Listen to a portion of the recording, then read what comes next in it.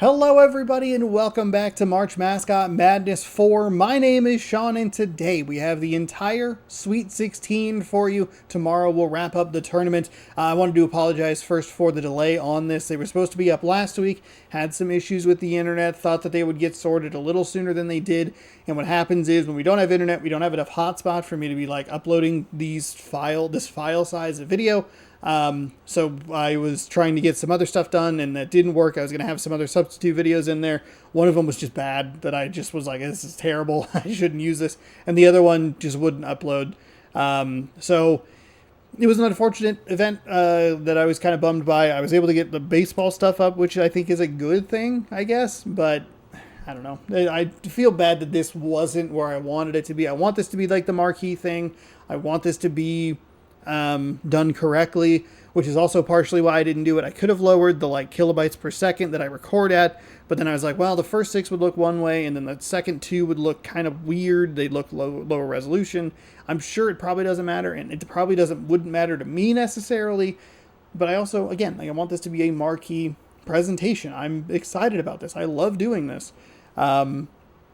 And so we're here on Sunday, March 31st, and we'll finish it up tomorrow, April 1st.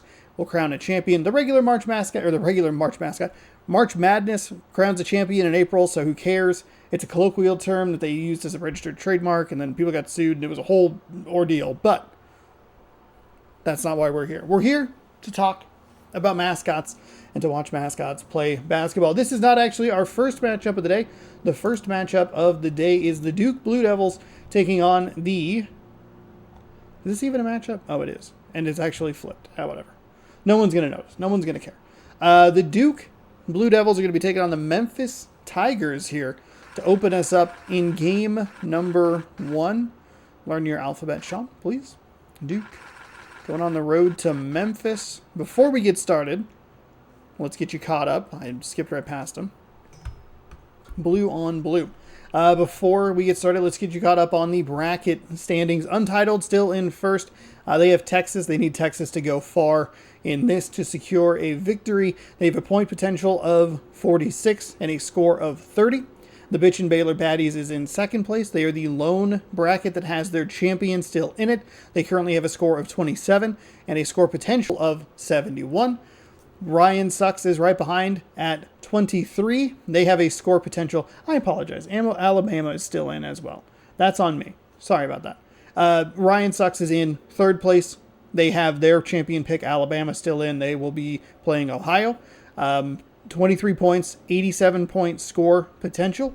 I'm Going to Win is in fourth. They have 21 points and a 33-point score potential. Their big pick is Louisville, and that feels like maybe the safest bet in all of this is Louisville dominating their win to my misery. Will Win eventually, maybe, is in fifth place with 17 points, a score potential of 45 points. They have, I want to say it's Arizona?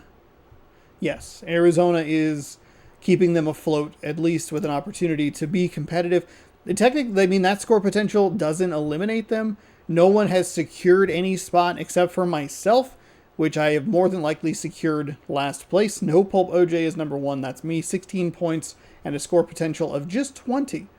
I don't even know who that would be. Doesn't really matter. My bracket got destroyed in the first 2 days, and here we are. So, with all that being said, we're set. We're ready to continue March Mascot Madness. If you've been watching all along, thank you so much.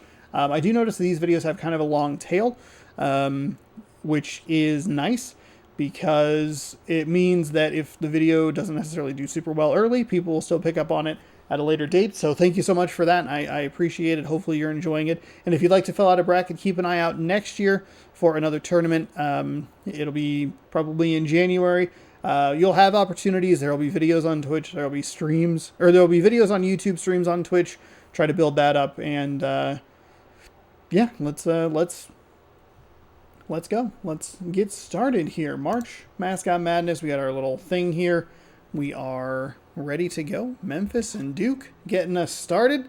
I got to put on some headphones here. I think I have the volume okay.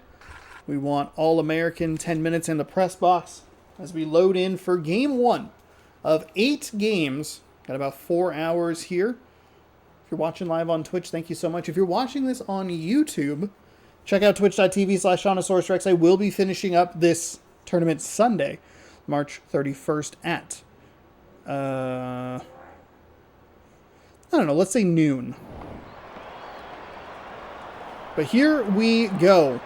Blue Devils, Tigers. And the tip is won by the Blue Devils. And we are underway for game number 1.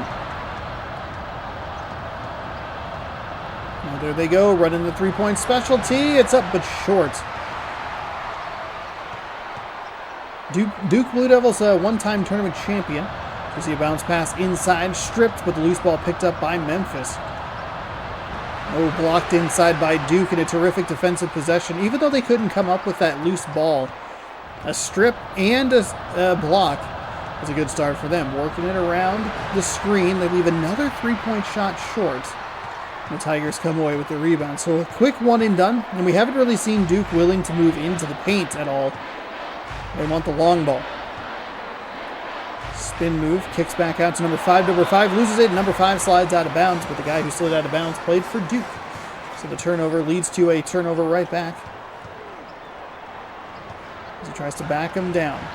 Looking, spinning, blocked again. So a couple of times they've jarred the ball loose and a couple of blocks. This Duke Blue Devils defense looking good so far. There's a steal by the Memphis Tigers. I don't think Duke has thrown a single pass inside the three-point line. Tigers trying to back down. I don't know that the Tigers have been able to get into the paint. There's the 3rd time that they have lost the ball. It is no small miracle that they are still tied. They're going to kick for the 3 yet again. The defender gets out, and that is the one that they are able to get to drop. That is wild.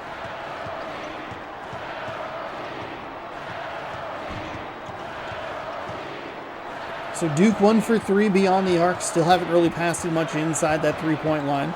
We finally get a long ball to drop. Memphis looked like they had a pretty okay shot at it. That was a super late block. Thought it was going to be a pretty clean shot for the Memphis Tigers, but they could not pull it together.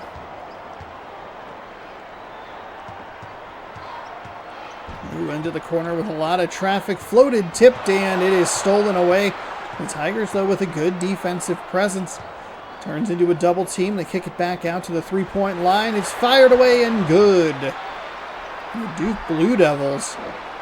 That was the farthest they had pushed the ball up the floor, and it was only because they were on a fast break. It was great defense by the Memphis Tigers to get back in position, but found a 3 that was, at least somewhat contested. Spins inside, and Memphis finally gets a basket to drop. 2.5 minutes into the game, 6-2. Memphis finally gets a shot to get up and near the rim. Even something that just kisses the glass, kisses the rim would be positive for them. Spin, stuck. Throws it back out to number 5. He has the three-point specialty. He gets blocked on the interior. Center comes away with it. There's a guy calling. There's a Tiger calling for the ball, but they don't go his way. There's you see a foul on an alley-oop. Oh my goodness. I can't believe that. That is a wild turn of events. Duke 6, Memphis 4. Polished off the three-point play, and it is 6-5 now. Slow-paced game of runs. 6 in a row for Duke, 5 in a row for Memphis. Both of them. Oh, that's a nice block out at the three-point line. Stays Duke's ball as it was last touched by a Tiger. Ball thrown in and stolen away by Memphis. Memphis turning defense into offense in the second alley-oop of the game. At least Duke didn't foul that time, and Memphis with their first lead. Slow start for both teams, and you really go back to the offensive possessions early in this game, especially off some of the blocks or some of the steals that they had. They didn't convert those into points.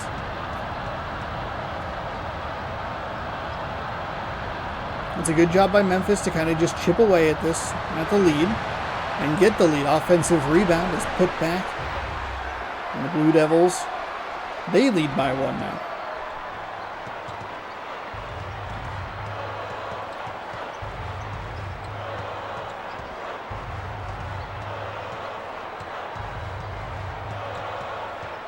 Nice bounce pass inside. The foul is called, and he'll go to the line to shoot 2. Center picks up his first foul, second team. 8-8 as the first free throw is good. Second free throw is left short, rebounded by the Duke Blue Devils, who fire it forward.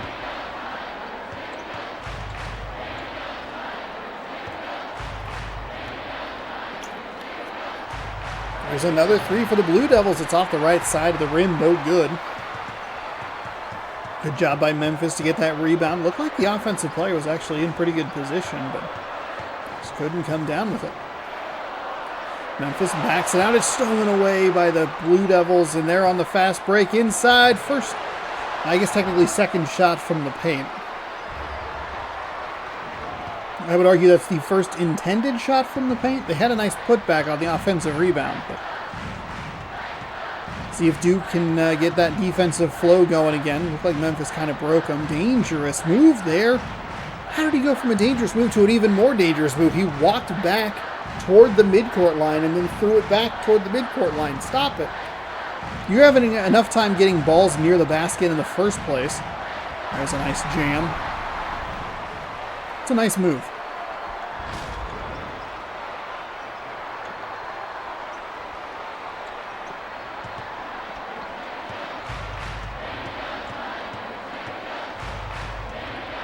Wildcats? Wildcats? They're Tigers. Oh, they're saying Tigers. They're definitely saying Tigers. It's alright, that's on me. Rattles around the rim and drops. Duke regains the lead by 2. As the Tigers work it back up the floor.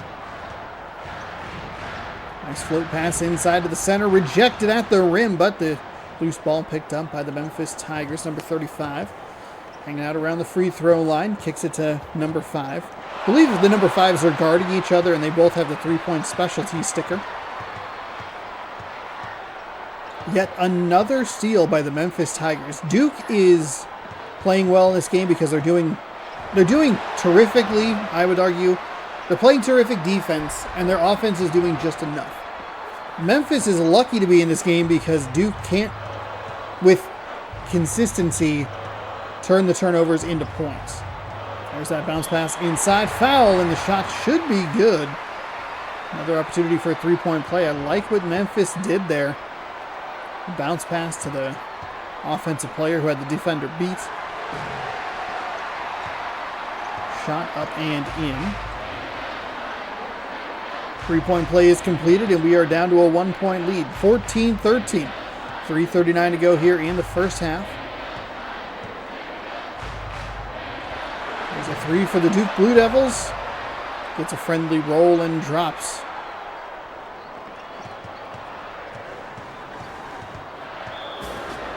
Oh, and he stepped out of bounds. I looked away for about 2 seconds. He stepped out of bounds and turned the ball right back over to the Duke Blue Devils. Looking to punch their ticket to the Elite 8 tomorrow. That's what we'll have for you. Whether you're watching live on Twitch or youtube.com/Seannosaurus Rex. That video will be up tomorrow. Elite 8, Final 4, third place game, and the finals. 8 games for you. And then we'll be into kind of our regular rhythm and routine of content. There's a nice bounce pass inside. Flipped up and no good, but he gets his own rebound and tips it home. Or at least someone got a rebound. The Tigers come up with 2 more points. It's right back down to that 1-possession game. Duke only going 1 for 2 from the line. I like that Memphis is putting a little bit of pressure in the backcourt. Don't sell out to it. Puts a shoulder into the Tiger and backs him off. Tipped and out of bounds. Oh, the Duke Blue Devils went for the ball. Something that I feel like we saw a lot more in some of the earlier tournaments. We don't see nearly as, or have not seen nearly as much of in this game, or the series. Pump fakes. Bounce pass inside. Spins around. Blocked.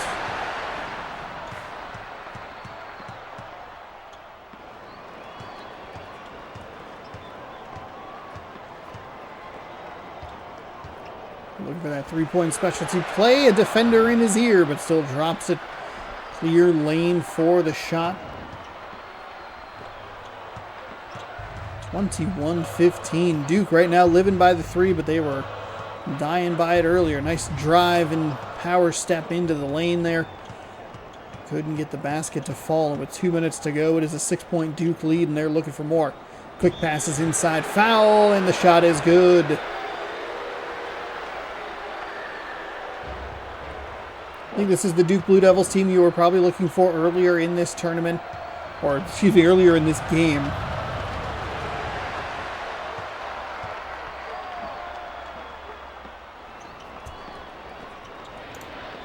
Why are you telling me this? Twitch. There's a nice little hook shot.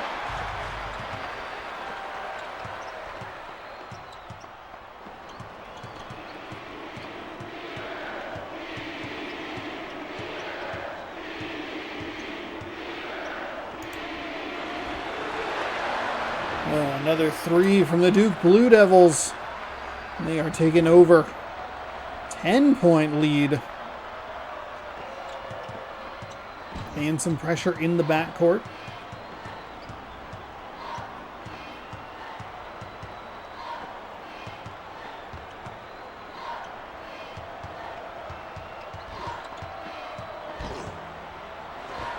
Fall away too well short. Yuck.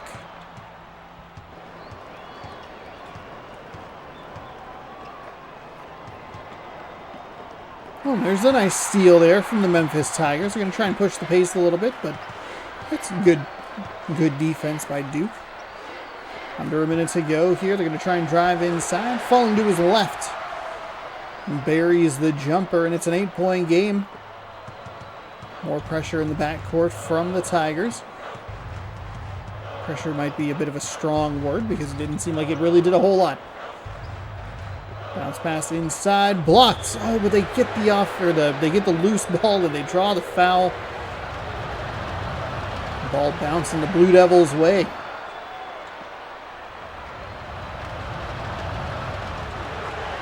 Shot is up, shot is good. 10-point lead right back for Duke.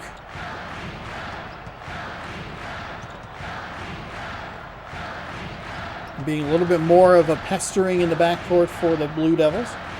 Duke is going to turn in what looks like a pretty terrific first half. And I would say it's at least very good. I don't know if terrific would be the right sentence. Memphis just hasn't looked very good in this game at all. Which isn't to like diminish what Duke has done, but they weren't always great about polishing off possessions after turnovers.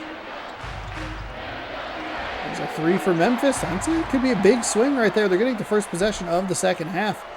Bury a three here, come out, score some points, slice the lead down to 5, maybe 4 if you get another good look. And that was in triple coverage, by the way, which is kind of wild. So 29-22 our score here in Memphis as game number 1 gets underway in the second half, and Memphis does exactly what they need to do. Double dip, scoring points without Duke really having much of an opportunity with the ball.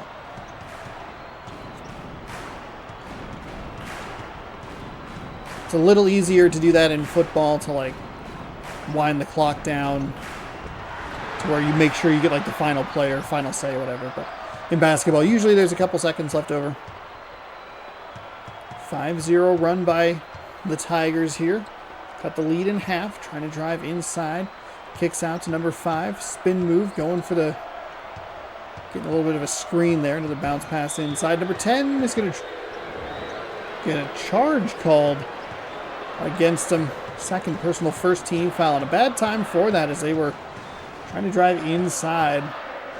Feels like an unfortunate call because we see that play pretty frequently, actually. Not really called at all. It's just a hard shoulder into the chest. But obviously the officials deemed it a foul.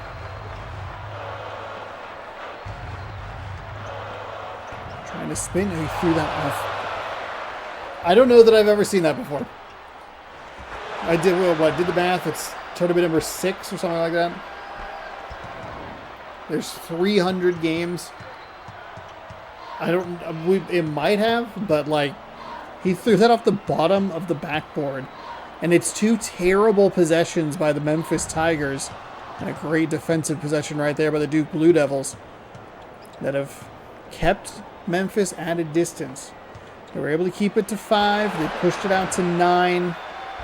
And was that Memphis's best run was a 3 right before the half, 2 points after. It's a bad bounce on the offensive foul call. You could see where he was trying to go.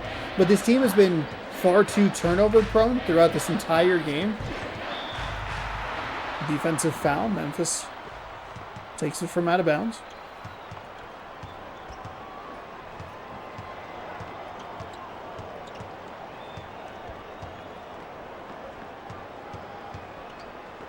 Way too slow on the execution there.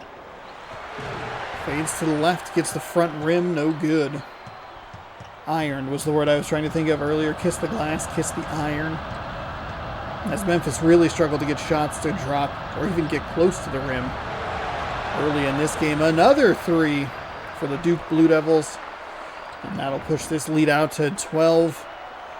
We might just be watching some Duke domination for the rest of this game. I thought Memphis would make it interesting. In fact, they did make it at least kind of interesting. But some poorly timed bad possessions might have put the nail in their coffin. There's a good... What? What a block. That's the second time Duke's been able to do that in this second half. And they can't get the block on their end. The Duke Blue Devils have put magic, evil Blue Devil magic on my PlayStation 2 that allows them to win. And another backcourt violation. The Memphis Tigers are falling apart.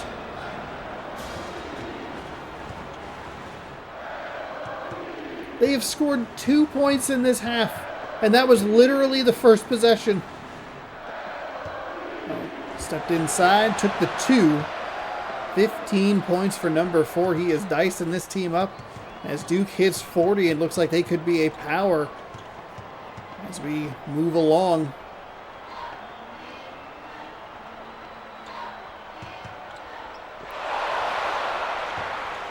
Look at that. Look at those turnovers. Duke has cut it way down to 1. Memphis already has 5, and they had 7 in the entire first half. There's a nice block by the Memphis Tigers. Down by 16 here, just over 6 minutes to go in half number 1.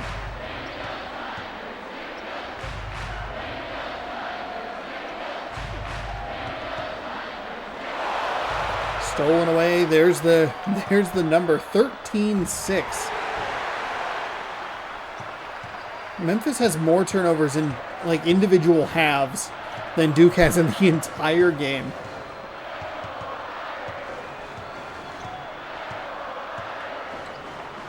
Memphis driving inside. Off the bottom of the backboard and out of bounds. Memphis will maintain possession. Last touched by Duke.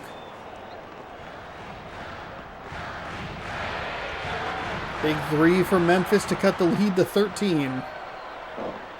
What's that like mean? It's like huge 3 to cut the lead to 47 or something like that. It's basketball related. I forget who it is. But.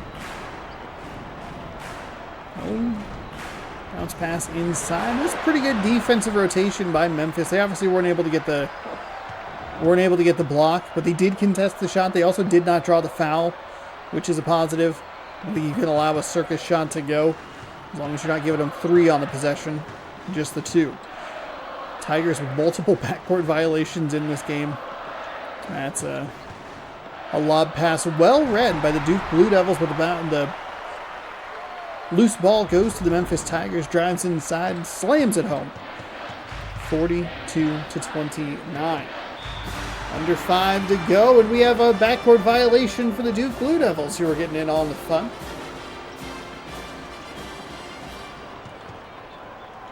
Tigers, long way across the court. Another long way across the court when he probably could have thrown just an extra little pass in there and not had a turnover.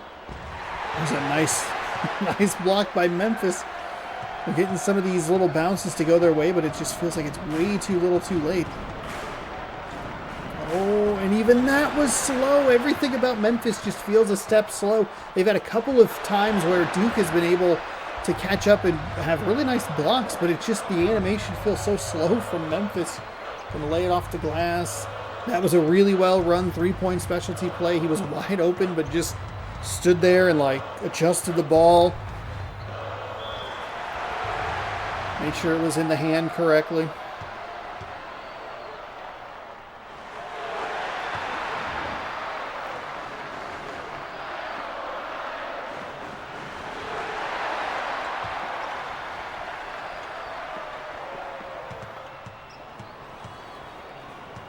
(44-31). Not a good way to start the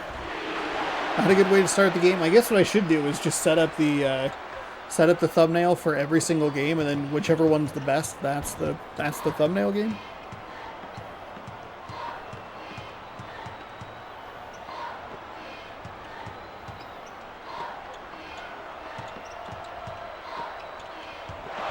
Stripped.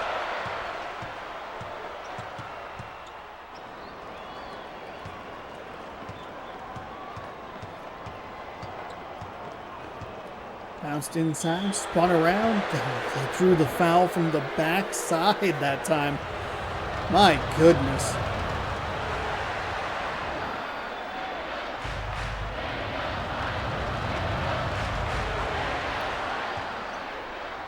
Looked like he was going to be in pretty good position, and his teammate came in, and 17-point lead here for the Duke Blue Devils, 48-31.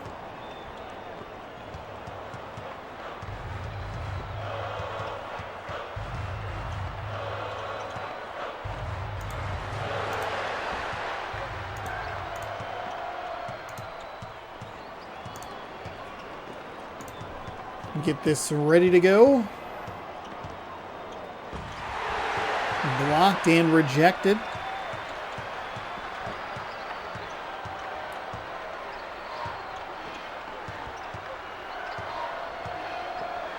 Oh, I have this ready to go way too early. I forgot that there's still 3 minutes left in this game. Oh my goodness. That was a nice corner three. No good.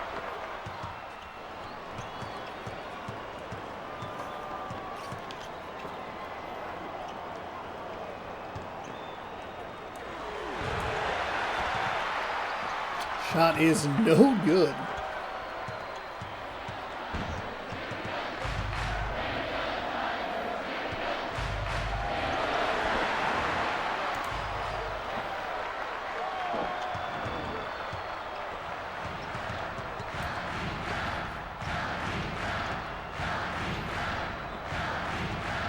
I think you can score 15 points in 2 minutes. Shout out to the crowd for still being in it, even though Memphis hasn't been in it for most of this half. Duke has scored 19 points compared to Memphis's 11. There's a nice little move there. Kind of trying to do something. I mean, you're going to need some kind of miracle. I mean, you have to get, you're down, what, 13? Well, doesn't matter now. You're down 15. You would need 5 threes without them without them getting a basket to drop. And that just seems like an impossibility for this Memphis Tigers team that frankly has not looked great throughout this game. Make sure that I don't take out the video feed with my feet there. Blocked, and Duke comes up with a loose ball. Probably ready to just dribble this out and make their way to the Elite Eight, where they will be playing the winner of our next game. Connecticut and Penn State. Connecticut a favorite of some to win the national title in real life. We'll also have Texas take it on Louisville, South Carolina take it on Arizona, Alabama and Ohio, your thumbnail game, Maryland, UNLV, Arkansas, Boston College, and Villanova, Iowa. Will be the rest of the games today. Don't think I actually really mentioned where or what the games were.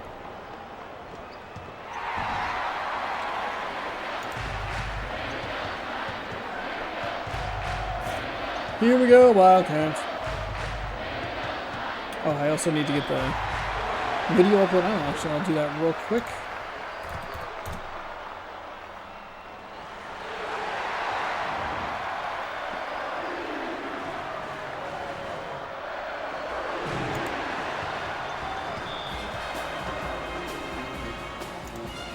Wait, who called the timeout? Why are we calling timeouts? You're down by 16 points with under a minute, with 20 seconds to go? Stop it. Actually, you know what? Keep doing that while I fix this problem.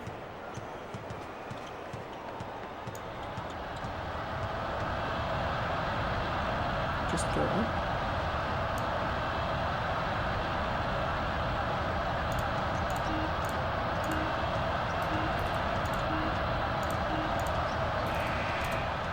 All right, that will do it for game number 1 here. Let's get this score highlighted as we report that Duke won 52-36. Whoa, whoa, whoa, whoa, whoa. Whoa. 36. I saw that it was a problem. 52-36 your final here as the Duke Blue Devils dominate the Memphis Tigers and punch their ticket to the Elite Eight. There is the exit right on cue with the music. Good job by me, if I do say so myself. And we will move on to our next game. Oh, I forgot to move the bracket. That's okay. Usually it's the opposite problem where I leave the bracket up when I want the cover art. But hey, there's your matchups. There it is up there. If it looks a little weird, I have to do those by hand, and they're it can be a little tricky. Microsoft Paint, not the most helpful program in the world. But, all right. Connecticut.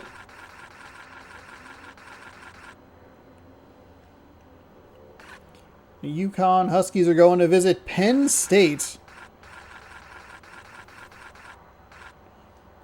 Oh, God. Huskies and Nittany Lions. I think 2 pantsless organizations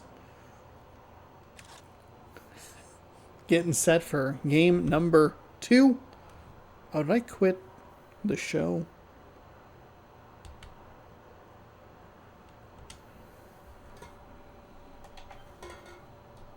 I hope I did. I hope I did. I mean, it'll be the most played game I have this year on Xbox regardless, but... And from Penn State, just double checking that I have the home and the away team correct. We are underway. Maybe the first time we've been here in Penn State. Let's double check that. They were the away team. Oh, they were the home team in the first game. Okay. They were in the first round. Excuse me. Blocked and knocked out of bounds.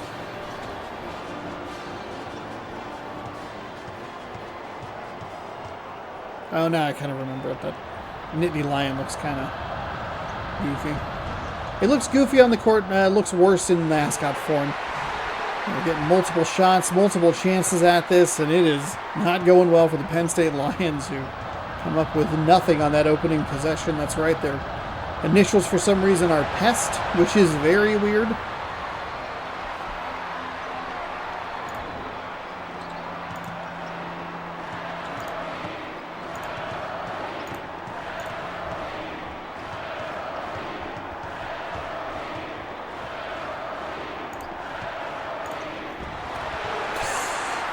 What a swat.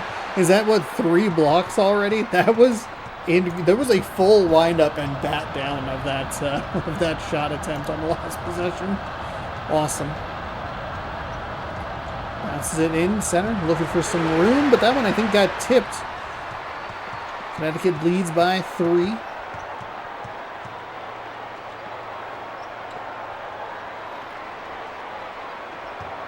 Bounce pass. Number 5 goes to the corner, trying to find some room. Looking for the center, who has the 3-point specialty sticker in between a bunch of UConn Huskies. And he'll get fouled on the way up as he makes the bucket and should go to the line to shoot 2. Or shoot 1 for the 3-point play. Sorry.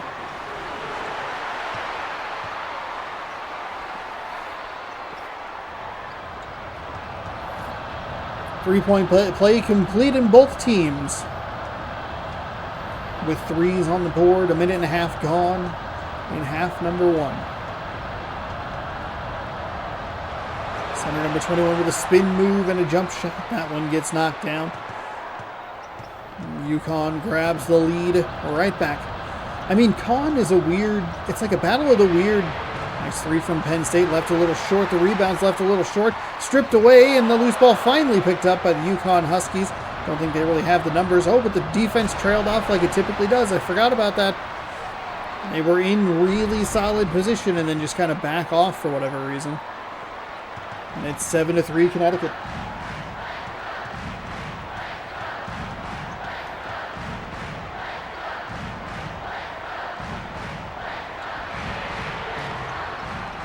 The three is no good. My phone turned on. Good enough.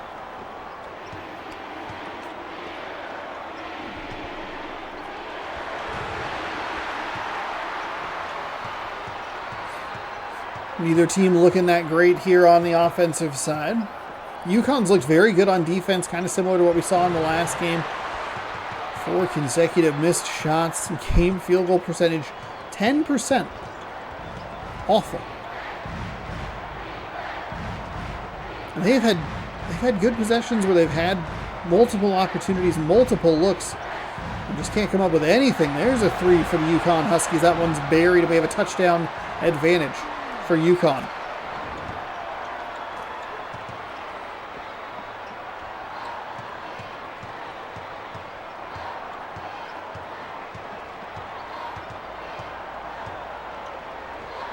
There's a nice kick. Oh, and a better block. It was a well-run play. It's probably a half-second slow, but Jonathan rewards them with a backcourt violation. Those have been a popular decision for these teams so far in this tournament, or in this video, I should say. There's another block on the interior, another block on the interior, and that's why you're looking at a 10% shot success rate for the Nittany Lions. They're getting multiple opportunities, 3 shots at that one, but they keep getting blocked. That one is going to be a foul called on Penn State. They'll go to the line shooting 2 free throws.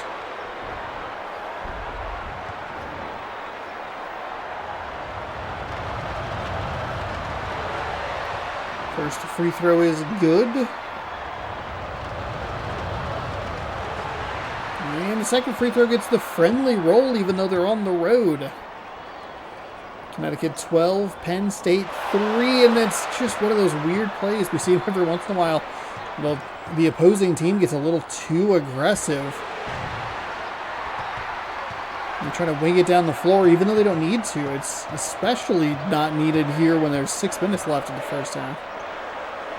That one's in 3, and that one's up and good. It's kind of weird how ineffective the teams can be with wide open looks, but when there's a defender in the area, that's when they go like, oh, I got it. It's fine. No problem.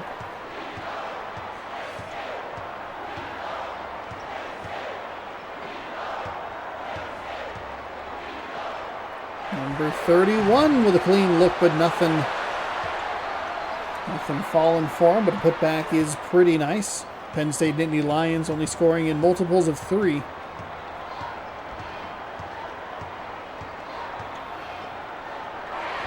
Number 5 up and buries it. And there is that multiple of 3, 14-9 now. As Penn State starting to get a little warmer from the floor. That's what you're looking for if you're a Penn State fan. A Penn State picker. That's not what you're looking for if you're a Penn State picker, because my goodness did they leave that UConn Husky open. Wide open. Stolen away, so a good job by UConn to get the ball right back. Looking for some room from the three-point angle, or from beyond the arc. Stolen away by Penn State, fires it forward. Didn't really have the numbers, but had the speed advantage and the playmaking ability to get away from those Huskies. Lays it up and in, lead down to 6, 17-11.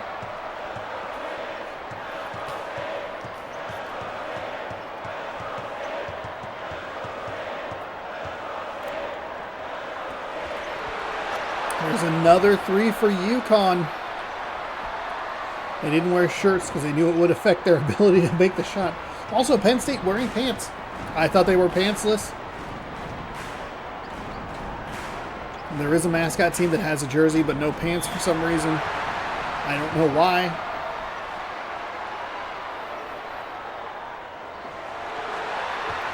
First shot is up and good.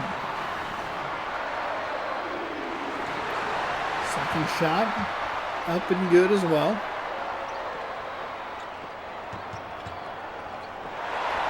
Stolen away. Good job by Penn State. Hopefully can't get the shot to go. It's out of bounds. It'll stay with Penn State on this end of the floor, though. Looking for the center. Center. Trying to back him down a little bit. Spinning, moving. Into a double team. Kicks it out. The three is buried in between two Huskies. One of them had a hand up. The second one didn't. The second one was just like, a friend? Would you like to hang out with friend? Friend? We are friends.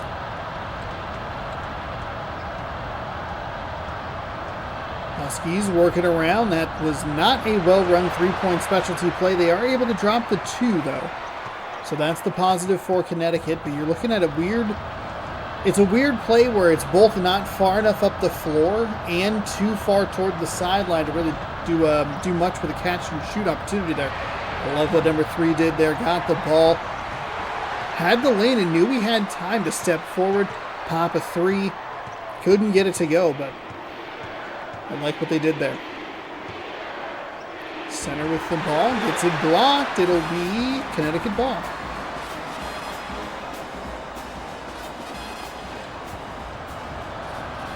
Go back to number 21. In kind of a triple team at this point. That's a good kick out there. Not the greatest shot in the world, but the putback works. Connecticut pushes the lead back out to 8. Penn State's doing a good job just kind of sticking around here. They're nailing some shots when they absolutely have to. That is a terrific job getting it inside, but they can't put it away. Tipped and should stay Connecticut ball. Good job to get into the passing lane. Number 5 trying to clear out some space, maybe looking for a one-on-one. Foul on the way to the basket, and the Nittany Lions will get the ball. An offensive foul? Must have been. Fired into the corner, blocked by UConn. It's knocked out of bounds, and it'll stay with Penn State. Fires it inside. Oh, number 3. Terrific positioning there. Just kind of turned maybe a little quicker. It was a good effort by UConn's defense there to try to get to the basket. But Penn State able to knock that field goal down. Keep this lead within reach. Again, it's probably one of the best things, maybe the best thing the Nittany Lions have done. One of the worst things they've done is give up so many three-point attempts. They are 5 for 7 beyond the arc. That is a over 70% clip. Not good. They probably won't ride that hot hand forever, but you can't rely on that. They're also only running one play. You should be able to counter that. Third team foul on the UConn Huskies. Left the field, the free throw short, but the putback is good. The ultra rare 4-point play. Made the basket, missed the free throw, the offensive rebound, and then the putback.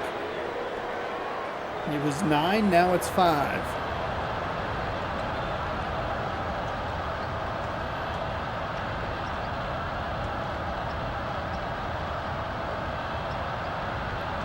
Bounce pass inside, in between a couple of defenders, a nice block by Penn State. They'll work it up the floor.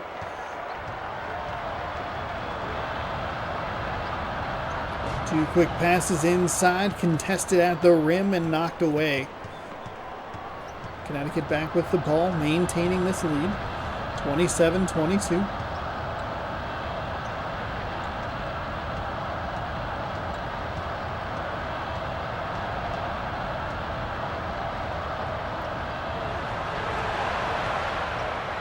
The defender was right there. There was no reason he should have gotten that shot off so cleanly.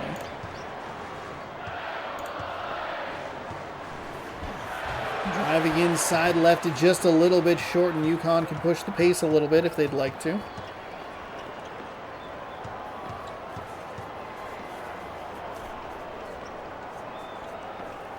Oh, they had what they wanted. Oh, they had exactly what they wanted. They rolled the point guard down near the basket, begging for the ball, pleading for the ball.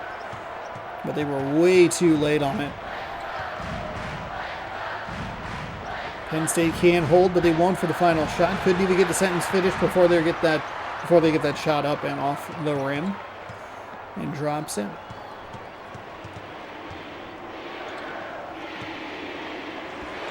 Just a small adjustment to the right.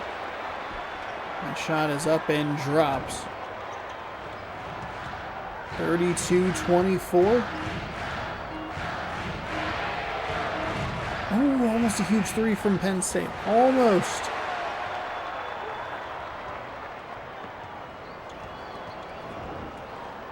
So UConn will get the ball up 8:32-24 at the half. It was all UConn in the first half.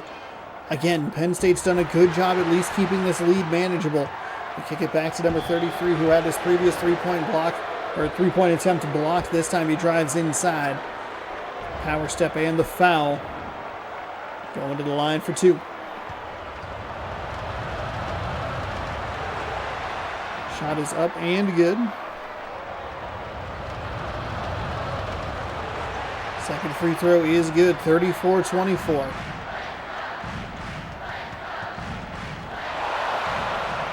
Not an ideal start here for the Penn State Nittany Lions.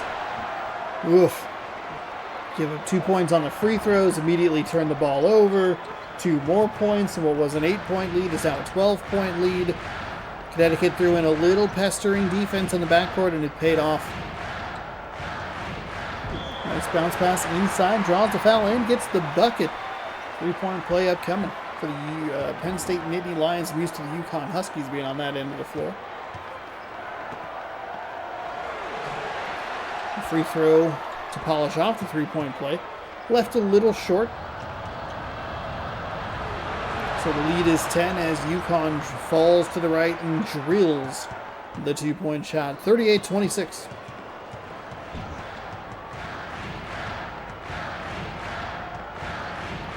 Some passing inside off the back iron, a little too strong. UConn comes away with it.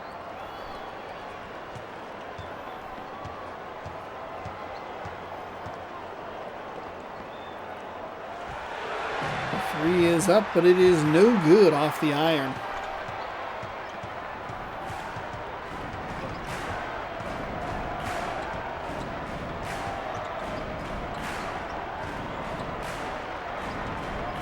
Drives and spins to kick out to number 5. Fires over to find number 20. Picks up the screen, trying to work it around. Falls away to his right. A little too strong, going back up to the basket with a circus shot. Couldn't even get the dunk to go right at the rim. No fouls called on any of that. Just kind of bail out the Penn State offense. That one's left a little short, and the putback left a little short as well. Lead stays at 12.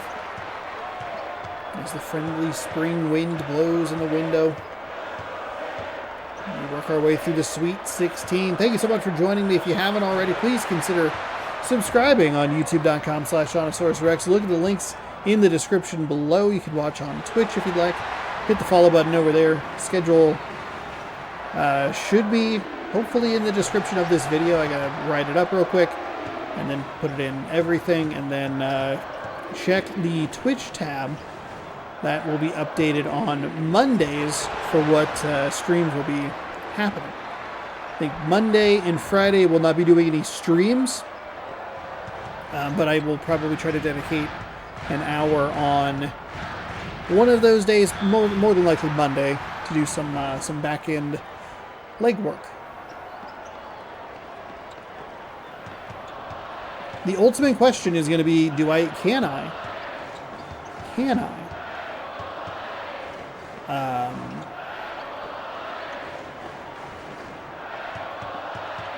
install and use Adobe again? Because I reinstalled Windows, and that fixed whatever was broken on the interior of my computer. They look like they were going for a different play right there, but for whatever reason, the player that was supposed to receive the alley-oop or the alley layup or whatever it was went too far under the basket, so we just threw it into the backboard. Somehow, miraculously, still came up with 2 points. It's an 11-point contest here with 7:19 to go in the second half. Penn State needs to get a run going here. They need more success with their putback opportunities. UConn hasn't been the best at it, but Penn State has needed it more, and they haven't been able to do it. They've also had multiple possessions of 3 shots or more. Oh, there's a kind of a slow release. A huge block on the interior by Jonathan the Husky.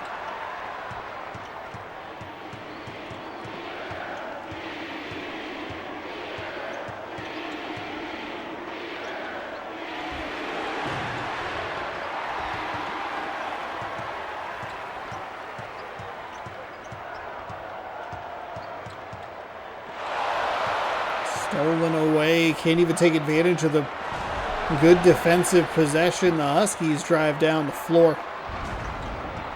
Drive up the floor. Work their way up the floor.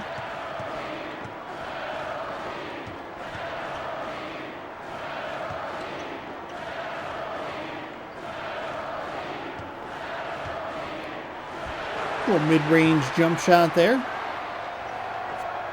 Connecticut's looked like the dominant team, but it feels like they're letting this pest kind of just stick around. It feels like UConn at times has not done a great job putting this team away.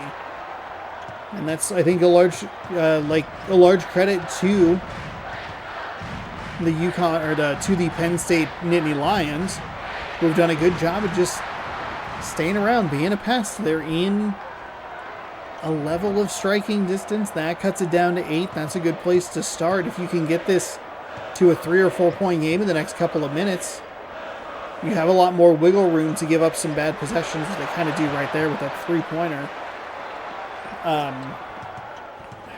You can have some lapses. It was 7 points, by the way. You can have some lapses, or that was a 2. There's a nice firing across, and there's a 3. Okay. Penn State, you gonna make this interesting? 44-37 as we approach the halfway mark of half number 2.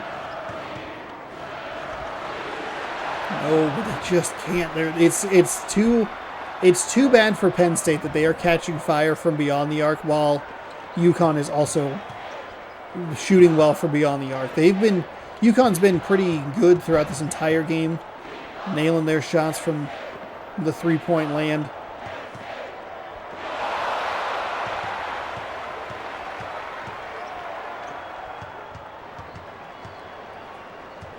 Oh, the double team, but they do come up with a loose ball. 2 players dove at it. First one was Penn State, missed it. Second one was UConn. Thought it was going to have a totally clean shot at it, but missed it as well. Turnover the other way keeps the lead at 10. Now you're starting to get into a point where you can't have quite as many lapses on the defensive side. You've had 2 good defensive possessions. You drew the double team. You got the steal. You got the block. You have to turn these into points. I don't know what happened there, but it was a loose ball that Penn State eventually picked up and put back for 2. 8-point game. 47-39. Blocked. That's a good run opportunity for the Penn State Nittany Lions. Jonathan's there to provide some resistance, but picks up the foul. 15 foul for Connecticut. Penn State gets the friendly home roll. Second free throw is good. 6-point game. That's what you want to look for. That's what you want to see. That's what we're looking for. Got my metaphors all mixed up there. Next, metaphors.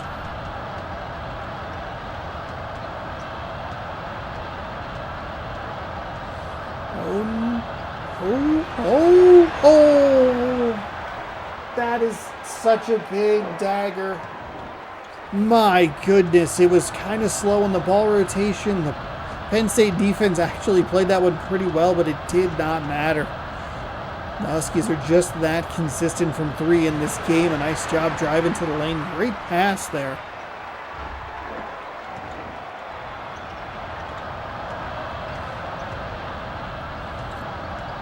Lead back down to 7. Just over 3 minutes to go here. Jonathan, another 3-pointer is good, and it's taking so much effort for Penn State to get back into this game. UConn's done an excellent job responding and not allowing this to get down to a 1-2 score game. 1-2 score game.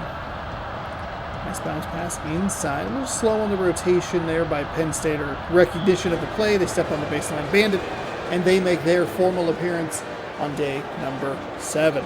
Steals a possession away from the Penn State Nittany Lions, and the Huskies will work the ball up the floor with a 10-point lead under 3 minutes left here in game number 2. Hook shot is short off the right iron. It just ran out of bounds.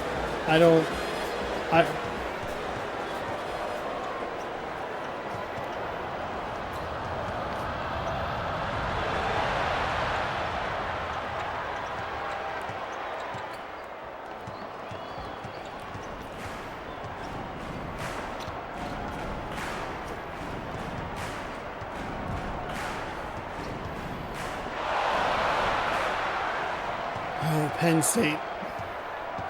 Maybe the worst time for them to have 3 horrible possessions like that.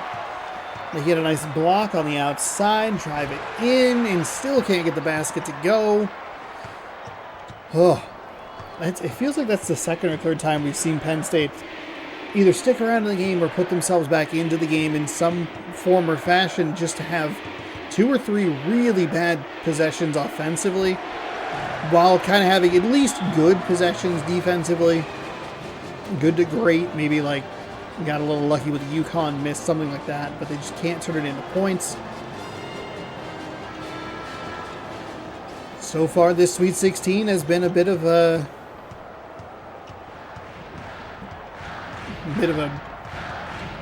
blowout city. This game hasn't quite been the blowout that the previous game was, but UConn has been in control of it basically the entire time. I think they were up, 11-3 or something like that. That was kind of just, that was it. Foul on Penn State will put UConn on the line for 2.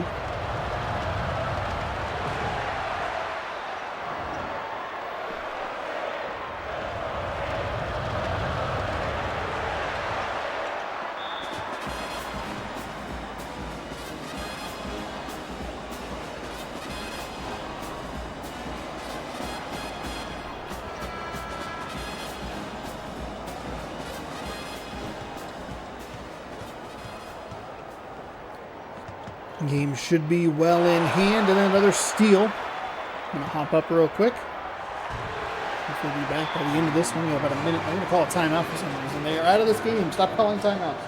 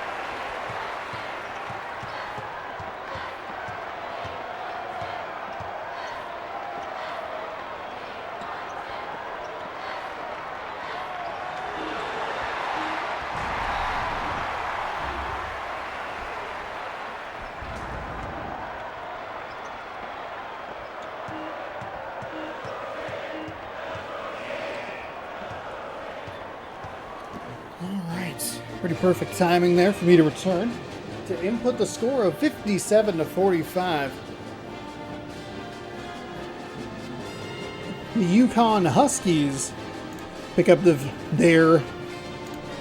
punch their ticket to the Elite Eight. 57-45. Okay, Sean, you really got to pay attention to the numbers you're inputting. Wouldn't have affected the result because I put in 57-54. Accuracy. Okay. 57-45, your final again. Connecticut with a big victory there. We will submit the picks, and the UConn Huskies move on to face. They will face the Duke Blue Devils in the first game of our finals episode.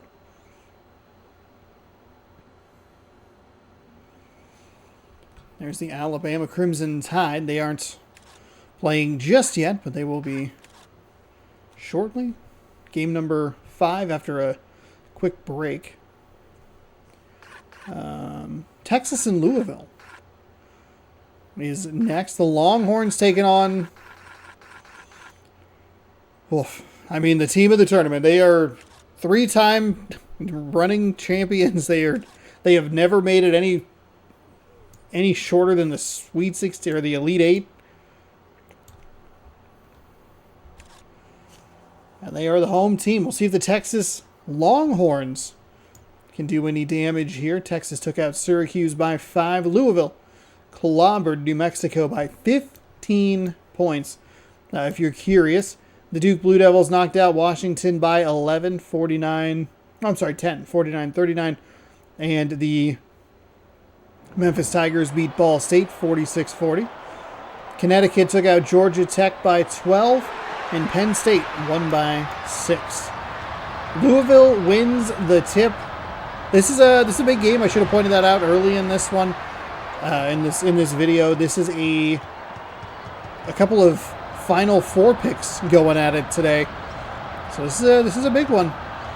The key for Texas is going to be to make baskets, especially off of Louisville misses. You have to force Louisville to miss to get advantageous offensive possessions, and you have to take advantage of those. Louisville has a god-tier defense that just does not give up points. So we have a long possession for the Longhorns. It's going to be blocked. Knives out of bounds. It'll stay Texas ball with 1 second on the clock, and we are likely going to have a shot clock violation for the Longhorns, and we do. Shot looked like it was going to be off the rim either way. Texas putting a little bit of pressure there in the backcourt. Bounce pass inside. Louisville spins over the shoulder. Nothing. For as good as Louisville has been, they had their worst performance in the very first tournament, which was in NCAA March Madness 2005. They fell to Alabama. Oh my goodness. That's how Texas is going to get things started. A 4-point play, potentially.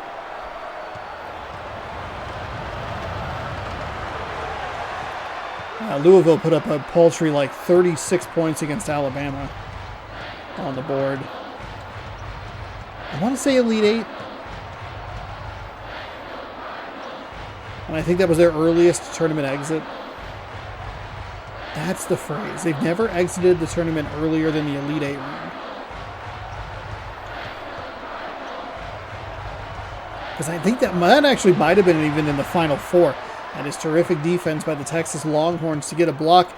Again, that's the key. If you can keep Louisville from scoring baskets, a nice drive inside the basket, up and good. If you can keep Louisville from scoring baskets, they don't get to set up their defense. That's where they have the advantage. The game is broken. It doesn't make any sense, and it gets confused by a thing that's in its own video game. But Texas has done a good job. They're right on these Louisville players. That's a pretty slow pass, but it didn't matter. Every time I think, okay, that's a good defensive play, the shot makers are at least making it some contested shots. Texas, some good, crisp, clean passing up the floor. Long 2 drops, and the Texas Longhorns push the lead out to 5. 8-3 here, early stages of the first half. And this is a Texas team that faced it's going to be a foul, no basket though. It's a Texas team that had a shot clock violation on its first possession, which is bad news. Louisville makes the first of 2 and gets the second one to drop as well. Looked for a second like they were going to back off their pressure package. There is no reason for them to ever do that. New Mexico actually did a pretty good job in the previous round of breaking this Louisville defense down.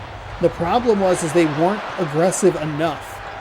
Texas also shooting 80% from the floor, which is fantastic news for a host who is tired of watching one team just win, only one team win the tournament. Somehow got that over the defender's hand. It looked like it was going to be a good defensive play from Texas, but a better shot by the Louisville Cardinals. Now that's what you want to see from Texas. You don't want to see the miss, but you want to see the aggressiveness. They made the defender pick. It was a 2-on-1, kind of faded back to the guy breaking to the corner. Took the mid-range two. You're not going to stay 80% from the floor forever, and Louisville's fighting back here. 9-4 run for the Cardinals. Dangerous pass across the court. Nice spin move.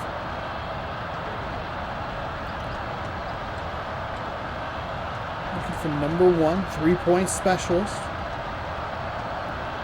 There's number 10, big 3, and he drains it 13-9. Nice look there. Seems like sometimes they run that 3-point specialty play and they end up at the spots at the same time. I think the delay that Texas might have had there was the advantage. Because the first look wasn't great, but the second one actually was. Again, Texas looks like they're in terrific defensive position and they can't get the shot stopped. Oh, that's what you can't do if you're Texas. You just gave them 5 straight points, and you didn't even get it past half court. Texas has done a good job making some crispy passes. That's the first turnover they've had on their own end of the floor. That's a nice find inside, but somehow lost the ball. Not sure if that got batted, stripped, or just kind of lost the handle on it. Quick passes inside, authoritative block by Texas, but Louisville comes up with a loose ball. There's a weird sound effect for no foul and no block. And the Louisville Cardinals steal the ball away. So it was 13-8, and it so quickly is turned.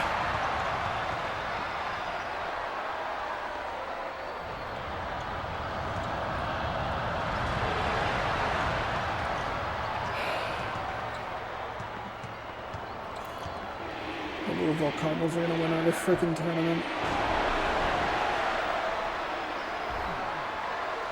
There's a nice play by Texas. They have to stay patient. They got to stay calm. 2 really bad inbound passes have put them in a bad spot here. Good job by Texas to get a hand on it.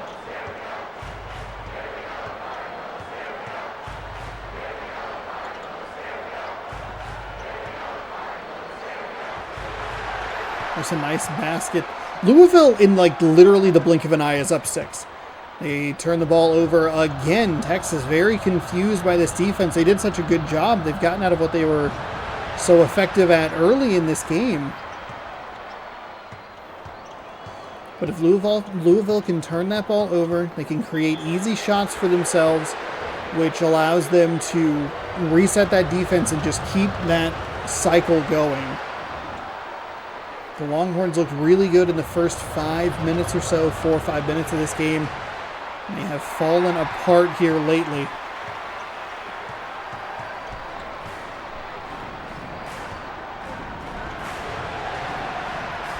Shots no good. Shots still no good. They can't finally come away with the loose ball.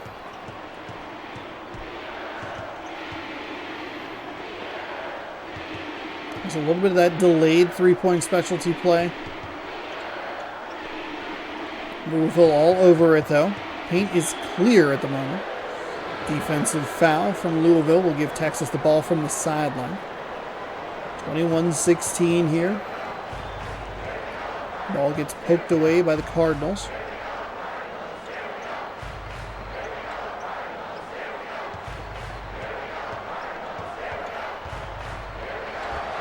There's a nice 2-point shot from Texas. Down by 3. Texas has been a little bit better about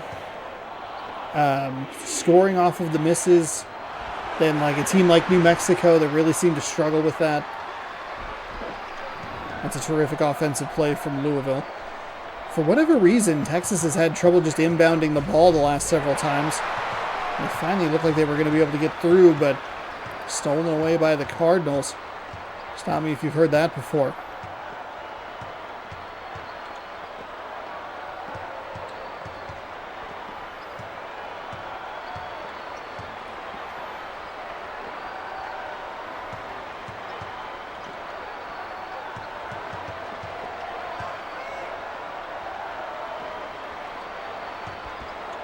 Got them both up. This is good defense by Texas. Oh, but they couldn't get the defensive rebound. Louisville gives themselves a second chance, but they can't put it away.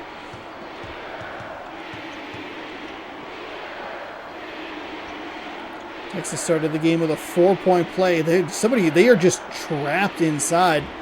The ball blocked on the interior. No foul.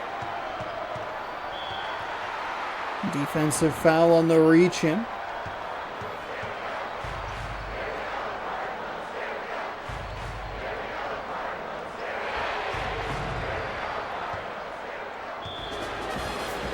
Kind of an okay decision. Well, actually, no, it's a terrible decision by Texas. Never mind. I was going to say don't go for the ball out of bounds, but with this team and the way they play defense, yes, go for the ball out of bounds. Do not give them an opportunity to set up. What are you doing? Under 2 to go here in half number 1. We have a 5-point game. Nice bounce pass inside off the back of the backboard. No good, or maybe the bottom of the backboard. Either way, Louisville comes up with the ball after the one and done possession. Bounce pass inside. Authoritative slam by the Louisville Cardinals. And they continue to make my life an absolute hell as they lead by 7. Ball is stolen. They pick up a foul. Oh, I'm sorry. That was an offensive foul. My bad.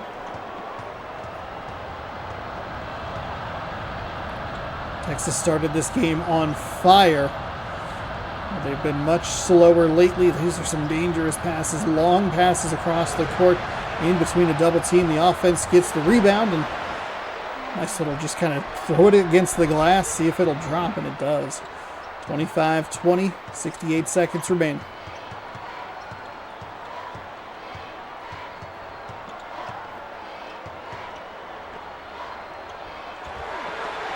Shot is up, shot is good, and Louisville leads by a touchdown.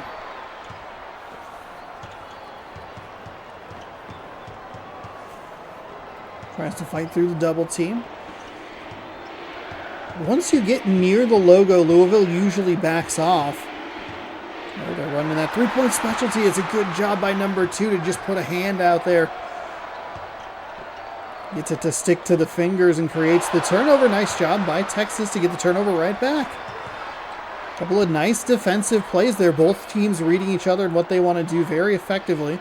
Number 10 came up short of the 3-point line. And that kind of threw the whole timing and rhythm of that play off. You needed him to go about 2 steps further. Of course, he doesn't have the 3-point specialty logo. Not sure how much it matters, but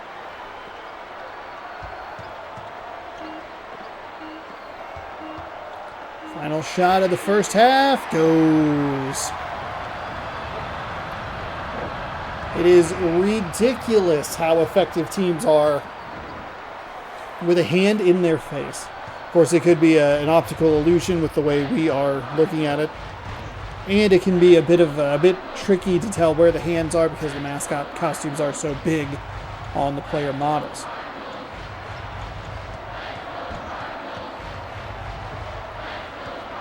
So it's a 10-point game here. It's been a monster run for Louisville. I'm not exactly sure what it is because it just feel like it happened in the blink of an eye. They had a couple of really nice possessions. I think it was 13-8, 13-9 maybe, and they got a 5-point run that gave them their first lead. And it's just kind of been, it's been what? It's a 23-10 run, 23-9 run. It's been bad. It's been really bad. Texas center just looking for anything there, and instead finds a Louisville Cardinals feathers.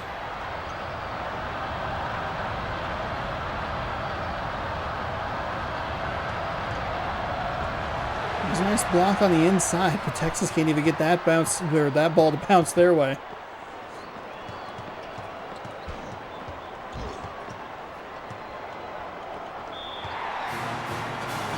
Off the hands and out of bounds. Louisville keeps the ball. Under 10 seconds to go on the shot clock. It's a good defensive possession here by the Texas Longhorns.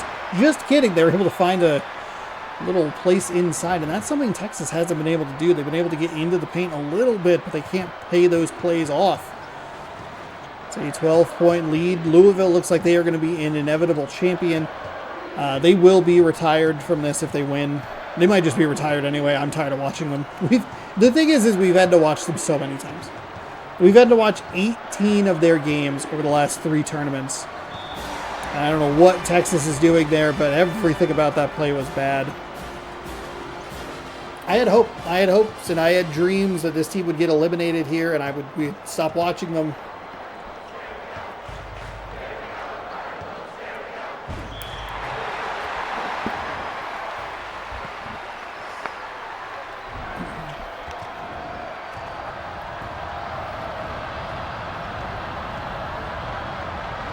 Instead, I hate this team. I hate them. It doesn't make any sense why this game is so bad against one defense. There's no other team that runs the defense the way like Louisville's defense is run. And even here's like a big difference as well. Like Louisville just got that like same basket to go.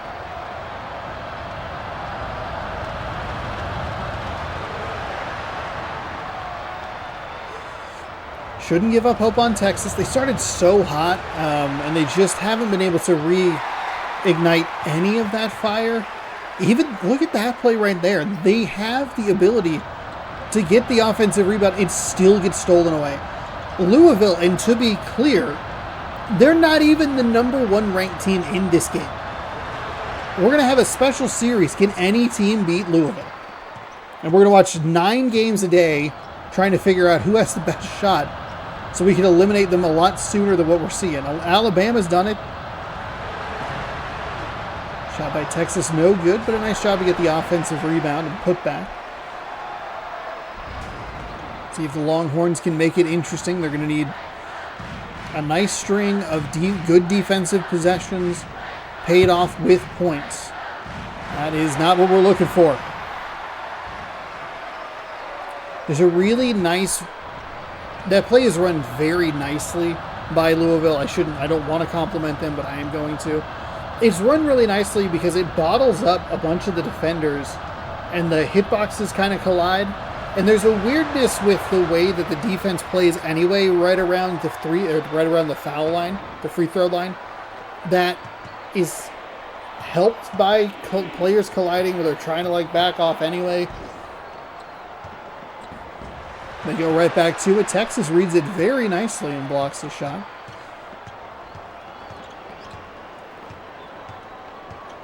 Double screens for the threes. There's the specialist you're looking for, and he buries it.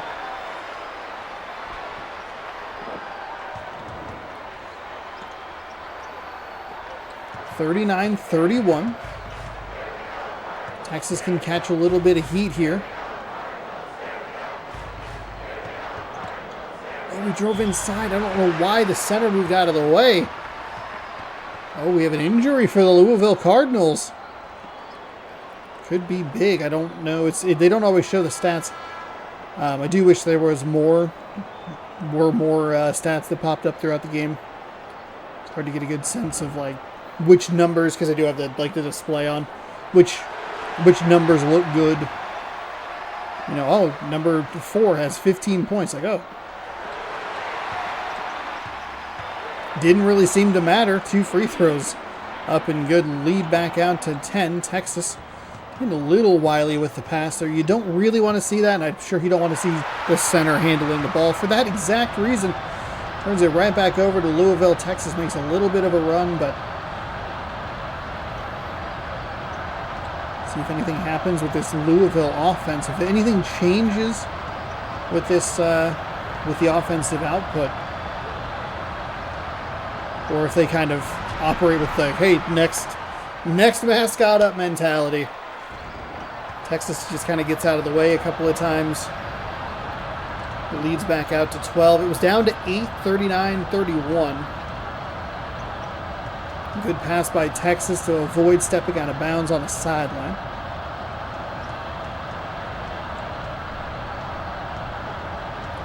Bounces it in. Number 22 kicks it back out to number 10. Working it around the outside, trying to find something. Texas looks a little disorganized. It doesn't look like they're actually running a play. They're just kind of moving the ball around, hoping that somebody will come up with a shot. There's a nice offensive rebound as we see that there's a leg injury, would be out for the game, or will be out for the game. But will it matter? Louisville leading by 10, 43-33. Oh, tipped. Oh, look at that. Look at the bounce that Louisville's getting. I sound like a really whiny commentator. Oh, my God. Texas had 2 opportunities to eliminate them from getting points on that possession, and they couldn't do it. Goodness gracious. Everything is coming up Louisville in every single game.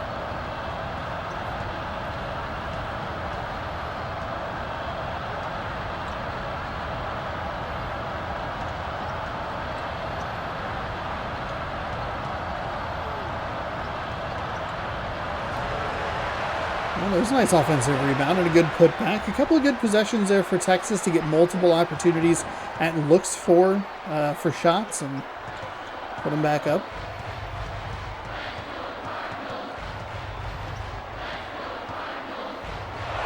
Stolen away. There they finally get a bounce.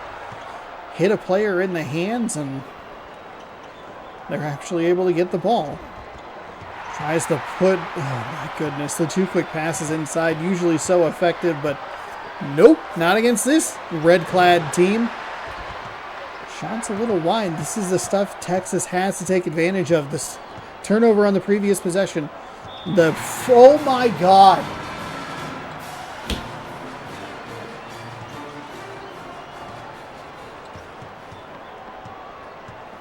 We've seen that so many times in this tournament. A team looks like they're going to get on a run. That's 2 wasted possessions. But the Texas Longhorns have not been able to put something together after a good defensive set. That's the key against Louisville.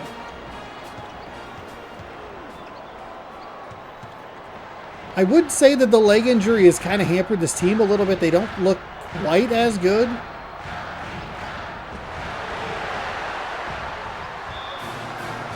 Out of bounds Louisville ball. Not even sure what happened there. Looked like a couple of blocks. 5 seconds on the shot clock. Stolen away. A couple of turnovers here for the Louisville Cardinals. Texas has got to go. It's terrible shot selection. It's Louisville being in a good position on that one. Running out of bounds for like just no reason. Center kicks. This might be a team's best chance to knock this team out of the tournament with that leg injury. It definitely seemed discombobulated though. Doesn't seem quite as crisp.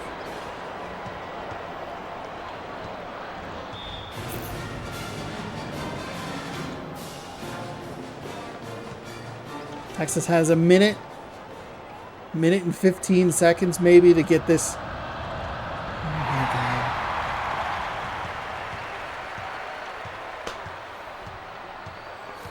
This is the greatest team we've ever seen.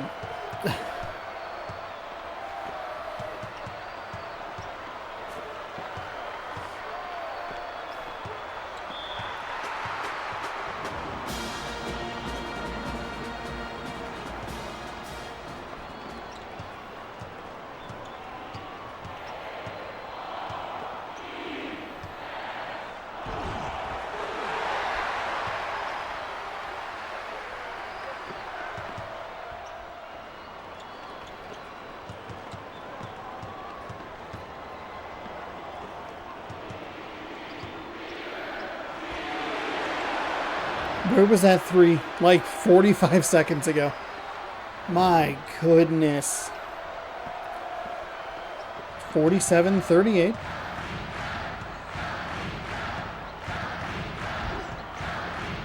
I think maybe the one bright side you could look at is that Louisville has looked a little less crisp, but Texas just can't take advantage of the turnovers or the empty possessions for Louisville's offense.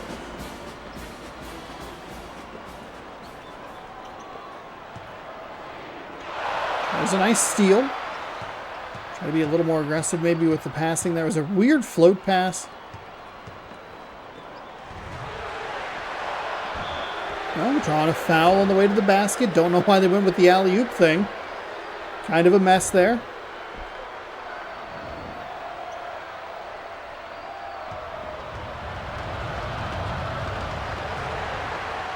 The first basket up and good. The lead is down to 8. Minutes 7. The lead is down to 7.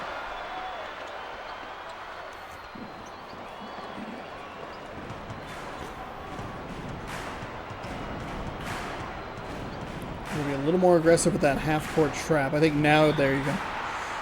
Now you have to start to foul. You have a couple of possessions here where maybe you can get an interception. Louisville did it to Texas a couple of times in the first half.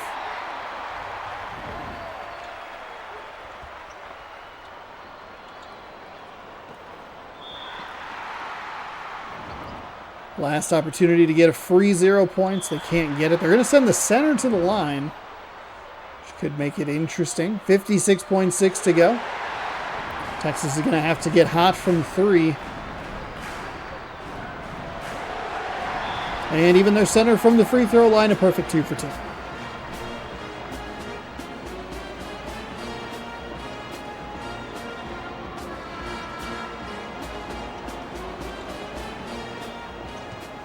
Louisville's even backed off here under a minute to go, kind of just letting them get up the floor. Texas takes a 2-point shot. It's a tough 2 as well. Falling away from the basket. The Louisville Cardinals will go back to the line. 1-and-1 opportunity.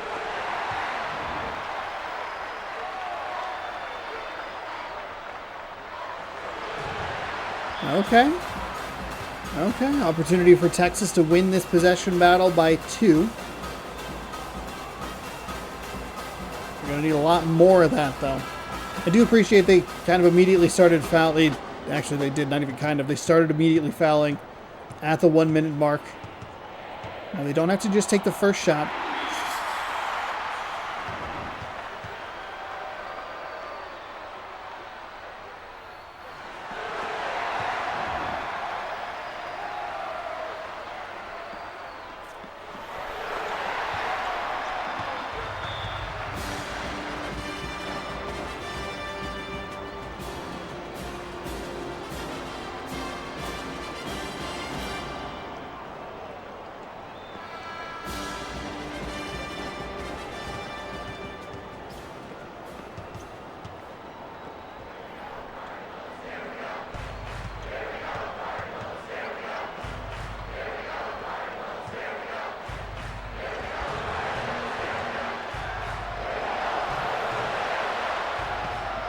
That's the longest possession in the world.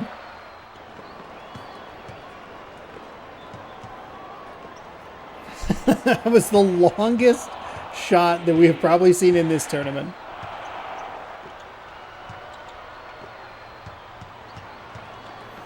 Texas put up a valiant effort. I mean, I think if you take out some of that, if you make like just a couple of key like non-turnovers, I think Texas has a shot to actually win that game, but unfortunately we have to watch Louisville play again. They win 52-44. That is an 8-point victory for the Louisville Cardinals. Probably the most tested they've been all game. I think New Mexico actually played better than the final score indicated. They just didn't do a great job at polishing off some of those possessions. Texas got out to a lead, and then it evaporated so quickly in the blink of an eye. I think that's where like teams need to use more like a timeout to try to slow things down a little bit. But Louisville, they'll move on to the Elite Eight, where they will face the winner of the next game. 52-44, your score again. South Carolina taking on Arizona.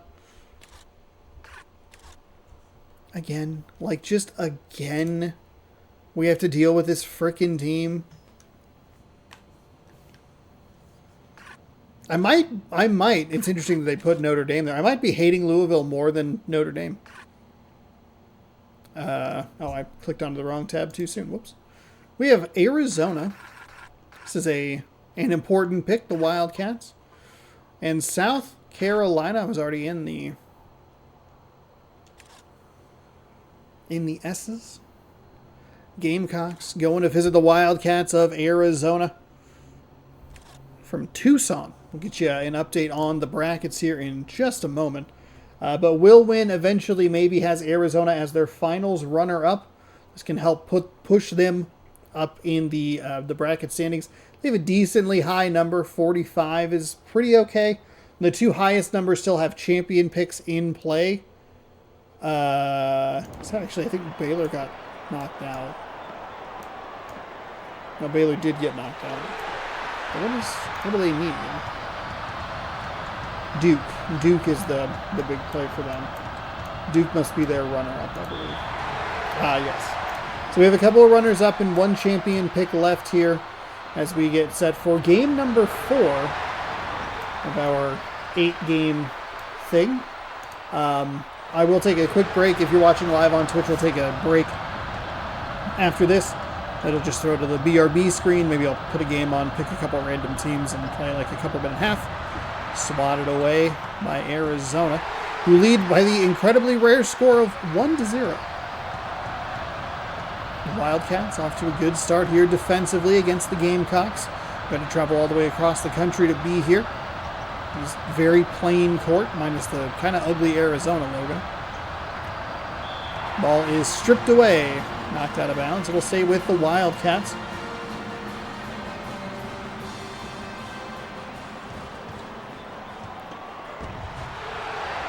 Nice job by the USC defense, the true USC, the University of South Carolina. To swat that ball away as he got to the rim. Spins, puts the shot up a little too strong. The Wildcats come away with it. In this low-scoring start, winner gets the privilege of hosting the Louisville Cardinals in the next round. Don't really know if that's a privilege or a curse. But it could create a big matchup for some Final Four participants in the late stages of the bracket challenge. Arizona polishes off the three-point plate. It's 4-0. 8:50 to go here in the first. Again, thanks so much for hanging out. Hopefully you're enjoying it. If you haven't already, subscribe on YouTube. If you're watching on Twitch and you haven't followed yet, hey, consider hitting that follow button. If you'd like to watch this live, you can probably do so next year. As it's stolen away by the Arizona Wildcats.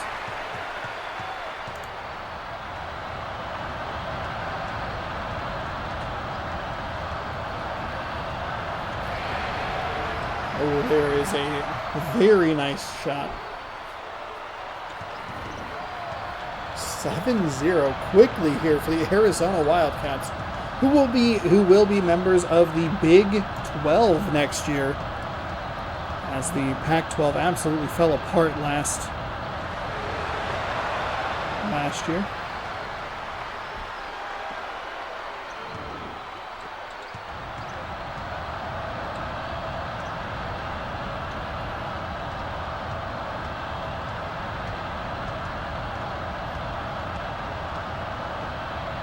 Arizona, another three and another big shot. South Carolina responded with a three, but gives up a pretty clean look on that possession defensively.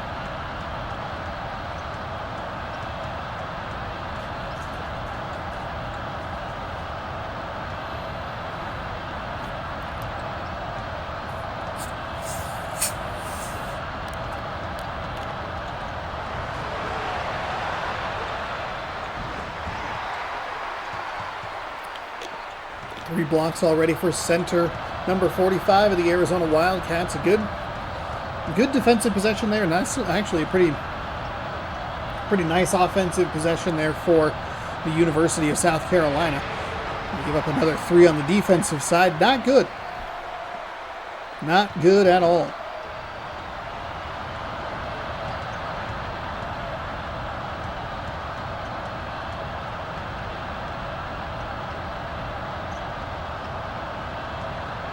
Bounce pass inside, number 31. Trying to find some room and gets the ball stolen away. Excellent anticipation there. Way to time it up perfectly, just knocked it away. Good clean dive as well. There's a couple quick passes inside. Nice defense by South Carolina to limit the damage.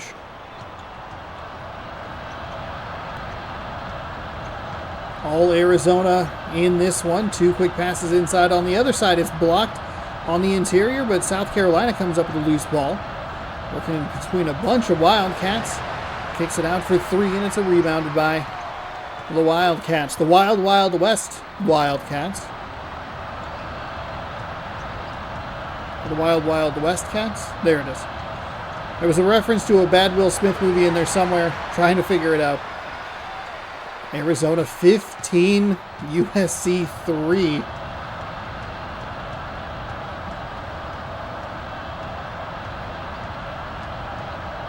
Arizona may have the privilege or curse of battling two Red Birds in back-to-back games here in the tournament as they look for their first championship. Arizona State has one. The Sun Devils won like the second overall tournament, the September Mascot Madness.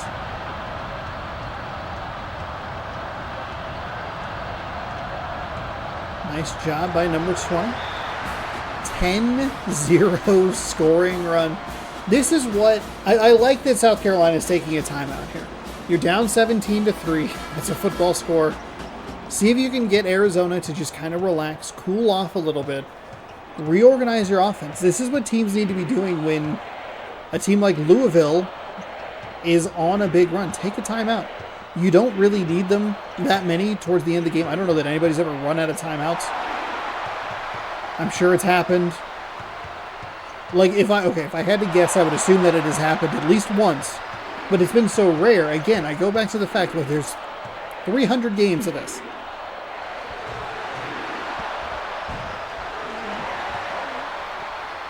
Teams typically, they score, they get down, they call 3 of the timeouts, maybe 4. They aren't great about scoring late in games. Ball gets stripped away, and it's taken away by the center. I like the aggression there. I like that they didn't pull back. Sometimes it's a compliment, but a one-on-one, you try to maybe get some contact to bop them out of the way, try to drive the basket, try to get an angle, try to get a little contact to go in their favor, and wasn't able to. Then you pass the ball back. I like that play from South Carolina, even though they didn't come up with any points. Absolutely wild series of button presses by the Arizona Wildcats. Still up 17-3. It seems like the timeout may have done more harm than good, as South Carolina has not scored any points following the timeout. That one's left short.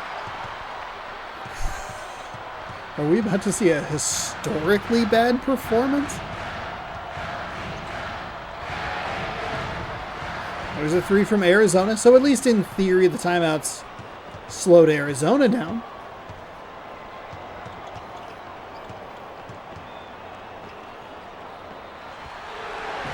There's a 3 from South Carolina, rebounded, foul, and no basket.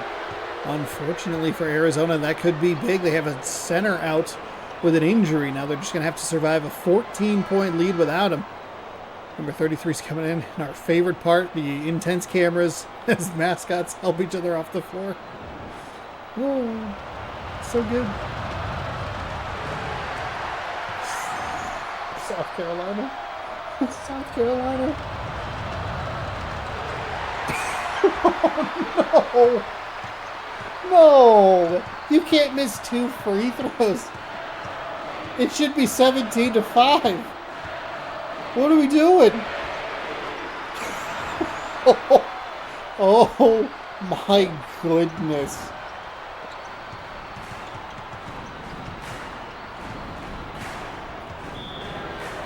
Defensive foul.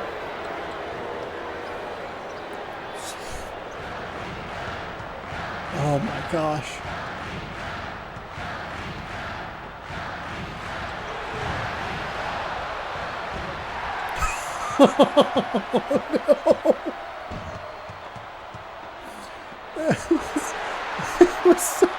That was a huge block.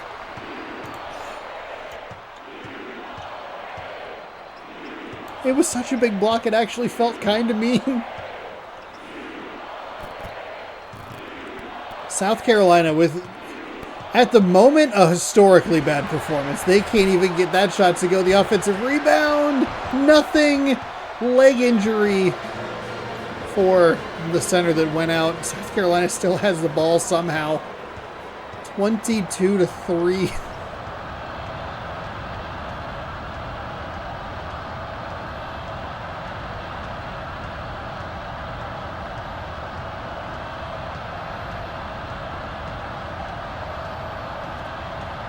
And good, the game glitched. Fantastic.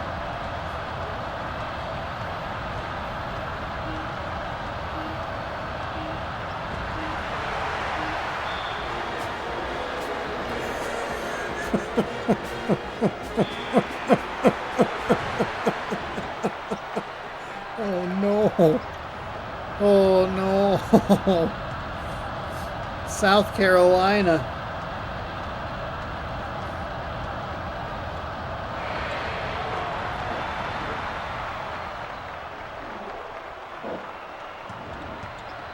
Honestly, this game might be so bad that it gets its own video. The worst performance ever, and it's just be like, oh my gosh. And the thumbnail.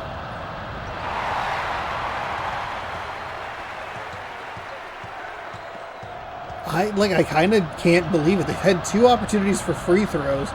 Well, 1 2-shot opportunity. And they missed both of those. They called the timeout to try and eliminate this, like to slow down this Arizona offense. It didn't work. How did this South Carolina team get here? How is this possible?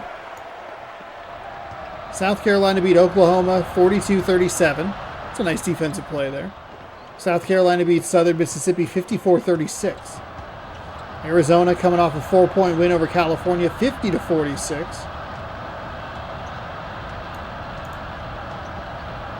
And they lead by 22 points in the first half. Blocked at the 3-point line. It's a fast break in favor of the Arizona Wildcats. Oh no. No. It's a football score. 27-3.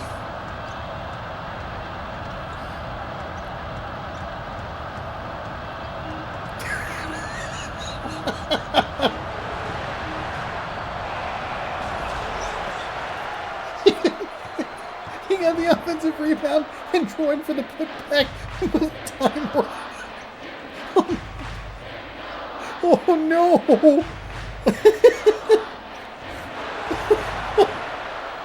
All right, well, South Carolina. I think the lowest score we've ever seen is like 19 points. Oh my goodness. All right, 27-5. Massive 2 cuts the lead to 22. Oh, they gave up a 3 on the other end.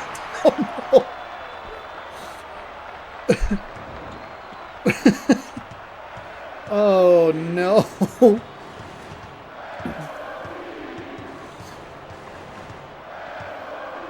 Okay, they only need 1 more basket to eclipse their total in the first half. They did it. Good job. Good job.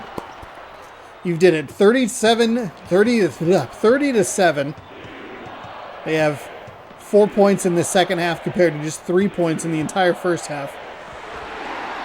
They give up the easy basket on the other end.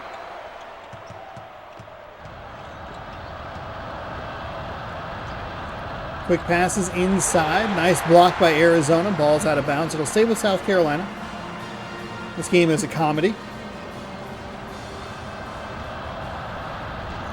South Carolina looking for some room. Number 1 with the shot up. Leaves it a little bit short. And Arizona with the rebound. If Arizona gets this kind of performance from their team against Louisville, we will only have to watch Louisville one more time. Because once you get to the Final Four, we have to watch you twice. The Final Four and the third place game.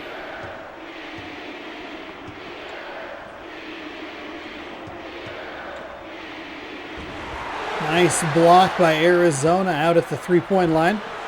South Carolina gets another shot up. 4 consecutive shots missed. Field goal percentage, 12. 12%. Hey, spoiler alert, that's bad. Nice job by South Carolina on the other side. Or on the other end, I should say. Good job by Arizona on the other end.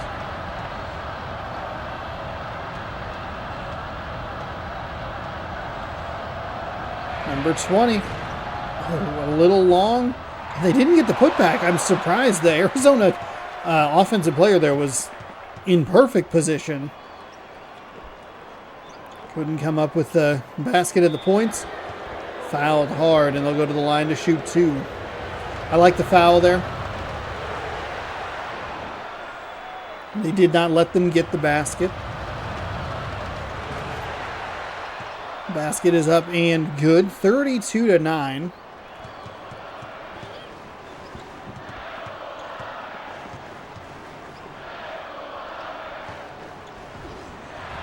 Oh, number 15 just knocked down that Gamecock. Could not finish off the play. Okay, leads only 23. Down to 21. South Carolina making a run. Arizona seems a little... I don't know if out of it's the right term. Or... I don't know. It didn't seem like the injury was really affecting them all that much. They definitely did slow down, it felt a little bit after the timeout, but they seemed to get a little bit of rhythm back toward the end of the first half. Maybe the halftime break is exactly what the South Carolina Gamecocks needed. Now, if South Carolina somehow erases this 21-point deficit and goes to Louisville or hosts Louisville in the next round, it will be a bloodbath.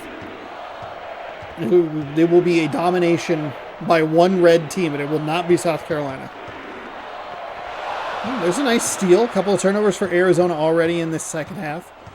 South Carolina, though, keeping it clean. They had 7 in the first half, but nothing this time around. I like the look at the 3. Just couldn't get it to go.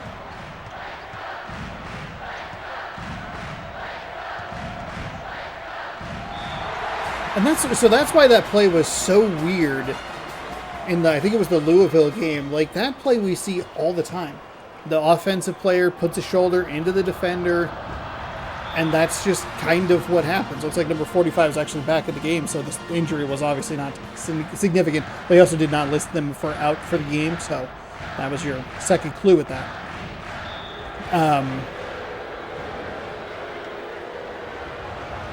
Yeah, it's a nice shot. Well, nice free throw.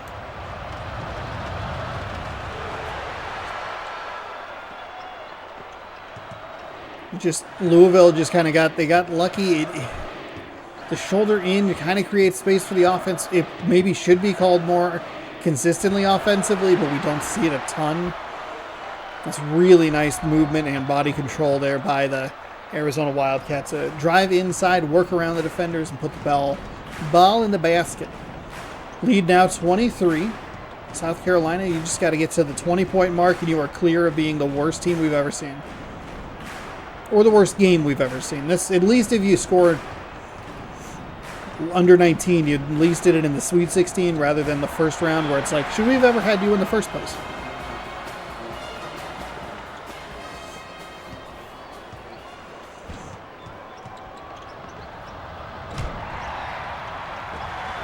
Two blocks on one possession. Arizona Wildcats making a special video after this one. 2B, 1P. Nope, don't like that. It was 2 blocks, 1 possession. The abbreviation is way worse than I intended, and I apologize. I'm so sorry. It's not what I meant. It's not what I meant.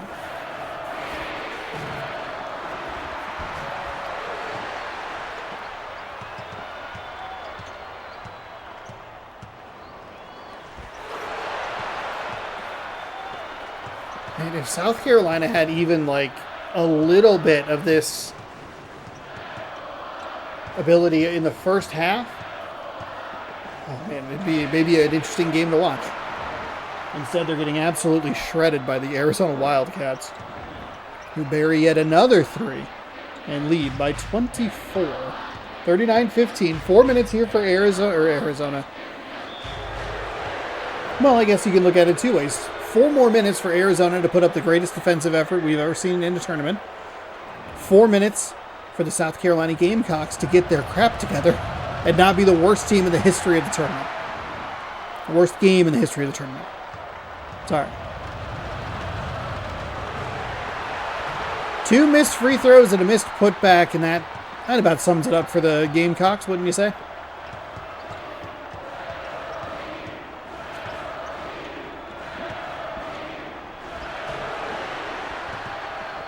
Looked like he let go of that one just a little late.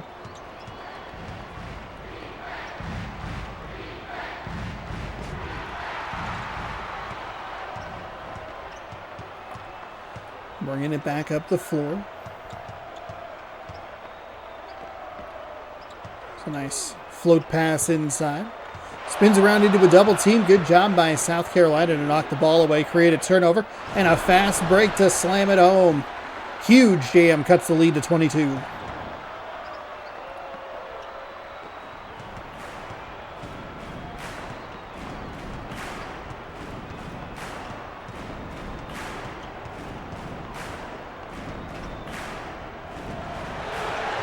Blocked. Every time I look at the Arizona logo, I think about taco time. Doesn't help that I'm kind of hungry.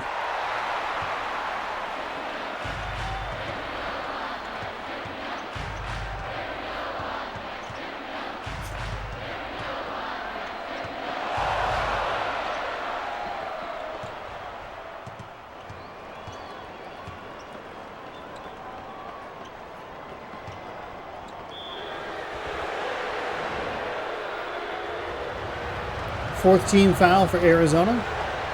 The Gamecocks will shoot 2. Second free throw is no good. 39-18.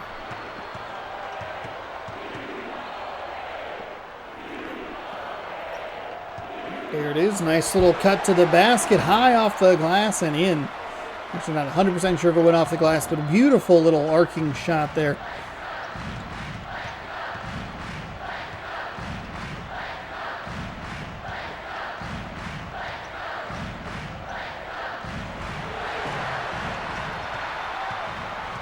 South Carolina looking for a big 3, but can't come up with it. 41-18. A wide open Wildcat in the corner. Passes up the shot. Kicks it back to number 15. 2 minutes to go. We're almost done with this torture.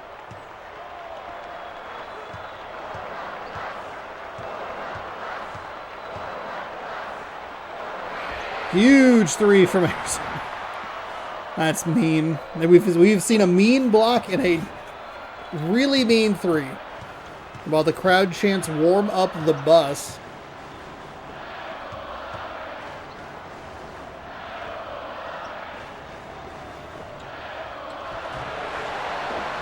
All right, South Carolina does it. They get to the 20-point mark. They will not be the worst performance in tournament history, but it's still pretty bad. Arizona started out really strong. I do think that timeout had an effect. And I think if you couple that up with the injury, I think there was a difference for Arizona. But South Carolina, with just ineptitude, they scored 1 basket. 1 basket in 10 minutes of game time. And that was it. The game was over.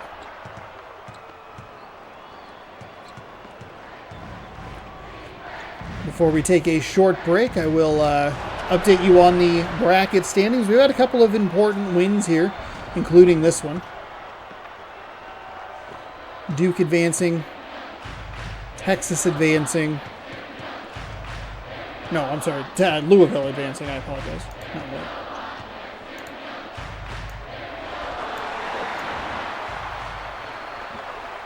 Yeah, I'm sorry. Duke advancing. Louisville advancing. Arizona advancing. big one coming up in the bottom half of the bracket is just going to be the Alabama-Ohio game. That's a champion pick still on the line for one of the brackets. South Carolina with possession. 26-point lead. Misses the three. 41 seconds left.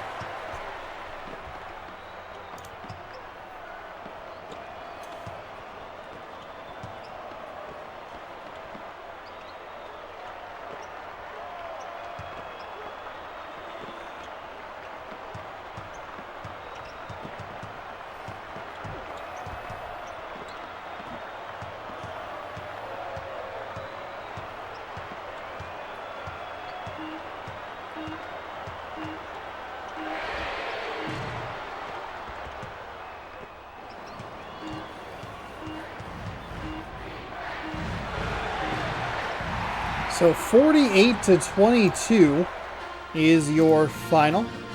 South Carolina with an abysmal performance finally, mercifully, is done. Arizona verified that they are the winner. It wasn't close from the get-go.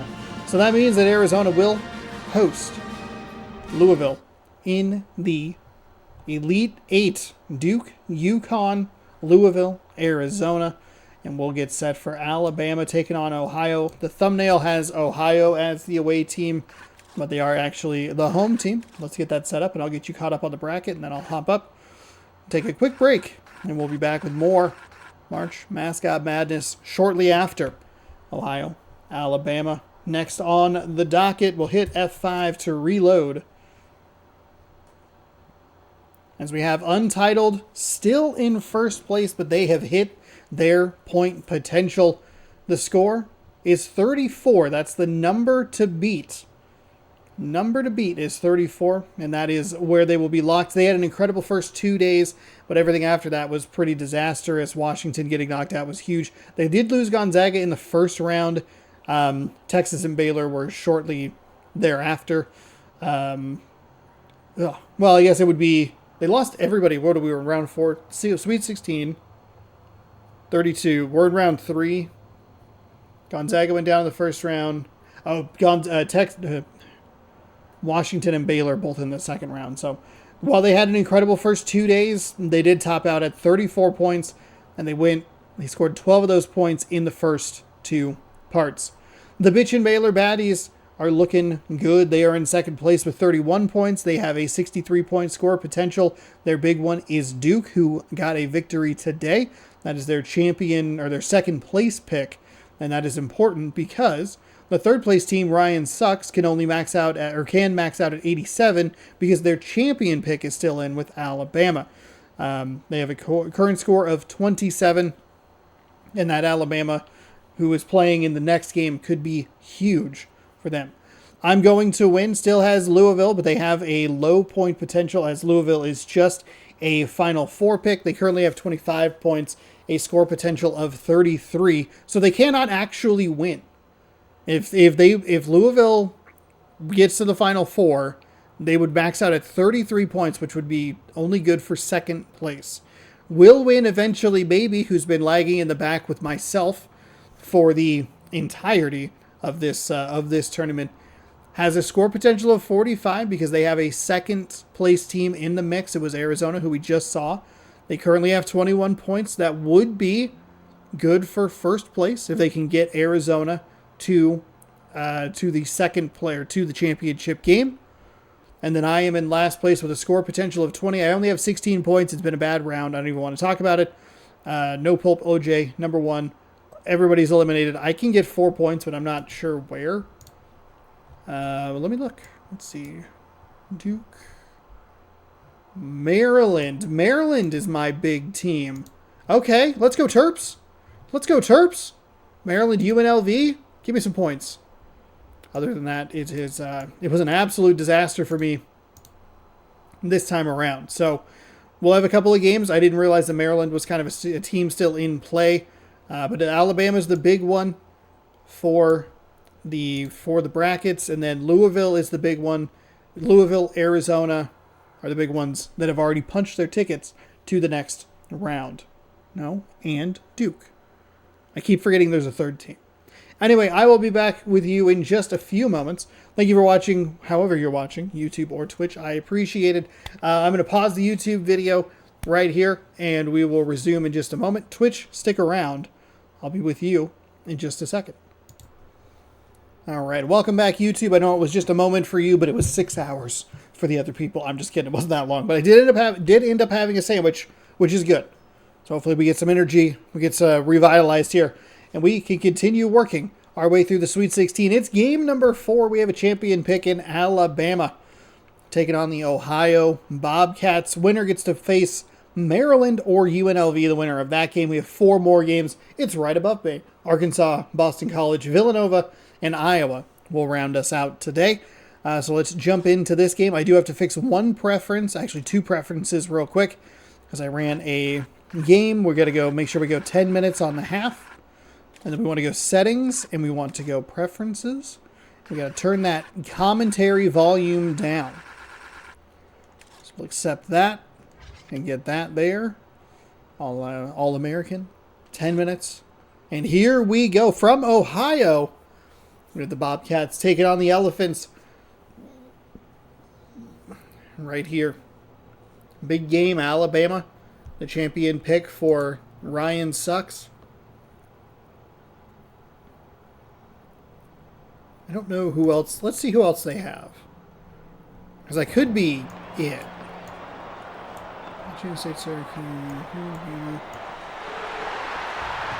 Yeah, I think that's it. If Alabama loses this game, then their bracket's frozen. I think we're going to get to that a lot. We'll take a look at the brackets and how everything shakes out. There's a nice jam home by the Alabama Crimson Tide. Split the defenders beautifully. After, I think, blocking a shot out by the three-point line, I heard a crowd roaring 3 when I glanced at the screen. It looked like that shot was blocked. There's an opportunity for a 3.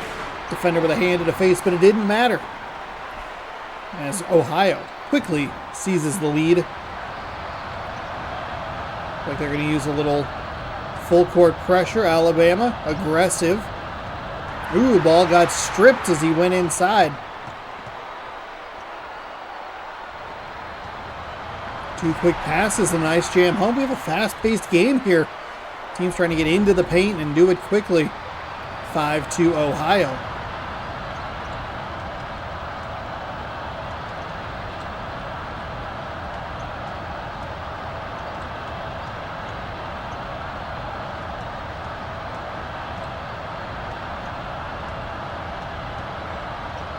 Back outside for Alabama. He's going to get fouled. I don't know if it's a 2-point shot or a 3-point shot.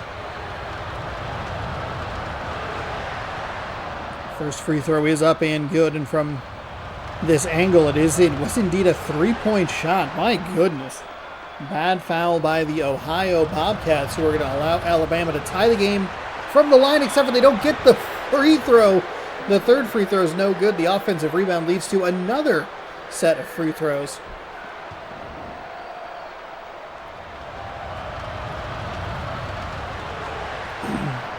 Alabama ties it from the line, but just in a slightly different way than you would expect. The second free throw also good. Alabama 4 for 5 from the free throw line on that possession alone. And Bama regains the lead. Let's take a look quickly at how these teams got here.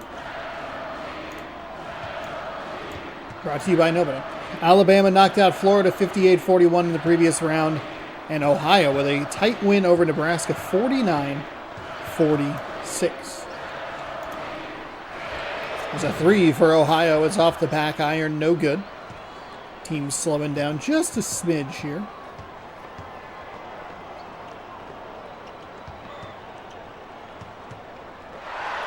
Drove inside, tried to throw it across the floor, but it's stolen. And Ohio works their way back up the other way. Oh, they're running the 3-point special play. There was an Alabama defender that was in perfect position to take care of that situation, but for whatever reason got baited underneath. Freed up the 3. Alabama kind of lucky to be in this spot as they commit a turnover. putting all kinds of effort into making sure that that shot doesn't drop, but it doesn't work. Ohio with the tough shot, the friendly bounce.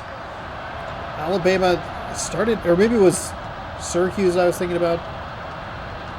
Alabama, I think, has been pretty good throughout this tournament.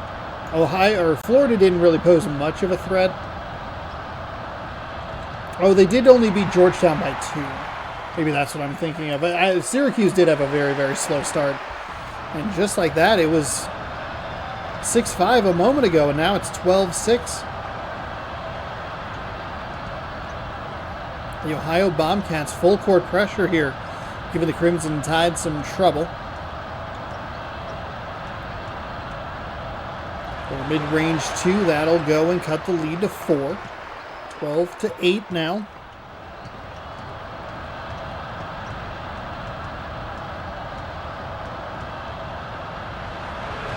Tough shot for Ohio, but that time the ball does not drop in their favor. A little strong off the back iron, hit the front iron, and Alabama back up the floor as they're looking for some points, but it's stolen away by number 32. Nice job to just put a hand out there and comes away with a steal. There's a three-point shot for the Ohio Bobcats. A little short on that one. You can see the elephant trying to get a hand in the face there at the last moment. Between 3 defenders, leaves it short, and it's rebounded by the Ohio Bobcats. 50% of the points for Alabama coming from the free throw line. Not a good percentage. But I guess you got to take what the defense gives you. That bounce pass is accurate, and the scoop is good. 14-8. Thought we were going to have a bit of a fast-paced game. Dangerous pass back to the center. Bad pass up the floor. Big 3, no good. It's the difference in the defense between a Louisville and an Ohio. Louisville puts those points down. Really gives their team, their opposition, trouble getting back into games. Ohio's kind of letting Alabama stick around here. They're having a rough start. So a dual screen here as a bunch of players are stacked up at the top of the key.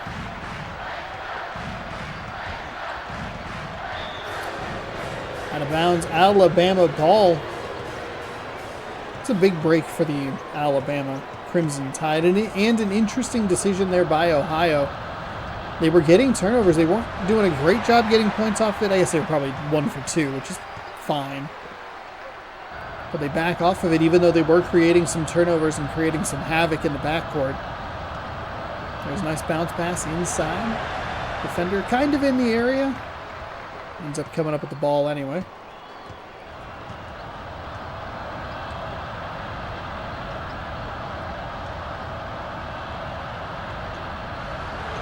Big 3 for Alabama, cuts the lead in half. A couple of defenders right there in the area. And it's 14-11 as we cross the halfway mark of the first half.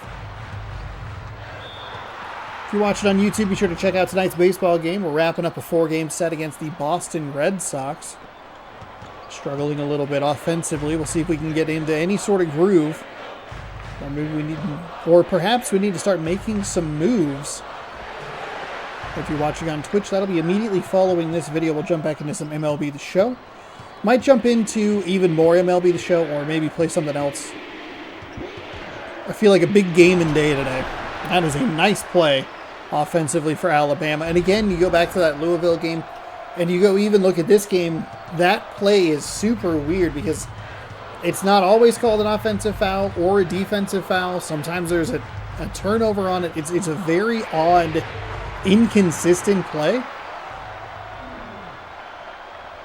And Louisville was able to get at least a bonus call and go their way, as if they didn't have enough stuff going their way. I don't love the pass back to the inbounder as they fumble the ball away, and they push that lead right back out to 6. They had it all the way down to 1. 5 straight points for the Bobcats, including, and this is why the pressure situation, they kind of got away from it. It didn't make sense. They've created a couple of turnovers switching back to it.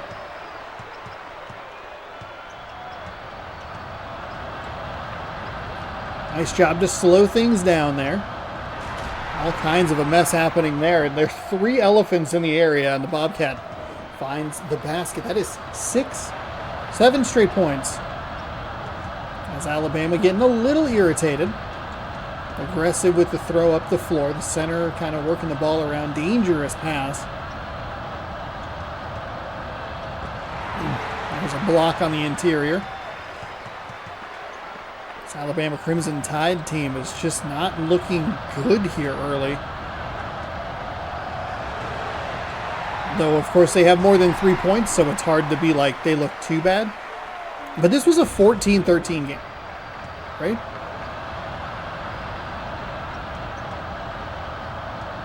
Yeah, I guess a 3 and 3 twos would be 9 points.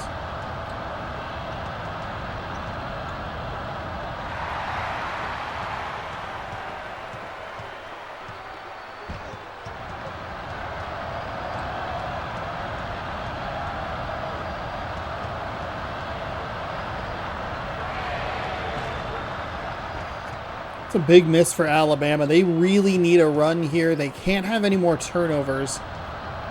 But they need to get into some kind of rhythm. That's a defensive foul that time. See, it's completely inconsistent. We've seen a turnover. We've seen a defensive foul. We've seen the offense be able to execute a play after that type of contact. Almost stolen away. But a good job by the center to race out there and pick up the loose ball. Dangerous pass across the court.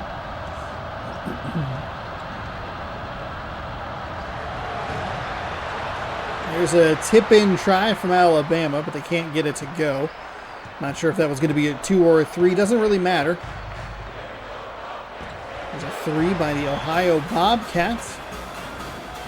It'll go out of bounds as the Crimson Tide dive after it. Good steal by the same Crimson Tide.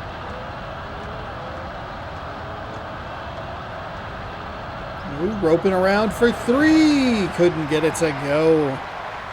10-point deficit. And the Bobcats, the way they are playing, felt very similar to the Louisville, Texas game that we saw earlier, where the game's close and then you blink, it's a couple of bad possessions, a couple of turnovers, and it's all of a sudden a 3-possession game. Like, wait, what happened?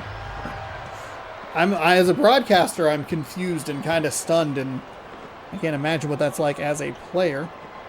2 quick passes inside. The center finds a little bit of room, but throws it to the underside of the basket, and that is no good, obviously. Looks for 3. They're able to find the loose ball. The shot, I think, might have been blocked. There was some contact sound, but it's been inconsistent about what it means. Now Alabama again with the ball after giving up no points on the defensive possession, spun out of bounds. The baseline bandit strikes back. 23-13, still under a minute to go.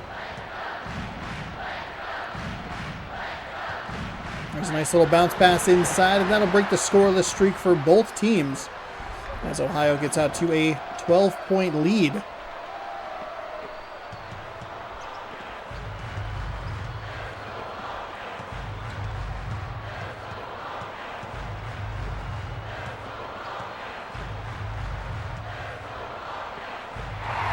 Tipped and turned over.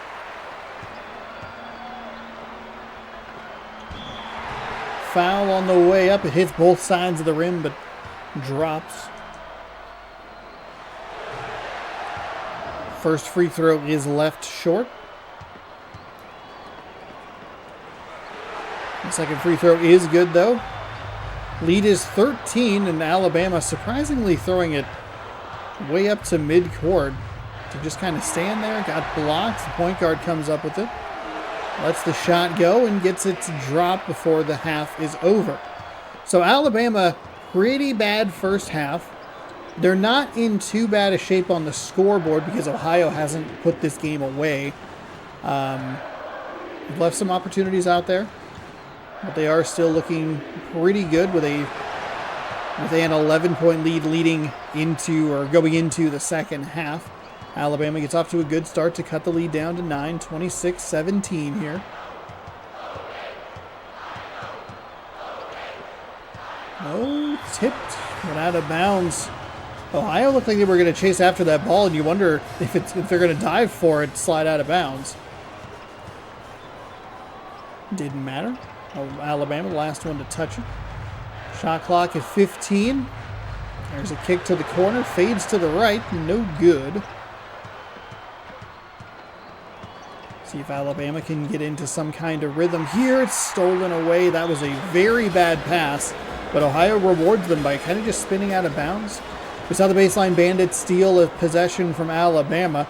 There's a big three for the Crimson Tide, but probably a step or two too, maybe 2 steps too deep. Bounce pass inside. Off the glass and good. Ohio. A nice little pass inside. Defender jumps behind the backboard to like scare the basketball.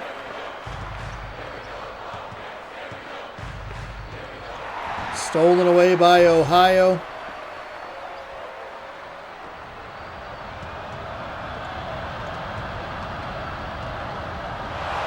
Stolen away by Alabama. 14 turnovers for Alabama. That is a heinous number. But they're still only down by 11. That's 2 bad blocks for them. They get the 3 to go. That is a ridiculous series of events right there.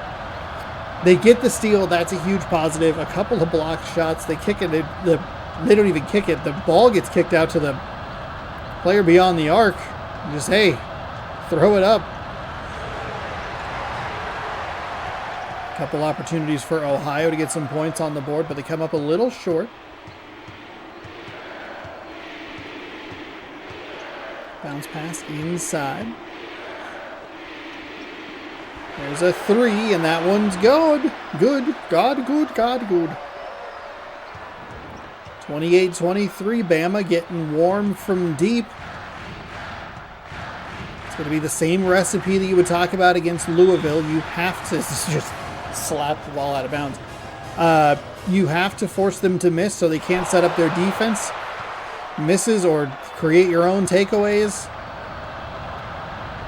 Smart shots here from Alabama. They have to cut the turnovers down as well. 14 in the first half in only a couple of minutes is atrocious. Lucky to be down only at that point 9 to 11 points. They have cut that lead all the way down to 3. Now the question starts to become, is that their best run of the game? They're going to get the foul there. I did not hear the crowd chant 3, so it should just be a 2-shot foul. First free throw is good. And it is indeed a 2-shot foul. Left the second one a little short off the front iron. Looking for the screen, trying to find some room. A lot of Bobcats on that side of the court. There's a 3 for Alabama. Left that one. Just need a little more mustard on that one. Bounce pass inside, center, in between a couple of defenders, both of them out of position. That's an easy look. Bama cut the lead down to 3. They've given up 3 unanswered points here. This is where you have to, you got to be able to keep closing that gap. You can't let it expand back to 11. Those are the kind of the worst types of games where they kind of tease you that they might make it interesting, but instead they don't. No foul called, nothing happening there except for Ohio getting a block. Should say nothing happening for the Alabama offense. They can't get the shot, and no shot, no foul. They can't even get the loose ball, even though they were probably the team that had the best shot at it. They got the defender off his feet. They can't bury the jumper.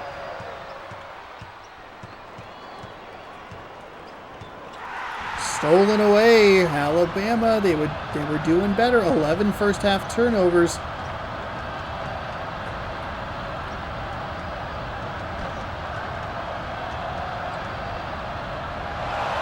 Tipped and stolen by the Crimson Tide. Good job to hold there. Let reinforcements come along. Oh, can't even really get the 2 quick passes, but they will get the foul on the way to the basket. Perfect positioning and everything.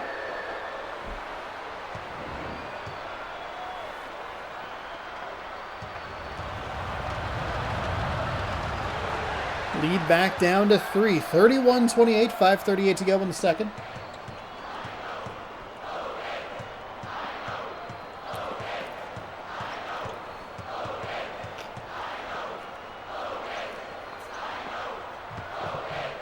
Bounce pass. Oh, able to get it over the defender's hand and in. Lead back out to 5. Stolen at the midcourt line. What are you doing? It's one of those weird plays where it's like the computer just doesn't run it correctly. Oh, and it leads to 4 straight points. Alabama had it down to 3, and they let it balloon back to 7. There's usually a couple of those bonehead plays against teams that play a little more of that full court kind of ball, where they just get too aggressive. Trying to get the ball up the floor. Bounce pass, spins around, blocked inside.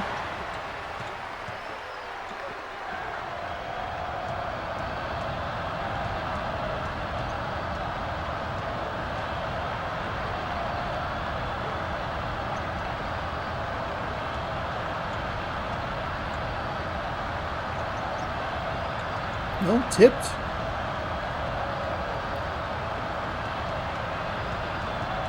Under 10 seconds on the shot clock. Good defensive possession by Alabama. Right up until that shake and bake move, and then they flip it up and in, no problem. There were 2 defenders right there.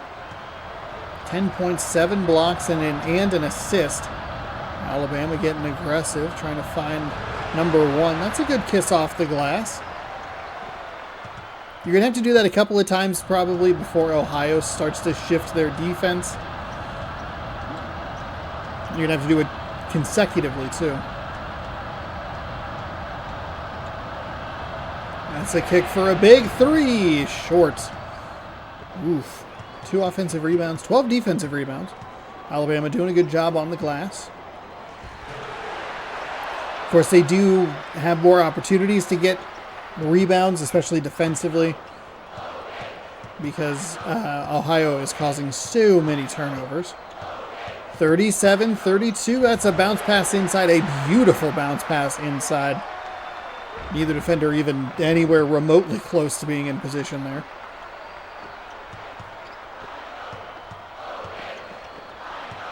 Almost got the steal. It's a backcourt violation. Brutal turn of events here. There's one of those as well. It's just, this defense is so effective in this game. Gonna draw another foul.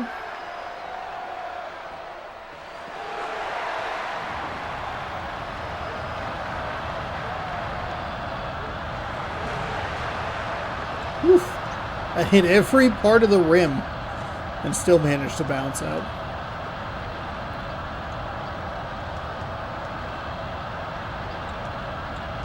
Nice bounce pass back outside. Number 5. Contested look a little to the left. Alabama's done a good job. I mean, they have not been a crisp or good team for large parts of this game, but they've done a good job at least keeping themselves in it within striking distance, and they have plenty of time to work with. Get out of that situation. There's another 3 for Alabama, no good. The tip in, no good. Finally, a third attempt. The attempt is no good. Alabama Crimson Tide. Their run could be coming to a close. I don't know what the farthest Ohio has been. Alabama made it to the final in the very first tournament, if I remember correctly. As Ohio State appears to be slowing it down just a little bit. So bounce pass into the center, draws the double team. Another double team. They're really hawking on, really being ball hawks. There's a nice turnover, and they'll take a timeout. They were on the verge of not even creating that double team turnover, but just a shot clock violation. They'll take a timeout with under 2 to go.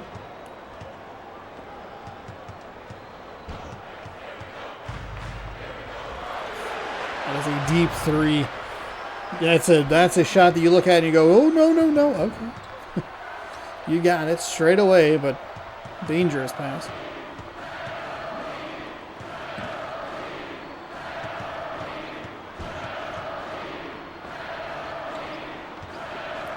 Bounce pass inside. Power step into the block, and another timeout by Alabama.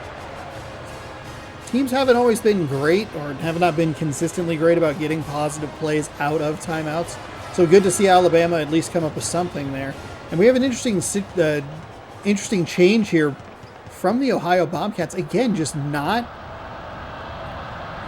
pressuring them full court like they've been doing literally all game. That's a block, a couple extra opportunities. Alabama's getting every opportunity in the world. They're going to get the basket to fall. They had 4 shots at that and finally draw the foul and the bucket.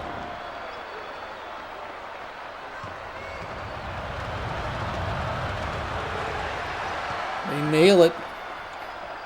And we could have a good finish here into the double team trap. Alabama really committed to trying to create a turnover. I like what they're doing here. Obviously, no need to foul. 2-point game. Oh, went for the steal. Thought he had it, but nothing. Getting a little dicey. There's a block and taken away. Number 5 is up the floor. There's one Bobcat in the way, and he does just enough, but the Crimson Tide get around it. Holy moly. Into 3 defenders. Big shots for number 5. First one's good.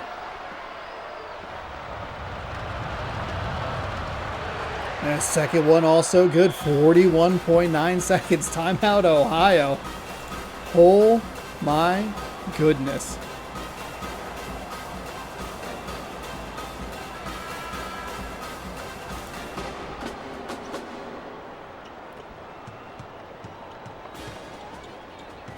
(40-40). I am very surprised that Ohio laid off of their full court defense. It was so effective for most of this game. I don't know why you would just give Alabama free clearance up the floor. Is it that weird? Got it inside. Hook shot is good. 13.6. I thought it was going to be one of those weird spots. When it's inside, it doesn't call the offensive 3-second, but when it's outside at the 3-point line like it was, sometimes that can lead to the offensive 3-point or 3-second violation or whatever it is. That creates a turnover. 2 quick passes inside. The center with the shot up and good. Back the other way. 42-42. Hopefully, if this game goes to overtime, it's a good overtime period, unlike the Baylor one. A little full court press here. Oh, no good. 0.5 seconds on the clock, so Alabama won't get an opportunity to shoot the ball. So here we go, 5-minute overtime period, and that will hopefully determine a winner. Alabama wins the tip. A terrific job to fight back in this one. There's a good look at a 3. No good, but the offensive rebound is up. No. Offensive putback, I should say, or the putback. As a putback would qualify, kind of count as an offensive. Ooh, left it short. That shot's no good. 1 for 2 from the line, and Alabama is not doing a great job taking advantage of those second or third opportunities at times. They run it around for the 3-point play. Got a hand in the way. Looked a little off from the start. The offensive rebound is good, but blocked on the interior by Alabama. Driving inside. Blocked again. Alabama coming to life here. Ohio feels like they have just hit a wall. Bounce pass inside. Center. Gets blocked.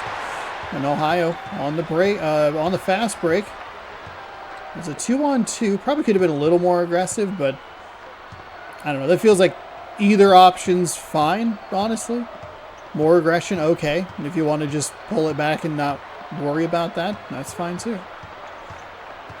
I don't know if Alabama's changed their defense, but they have made it a lot harder for Ohio to get the looks that they want. They're doing a really good job. I would really qualify it as we're going to see a last-second shot. That's blocked, turned over.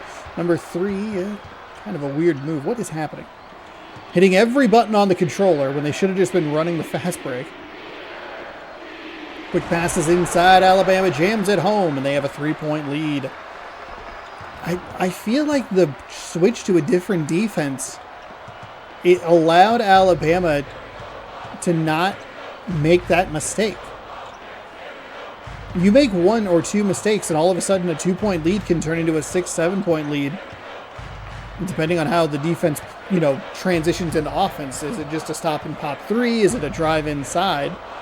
And all of a sudden, you're kind of just letting that team off the hook with no defensive pressure when they have been prone to turnovers. They had 11 turnovers in the first half alone. It's an interesting call by Ohio. And Alabama is taken over here in the overtime period. 5-point lead. 47-42. There's a little shot for the Ohio Bobcats. 2.5 to go. First opportunity for the Bobcats here in the overtime period to work their defensive magic. And drive inside. The center taking a mid-range jump shot. He's got it. 49-44. These are the March Mascot Madness games you get up for. For some reason, I've lost all of my notepads. Is my hard drive? Did my hard drive get killed?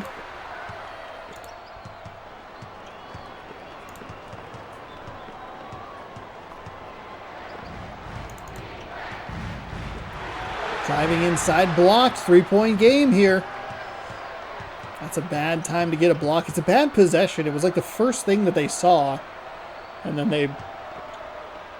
it wasn't even that good. The hook shot, which looks worse because when they initiated the hook shot, the defender was right there, but then wrapped around, and it was like, this was a poor decision.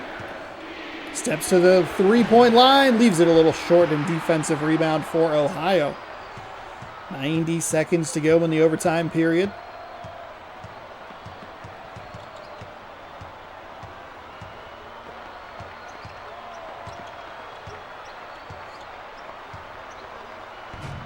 Oh, that's a bad shot. That's a good block? Question mark? I'm not really sure what happened there. Alabama finished with the left hand, I believe, there. No contact, or no foul called on the contact.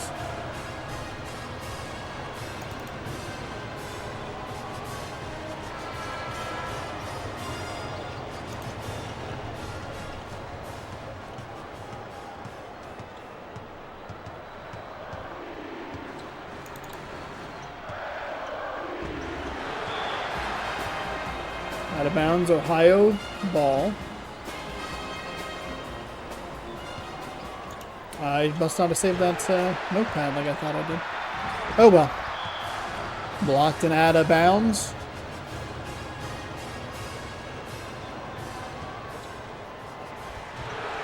Shot is up, but no good. Ohio's getting so many opportunities at a bucket there, and they do come away with one. Now, Ohio does not have to foul on this possession, and that's why they get the turnover. 15 steals for the Ohio Bobcats. 32 seconds. The 3 is up. The 3 is short. Now they're going to have to start fouling. And that possession right there is exactly why I thought it was so weird that they did not pressure Alabama. It led to the turnover. It was a pretty good look at a 3. I love the no fouling there. To the line for the 1-and-1. Free throw is up and good. Second free throw is up and good. 5-point lead. Ohio will take a timeout. Tags and teams.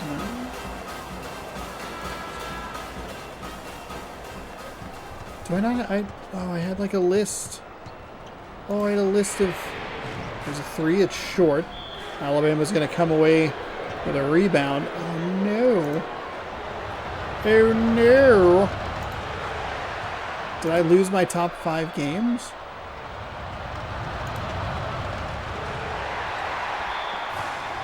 Timeout.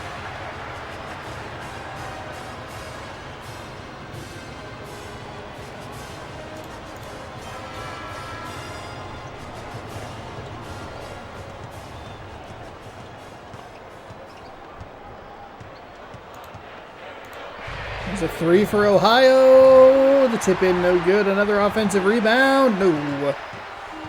6-point win for Alabama. Kind of an anticlimactic end to the game, but still a good game nonetheless. Probably a top 5 game, which got me a little bit distracted. 54-48. Alabama storms back in the second half and dominates the overtime period to the tune of a 6-point victory, and a champion hope stays alive. Verify the winner is Alabama, and they will face the winner of my last opportunity for points in Maryland and UNLV. UNLV. Sorry, I got a little distracted there. I don't know what I did with those notes. Ah, there it is. There it is. I was under something else. We'll go Bama at Ohio P7 G5. And we will get ready for game number 6. We might only have 6 or 5 top picks there. Alabama might make the list twice. Alabama at Georgetown is already on that list. And let's get you set for Maryland. Oh, because it's M-A-Y. There they are. The Terrapins take it on UNLV. The Runnin' Rebels. He's like, I can give you a better look at the mascots. There you go. Maryland, UNLV.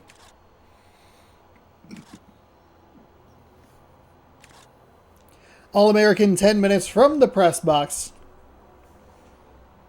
And we are ready to roll. If I get this, I can top out at a maximum of 20 points.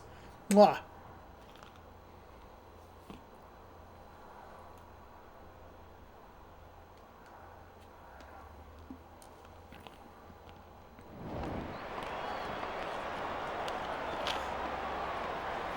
Oh, the UMD, the Universal Media Disc. The perfect disc. There are... they'd probably be the same game. Would they play differently, though? That would look horrible. That would look horrible. You can do a mascot tournament on a PSP version of a game. Hang on. Hold on. Now we're thinking. Now we're thinking. Maryland. Nice block on the defensive end after coming away with some points to start things off.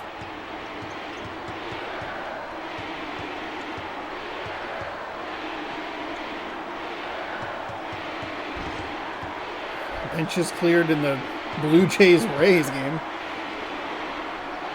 Number 11 with a mid-range jumper, no good. Tried to slam it down, but nothing worked there. They had NCAA football games on the PSP, but I don't know about NCAA March Madness.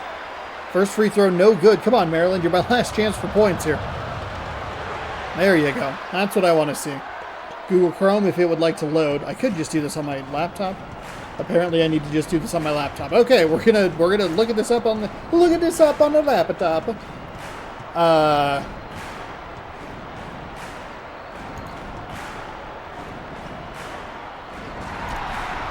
There's a nice jam home. Oh, beautiful spin move. Spun the wrong way. NCAA March Madness PSP. Does not look like it exists. The vault. No. NCAA March Madness 07. Download guide to PSP.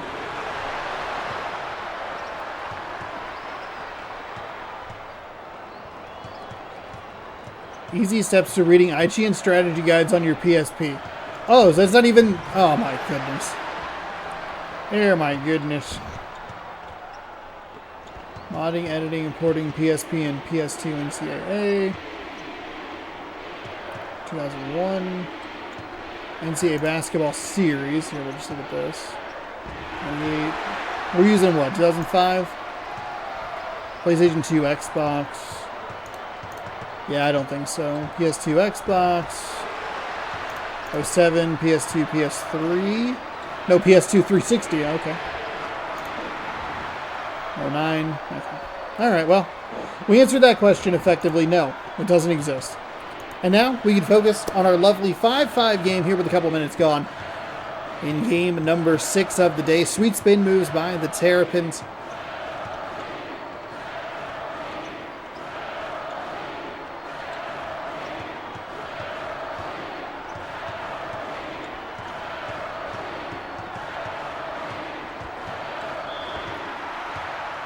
Offensive foul. It's going to turn the ball over. So we've seen a little bit of everything in the last couple of possession, or the last couple of games. We've seen an offensive foul called.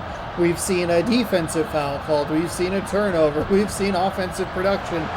It is just the most inconsistently called or inconsistently dealt with play that we have.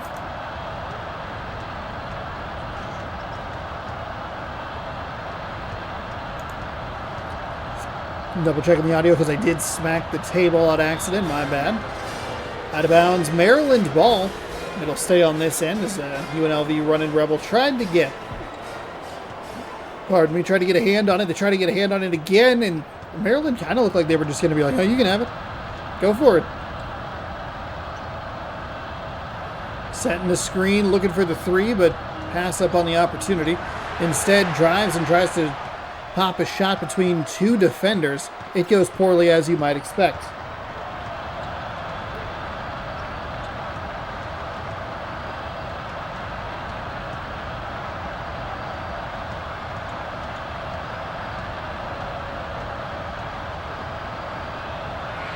Big three for UNLV, and that'll double up the lead. Or, well, they'll double up Maryland. 10-5 now. As we see another kind of full court. Well, they worked well enough to get a backcourt violation. Maryland. Oh, there's a nice steal by Maryland. Kind of went off one turtle into the other turtle.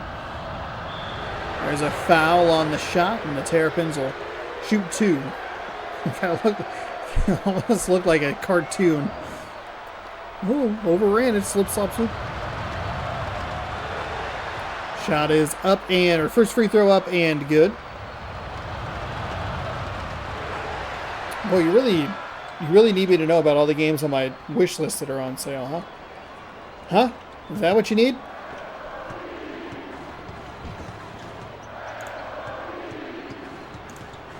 There's some NBA 2K games on the PSP, I know that. But an NCAA March Madness 2007 is, or NCAA Football 2007 on the PSP is a legitimately broken game, which is wild.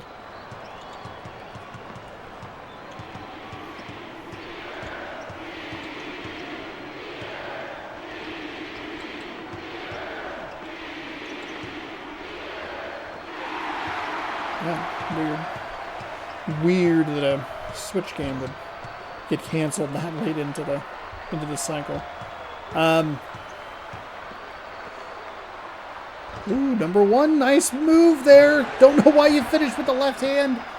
That feels like a point where you get the defender up and off their feet, drive around them, pop a mid-range shot. Instead, they went for a weird circus light kind of shot that was off the left hand as the finish. I think Maryland is a team that doesn't love taking threes, even though they have a couple of three-point specialists. I couldn't even finish that sentence before the game said, threes? We'll show you some threes. Maryland took out Missouri 46-45. UNLV knocked out East Tennessee State's 47-43 to reach the round of 16.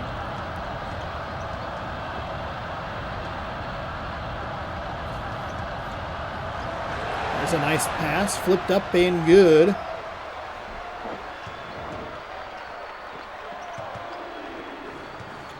Bounced back to the running Rebels.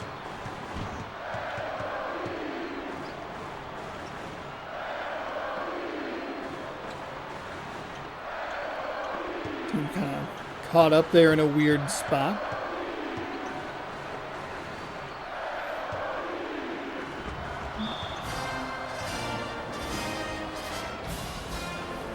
Neither team looking very good here. We're 6 minutes into this, and it's 10-9. There is an offensive foul called on that play. Third team foul, first personal for center number 41. Boy, South Carolina sure wishing they could play one of these teams today after having easily the worst showing in this tournament. Three-pointer left a little bit short. Actually, it was a team that was really bad. Utah State scored 29. Georgia scored 25. Okay, so it actually was kind of easily the worst tournament appearance. 22. Ugh. UNLV now trailing 11-10.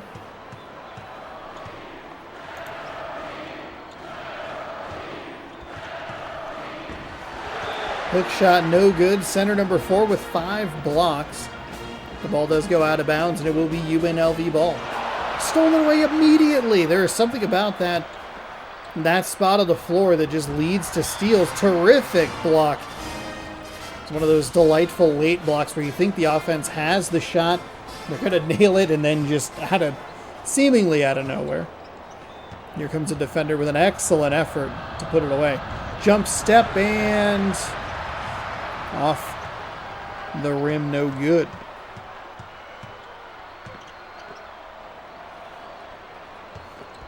There's a bounce pass inside. UNLV gets blocked on the way up. We're going back the other way.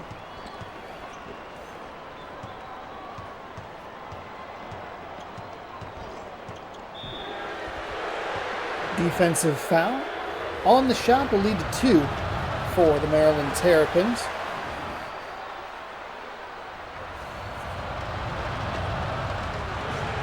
Second free throw is no good. I think Maryland's really struggled from the line. They're at best 50%, but that feels frankly generous.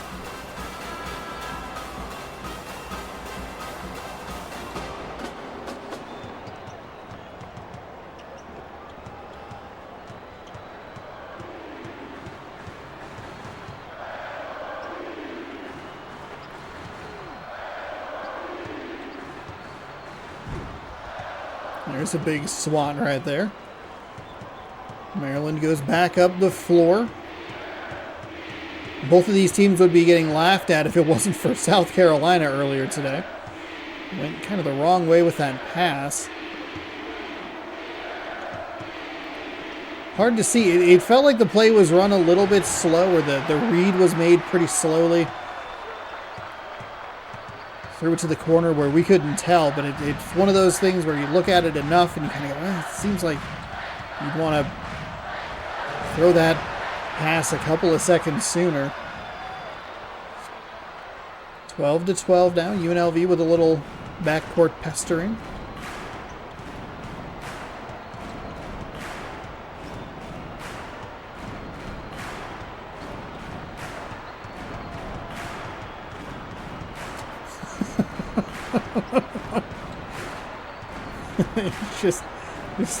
just on the left stick, just going. Here, I'll give you a better demonstration. Okay, it's not very helpful. UNLV big 3 to splash at home and take a 3-point lead. Both these teams in kind of the bad section of performance here. I guess it's more offensive performance. There are ways to tell that you would be bad defensively. Or good defensively, bad offensively. There was a thought there somewhere. It disappeared. It went bye-bye.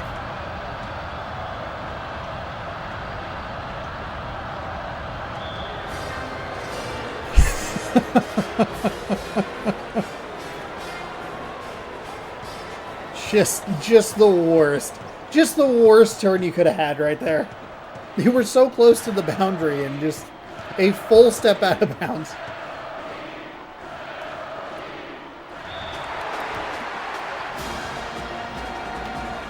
You know, I feel like we have not seen that play as much as we have in a previous tournament that we've done in this game.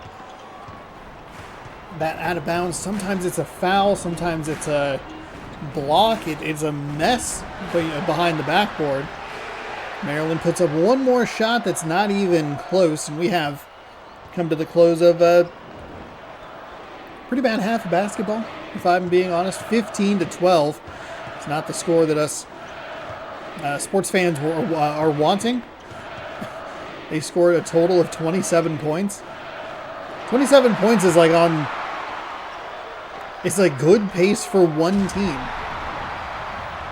not for two teams combined as UNLV gets the scoring started here in half number 2.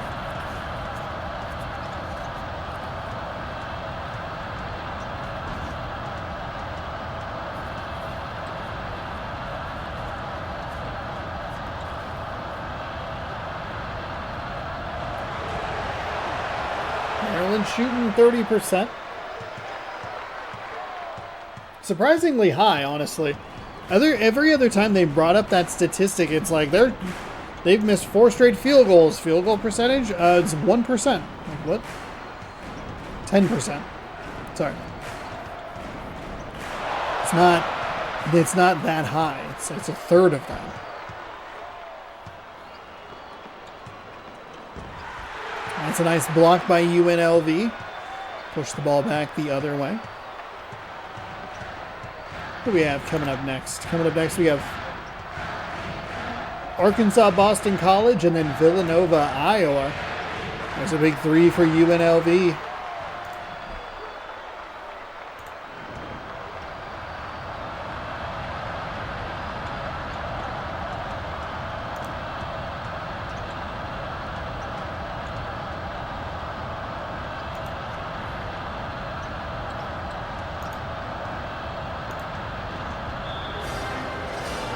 Out of bounds. Maryland will get the ball, or keep possession of the ball. Blocked at the free throw line.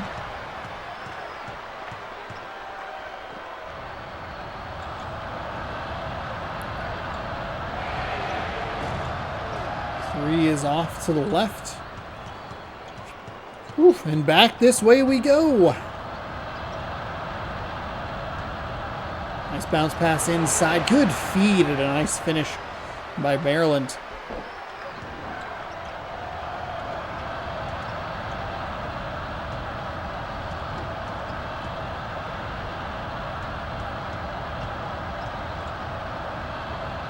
Nice pass inside, and then it's kind of one of those weird little left-hand finish just right off the bottom of the rim. Nice opportunity here for Maryland if they want to kick it out to the shooter behind the three-point line. Instead, they try to go one-on-one against the center, and they lose that battle by getting absolutely stuffed.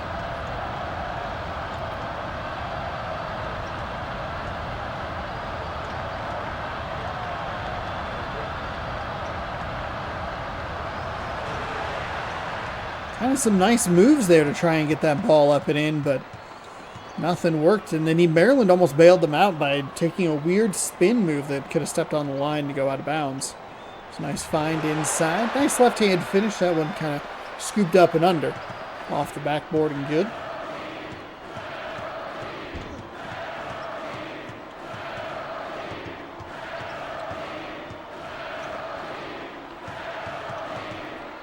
There's a nice fire. Nice fire over there. Float pass inside, 22 backing him down a little bit. Spins back around and blocks. Gets the loose ball, under 10 seconds on the shot clock to go here. Into a bit of a double team, spins the other way. Oh, they're going to get kind of caught up with it. It's blocked, I believe, again. Maryland touched it last. 2 seconds on the shot clock here. That's enough time to get a shot off. Oh, not a good one, though. Was not a good one.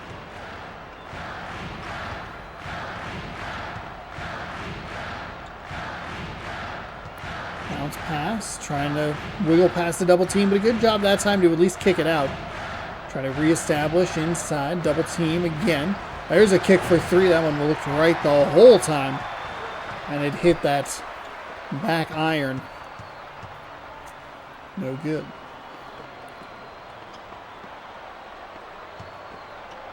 Maryland really slow on the rotation there. With the bounce pass, there's a shot for UNLV to drop. 22-18. We had 22 points scored by a team in an entire game earlier today. We do not need 2 more. Maryland short, but gets the offensive rebound. Defensive foul on the shot, and they will go to the line to shoot 2, which has not been Maryland's strong point throughout this game.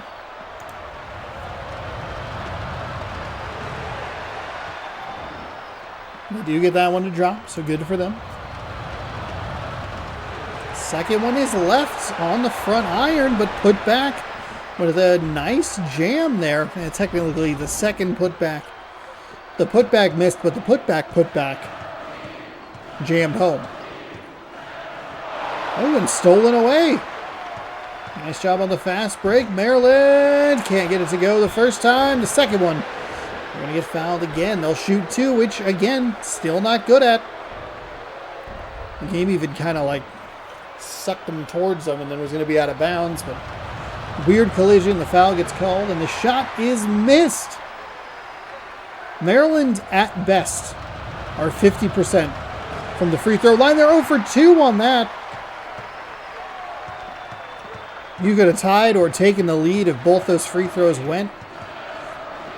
But instead, they remain down one. Give it up a free look at a three, and that'll be good for UNLV. 24-21. I'm actually going to call that a deep 2. My apologies. There's a nice shot. Maryland needed that one possession to go to give themselves the advantage, but I guess a two-pointer better late than never.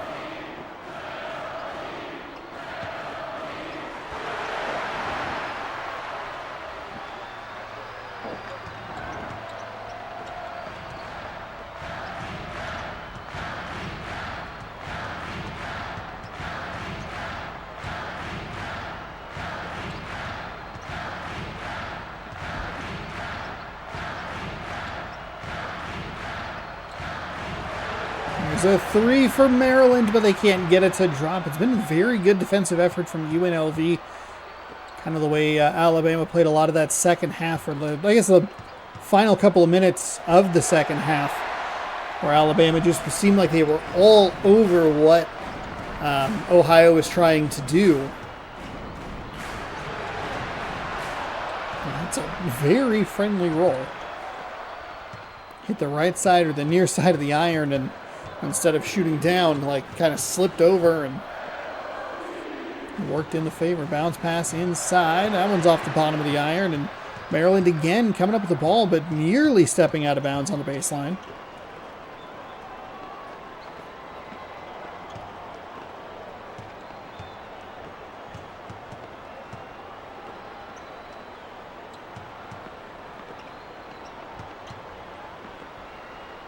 You can see UNLV knows exactly where Maryland wants to go with the ball. They're going to try and set some screens here. It's kind of that caught glitch point there. They're going to end up taking a shot. A three-pointer with 3 seconds to go on the shot clock. And this low-scoring affair continues with a three-point split between the teams. They're going to try and drive inside. They get the foul and the basket. The basket and the foul. However you'd like to phrase it is fine, I'm sure.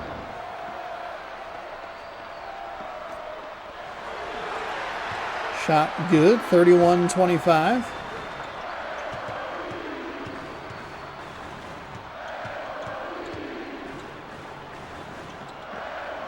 Two quick passes inside of the foul. That actually might be the best option. Even if your team fouls out, it might be good for your team to just not, like, let them make it from the free throw line. They have not done that with any consistency. And there it is. They are getting some offensive rebounds in key spots here, and that is not good for them.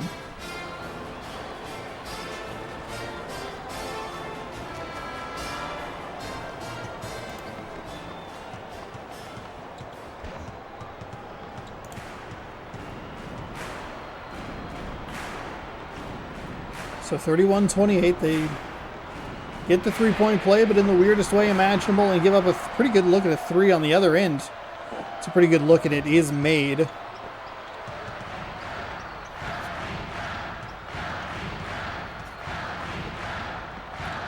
Fires into the corner. Number 5, bounce pass into number 22, trying to back him down a little bit. Kicks back out for 3, and got it. That is so weird that those are such effective shots. Her defender's in the face and everything, and then it's just easy. No big deal. Fires away, but nothing going there. 34-31. Under 2 minutes to go here, a 3-point game. We're going to go with a defensive foul again. I think a perfectly fine, reasonable... I mean, reasonable might not be the right word, but a perfectly fine option.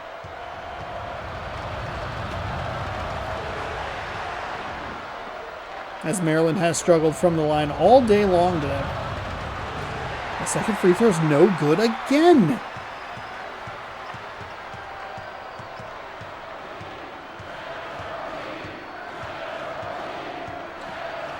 UNLV is trying to run a play, but everybody's getting caught inside.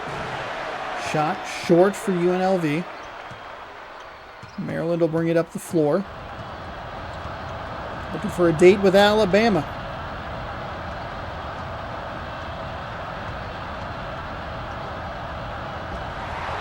Blocked. Second attempt is no good. 17 total rebounds for Maryland. The defensive rebound was the part that they highlighted there, and it was 10-10. Oh no, Maryland. A heinous foul beyond the three-point line. However, UNLV is rewarding them by going 0 for 2.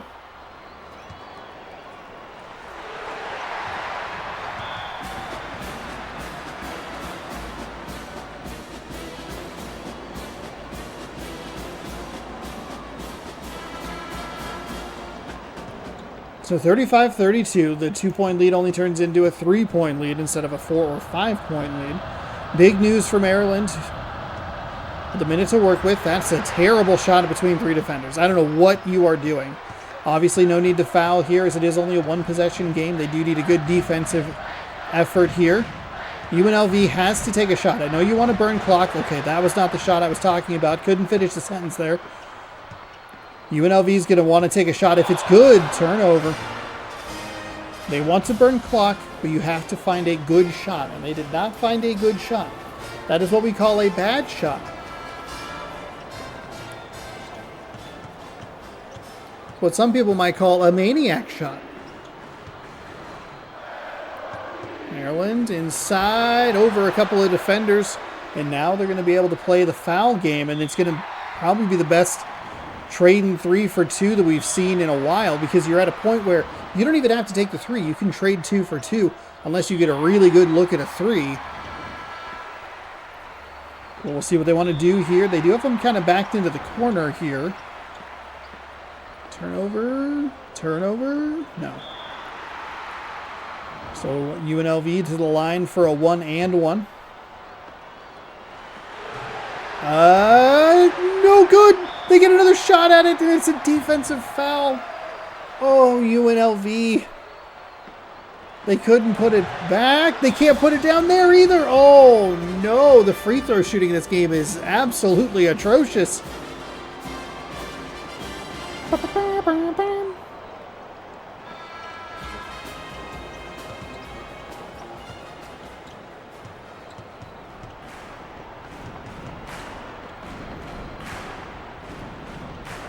Oh, Maryland's dangerously close to the baseline. Bandit kicks back. They gotta have the shot here. It's up. It is good. They got it with 2-point-something seconds to go. They got the 2-pointer to go. Maryland's been awful at 3 free throws. UNLV left points on the floor when they at the worst possible time. The 3 is up. No good. Maryland moves on. I get 4 more points on my bracket and solidify my last place finish. Let's go. Wow. I don't know that that was a good game. I will be honest with you. Maryland is the victor, 36-35. Neither team particularly good. Actually, let's take a look at the stats really quickly. School stats. Field goals. Each team 14 for 35, which is wild. 3-point field goals, 5 for 9. 1 for 6. Free throws, 7 for 14. 2 for 6. Disgusting. Disgusting. The 7 offensive rebounds for Maryland, super helpful. man, that was UNLV's game.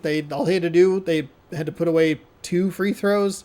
Maryland didn't really shoot many threes, and they were worse at making them. So 36-35 is your final. Maryland is the victor.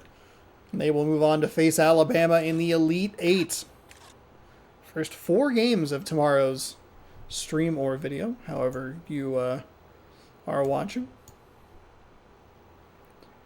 Arkansas taking on Boston College is what we have next.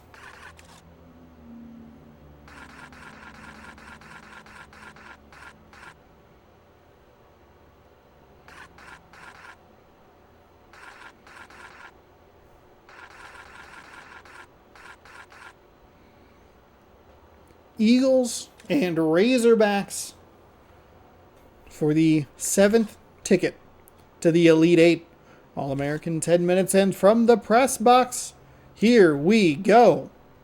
I don't think we have any, like, real big games left.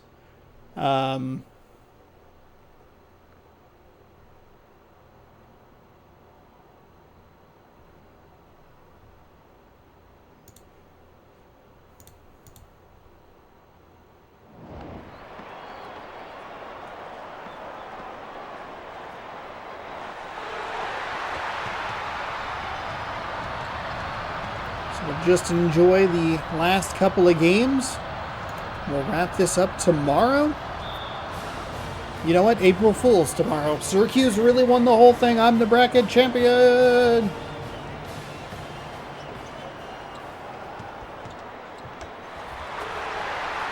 Boston College gets off to a good start, burying the shot and taking a 2-0 lead here for the Eagles. To get to the round of the Sweet 16, Arkansas defeated UCLA 49-41. Boston College took out Temple 44-39. Been kind of a weird day of sports here on the channel, or kind of some of the weird games. We've had some blowouts. We've had some close games that were good. We've had some close games that were bad. I don't know. It's been a bit of a mixed bag.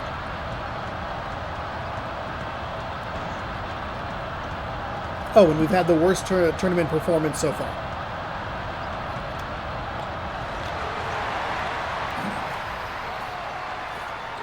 Nice offensive possession there by Boston College.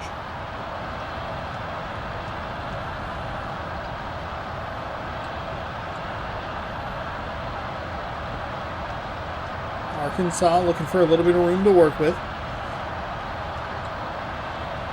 Oh, nice tip there. Another tip. That one leads to a turnover. Eagles doing a good job just getting hands in passing lanes, or I guess wings in passing lanes, creating some havoc, and then using those same wings for sweet hook shots, but unfortunately, they aren't good.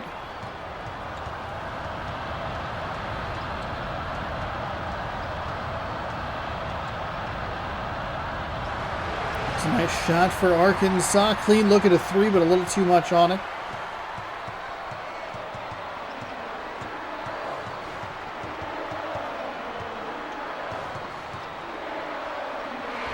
There's a 3 for Boston College, splashed home, and it's 7-2.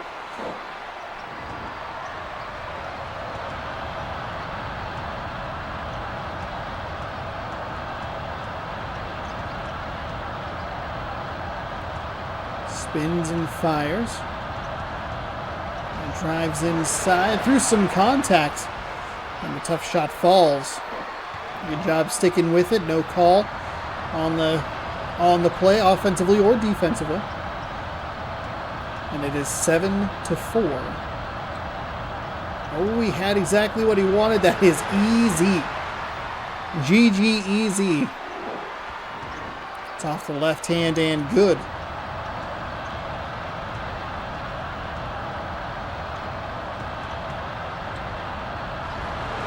Whew, I thought it was going to be clobbered with a block, but the wing in the way affects the shot. Quick passes inside. Fights through some contact, flips it up, but no good. Arkansas with the rebound. They work their way back up the floor, down 5.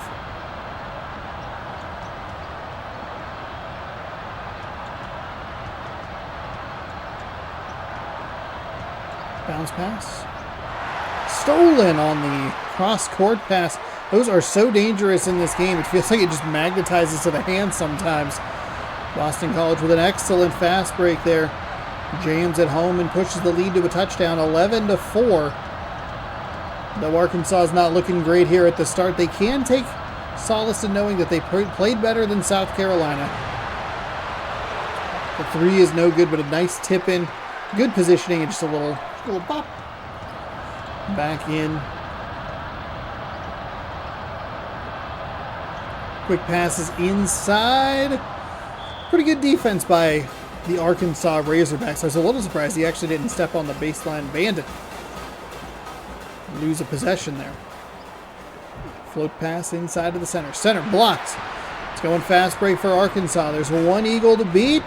It's a little mid-range jumper. I kind of like the pull up there. Except for it got blocked. I think the shot selection theory or idea is good. Actually, is it?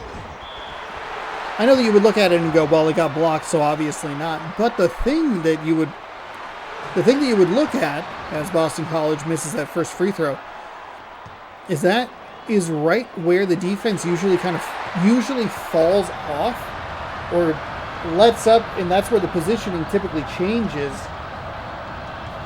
on the drive to the basket. So maybe it isn't a good play. It's a good theory, but this is a bad game to try and execute that idea in. 12-6 as Arkansas misses another shot, and there's a perfect example of what I was talking about. Those defenders were all over that play and then just kind of parted ways right in that area. Good drive to the basket, pushes the lead out to 8. Nice play by Arkansas.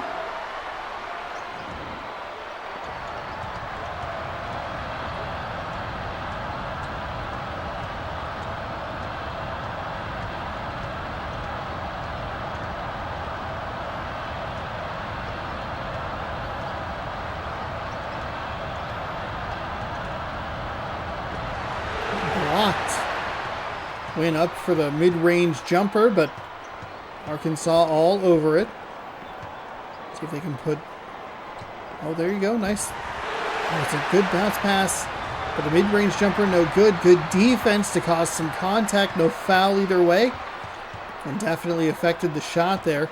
Looked like they wanted to execute some kind of fast break play, but just couldn't. Pulls back and waits for teammates to show up. Corner 3 from number 12 is off the left iron, and Arkansas brings the ball up the floor with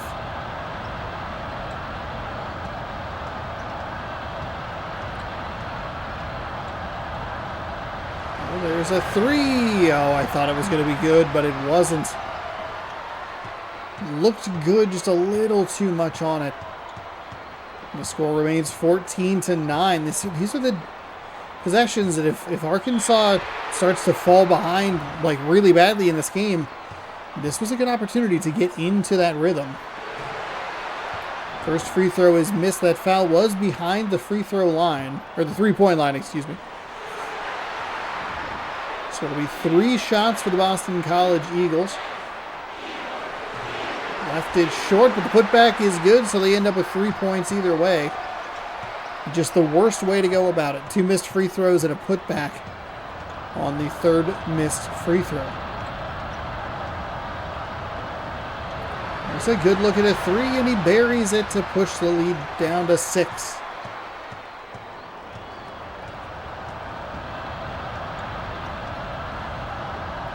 Oh, nice job by Arkansas to get a hand on that ball as they tried a little float pass inside.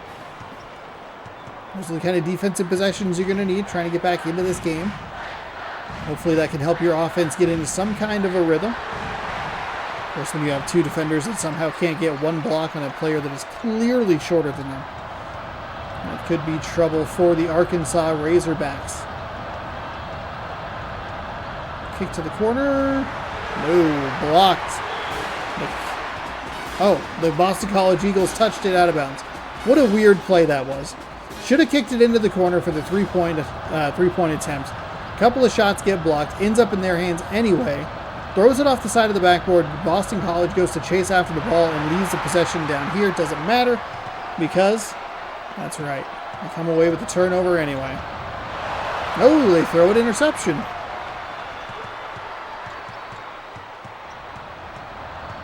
What is happening? What is happening in the back end of these games? They're so weird. Deep three for Arkansas, and even with a hand in his face, absolutely buries it. 19-14.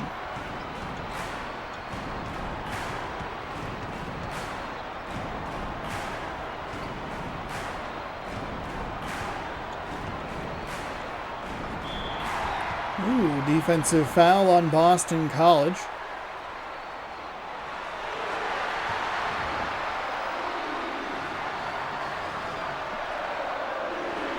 Defensive foul at Arkansas. Sorry, Boston College to the line for 2. Oh, and they steal the ball away immediately? What in the world? There's something about that specific positioning that really confuses teams. We saw Alabama do it a bunch. Texas didn't really throw it to that player, but like the inbound guarder was like whoever they were trying to deal with. I don't know. It was very weird. There's a good drive by Boston College.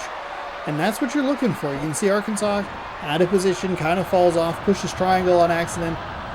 But it's a good drive. That's what you want. Into the lane, put it away with a layup. There's a nice basket. It's a nice basket, but a really bad foul. I mean, he was going to get that anyway. Just let it go. Now you're giving them an opportunity for a three-point play, but they can't put it away. Instead, they almost make it worse. They don't make it worse. They could make it worse. They can. They don't. They would. Coulda, woulda, shoulda. Instead, it's just a mere 23-16 game. Neither team looking particularly strong here, though Boston College feels like they are far more in a rhythm than the Arkansas Razorbacks.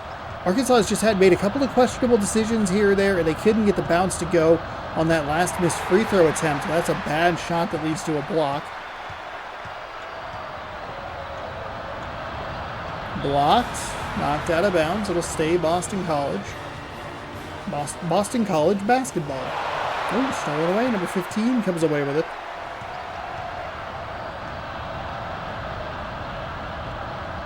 Two quick passes inside, but the center loses the handle and turns the ball over. Boston College right back up the floor.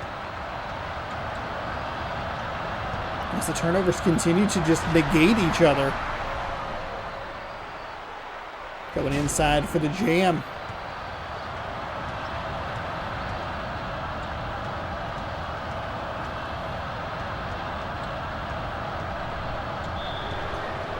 Defensive foul, Arkansas with the ball. Little reach-in action there.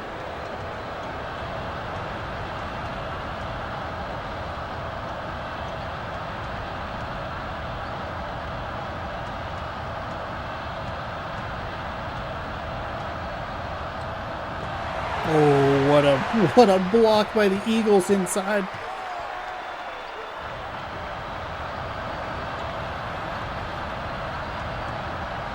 Kicks it back out, number 11 with a 3. It's left a little bit short. Plenty of time for Arkansas to work with. If they find a shot they like, take it, but don't have to rush anything. I would qualify that as a rush job as it's blocked, leading to a fast break the other way. The center with a one-handed jam. And the speed icon to boot. Arkansas 7 for 23. Wait, did that go? Did that go? 29-19, was that the... Hold on. Flip. Stolen away by Boston College. Hold on. Oh, that went. That shot absolutely went.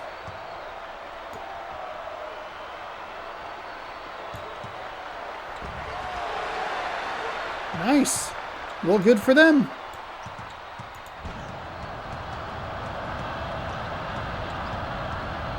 So 29-19 was our halftime score.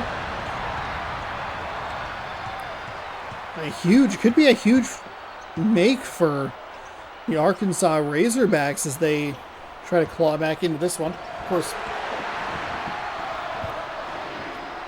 having bad defense like that certainly isn't going to do any good for you.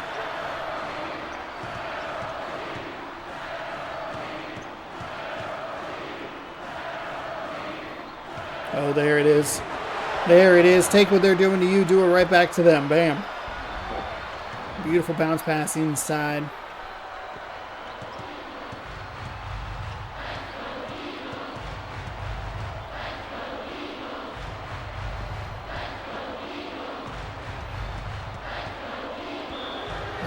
Yeah, that definitely was an offensive foul. It looked like a karate kick from our angle. And that'll turn the ball over to the Arkansas Razorbacks, down 10.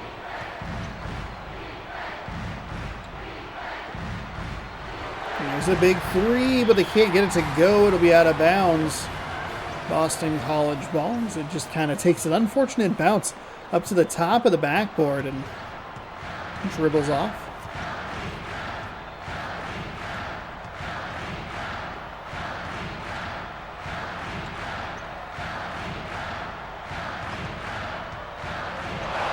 Stolen away.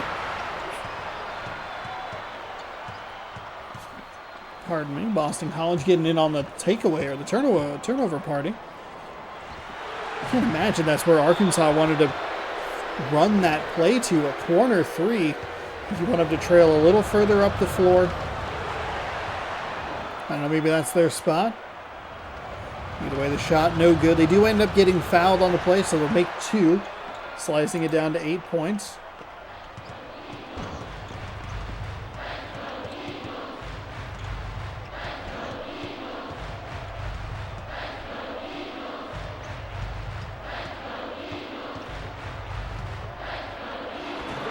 Mid-range jumper's a little too strong. This is a bad stretch for the Boston College Eagles offensively. Terrific opportunity for Arkansas to get back in this game. Like another team you kind of look at, it's like, hey, neither team playing particularly well, but Arkansas is doing a good job at least staying within reach.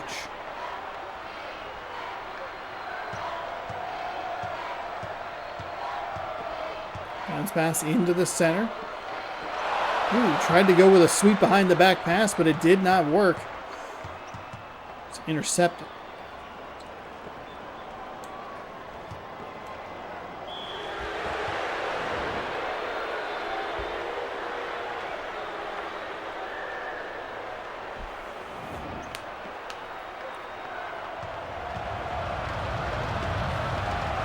Free throw up and good, as Arkansas continues to cut into this lead.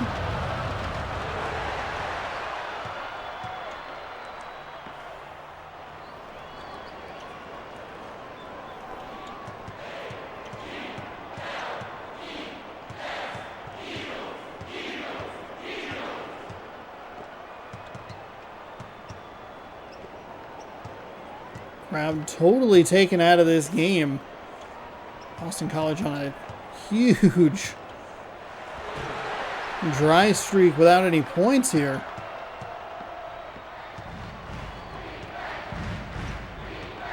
Try to come back to life to help the defense out. There's a nice find there. Don't get caught up in that little glitch spot. Trying to work it around, but good Eagles defense here.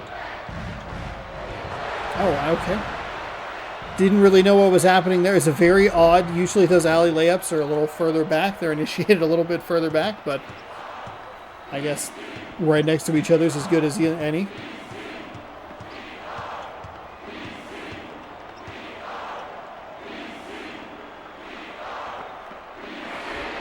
Big three for Boston College. That is huge.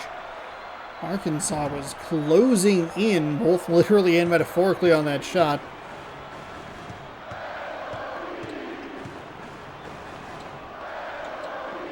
There it is, bounce pass inside, goaltending.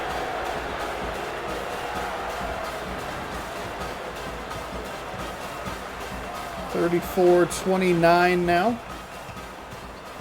4 minutes gone here in half number 2. Kind of another bit of a defensive battle, which isn't always the most exciting thing to watch, or I guess entertaining up and down the floor thing to watch, but there have been some really nice plays. Arkansas did a great job here at the start of the second half to come out. They're still not looking great offensively, but defensively they're giving themselves an opportunity.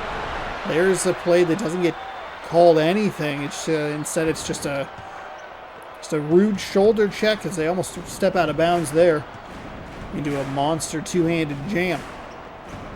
2 quick passes inside. Arkansas provides enough resistance to leave that shot a little bit short.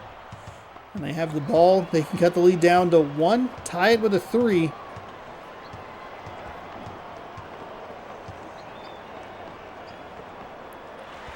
It's a good look at a 3, and it's good.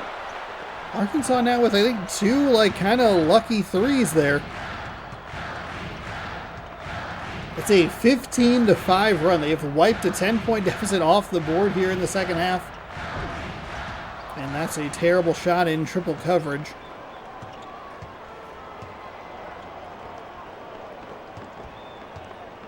Bounce passes inside. Up and in. And Arkansas not only completes the comeback, but takes the lead. The Eagles need a timeout here. I don't think they'll call a timeout till it's a 10-0 run, which might make that 3 that they made kind of a detriment, actually, because they were able to get some points on the board. Stolen away, and it's a terrific fast break opportunity. The Eagles fell off. They weren't even contesting the shot, and he couldn't put away a layup. Too excited about a ticket to the Elite Eight. Boston College responds on the other end of the floor.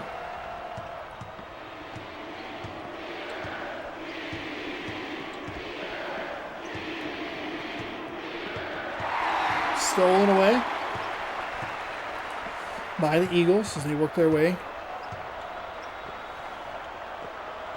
inside. Nice. It was a nice couple quick passes, but led to a block, and a block on the outside when they came up with the loose ball. Blocked on the way up, and it's going the other way. See if they try and drive. They do. I think Arkansas learned the lesson. Unfortunately, they've had 2 terrific fast break opportunities. Neither one of them have come up with points. Boston College returns the favor.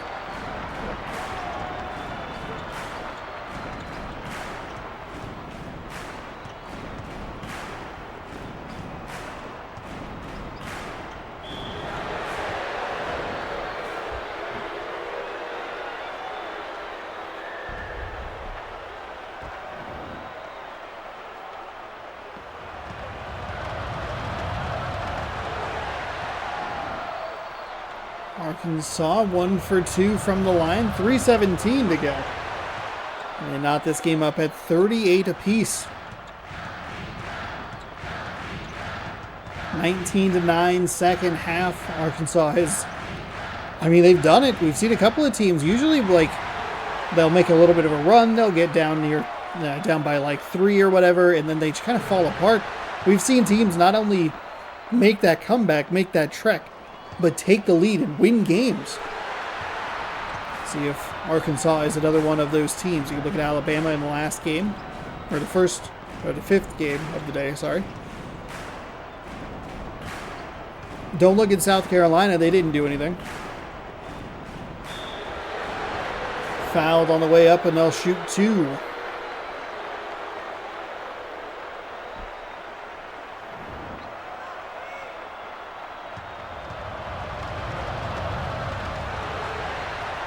First free throw is good. Second free throw is good as well. So Arkansas takes a 1-point lead, 40-39. Under 3 minutes to go.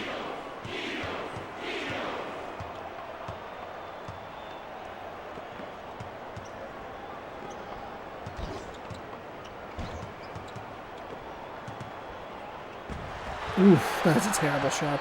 That is a terrible shot. Yes, I'm going to drive on the center.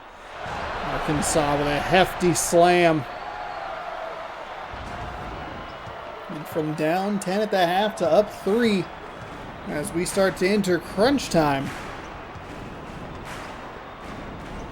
Been a remarkable run for the Arkansas Razorbacks. They slide out of bounds. It's such a good steal animation right up until they dive for it.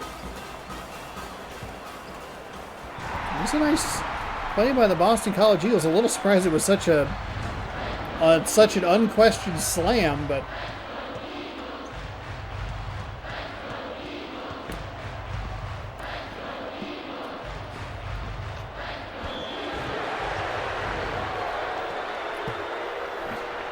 Not a great look at it, as we were mostly inside that eagle.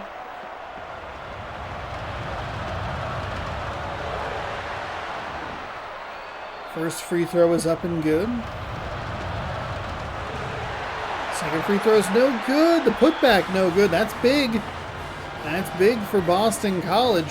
They'll take a timeout down 2, excuse me, with 2:02 remaining. I like that timeout. They have not had a good second half. They have scored 12 points in the second half.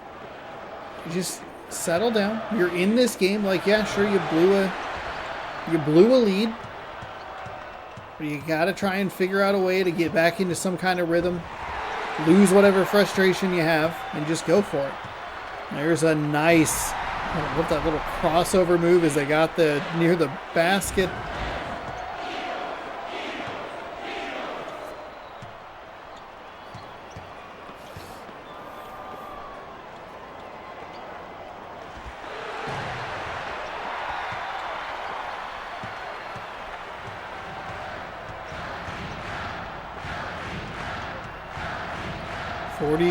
.43, a step inside the two-point line is no good. We could be setting ourselves up for a fun and fantastic finish. Hook shot, a little too strong. Boston College back the other way. Nothing working there. The putback, I have no idea what even happened there. It's going to lead to an easy fast break. Well, easy for most, but Arkansas has been a little inconsistent, to put it kindly, when it comes to their fast break points. I have no idea what happened on that putback. It was like a weird block or just something went weird. Something went wonky. Two quick passes inside. They get it. Oof, a little bit of a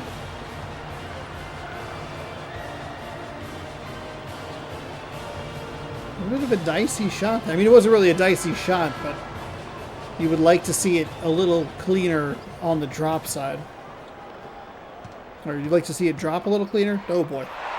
Oh boy. What a time for a steal from Boston College. They can actually hold for the final shot. Actually, no, they can't. I apologize. It's off by a couple of seconds. Arkansas almost walked out of the way. There's, not even a corner three. What are they doing? Are they really just going to hold as long as they can? Oh, the shot clock actually, I believe, should be off.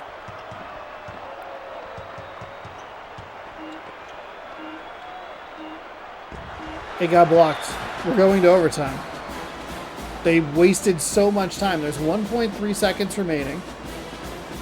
We're going to go to another overtime game.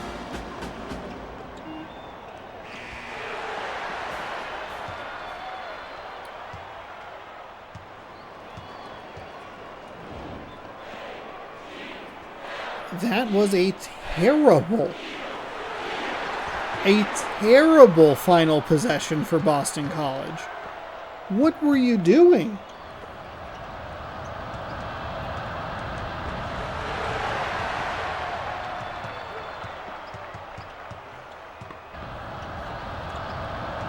You wasted so much time to get blocked into the corner. Arkansas coming up with a nice...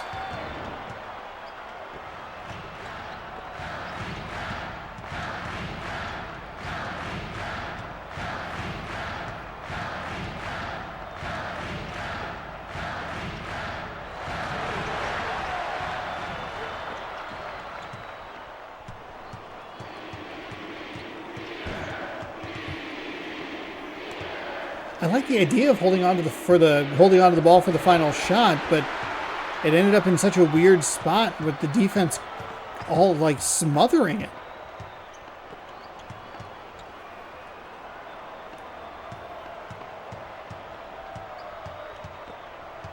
Bounce pass inside, spun around, blocked again by the Arkansas Razorbacks.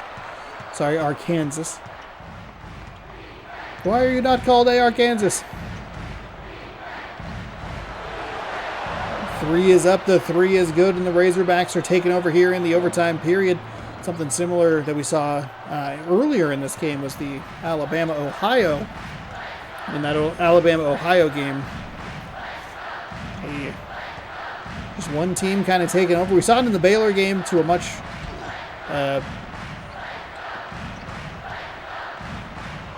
what would the word be? To a much, a goaltend? A foul? And definitely a goaltend. So Boston College will trail by 3 entering this defensive possession. Try and cause some problems in the backcourt. Ooh, they're successful. It's one-on-one. They're trying to get around. They're trying to get the contact. Oh, kick it to 3. Got to try and take that. I like holding on for that final shot, but you have to take a good look when you have it. And I think Boston College had a couple of times where they had a pretty decent look at it. They throw the interception there. Much more severe degree. Off the glass and good, gets the friendly roll even though they are the away team.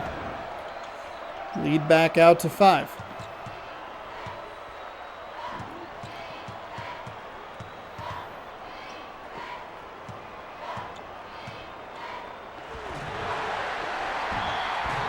Fouled on the way up, and then they'll go to the line for 2.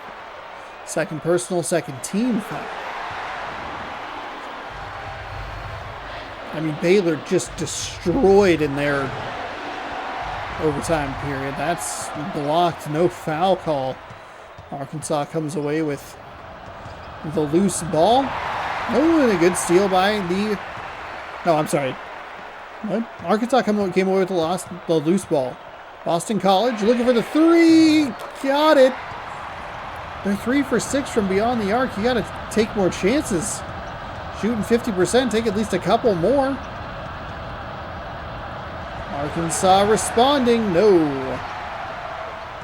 2 minutes to go here in the overtime period as Boston College works their way back up the floor. Down by 1. They have exactly what they want inside. Got it. Arkansas could have had this game won. They missed 2 really easy baskets on fast breaks.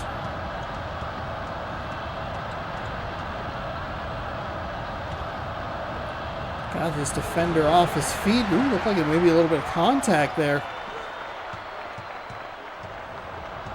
Boston College with a good overtime period here. Oof, going inside, blocked again. Arkansas is going to take a timeout. It was a good, looked like it was going to be in Arkansas's control. But Boston College has made some good adjustments here.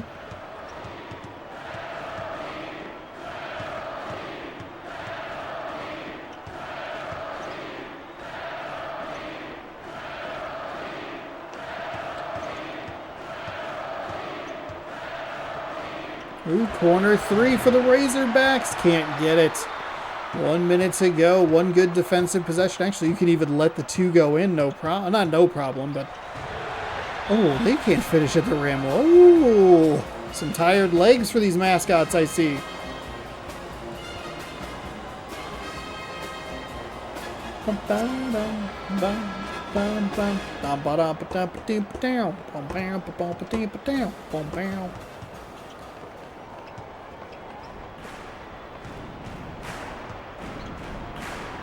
Boston College surprisingly aggressive on that defensive possession there. They're going to go with the foul. That's a good foul there because the basket didn't get made. It is the 7th team foul as Arkansas ties us up at 53. Shot is missed. The putback missed, and the putback is good. Timeout Boston College. 3-point play the supremely complicated way. Now Boston College here doesn't have to go quickly. They can slow down a little bit. Oof, so they're going for a 3 straight on and nothing working there. The Eagles are going to have to, they're going to have to foul. All right, a 1-and-1. Arkansas missed one on the last one. They missed it on goal. Oh my gosh. Wow. Oops. Sorry. Bump the bottom of the table. Boston College isn't out of it, but they have faltered at the worst possible time. That is when you cannot let up a three-point play like that. And you can't let up offensive rebound. Okay, Boston College loses. Yay! They got stuck in a really bad spot. Oh, good. They made the friggin' three with 3 seconds left. Like it matters. Where was that 20 seconds ago? While you're standing around doing nothing. Might as well do something while you're doing nothing.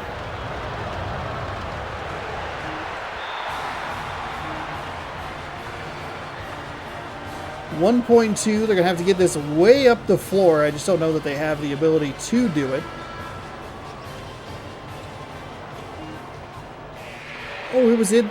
Oh! Oh, we hit it, but the buzzer sounded. The buzzer sounded. It's 57-56. That was actually a pretty exciting ending. Wow. Boston College. If they get just one of those rebounds and prevent those 2 points, they could win that game. A weird one. 57-56. I mean, Arkansas got the hit the buzzer beater at the end of the first half. And technically Boston College made the shot, but it was after the buzzer sounded. 57-56, our final. Arkansas is moving on. And they will face the winner of Villanova and Iowa, which is our next game. Actually, let's take a quick look here. Stats Central School Stats. What we want to look at here is points, rebounds. Free throw percentage leaves a lot to be desired on both sides. Both teams missed 5, so I guess it's fine. Offensive rebounds, 9 for Arkansas, including a couple crucial ones late in the game. 17-13 defensive rebounds. Interesting. Interesting. All right. Let's exit. I'm going to hop up for 1 quick second. I'm going to grab some Uncrustables. I'm going to use the restroom. And we will get our 8th and final game of the day underway. It is the Villanova Wildcats taking on the Iowa Hawkeyes. And that one is coming up next. Thanks for sticking around. Thanks for hanging out. We'll be back in just a moment with more March Mascot Madness here on youtube.com/Seannosaurus Rex. Please be sure to subscribe. Ring the bell. You'll be notified when I post new videos. We'll see you in a second. Okay, here we go. Final game of the day. Villanova taking on the Iowa Hawkeyes in Iowa. One last ticket to punch to the Elite Eight. Ooh, hold on. Okay, thank God. Thank goodness I'm doing this on Twitch. Otherwise, I would have been very worried that I did not have things correct. We're good. We're good. All right. This is it. We're about to enter the final phase. 8th and final parts. Do I make this 16 parts next time? It's a little daunting at times to go like 4 hours. Villanova wins the tip, and they are visiting the Iowa Hawkeyes. And there is the first 3 of the game. First shot is up, and first shot is good. The teams have had a high success rate of scoring points off of the opening tip. Not exactly sure what the percentage is, but it's got to be over 50, probably 60 or 70%. Because there were a lot of teams that did it, especially in the early rounds.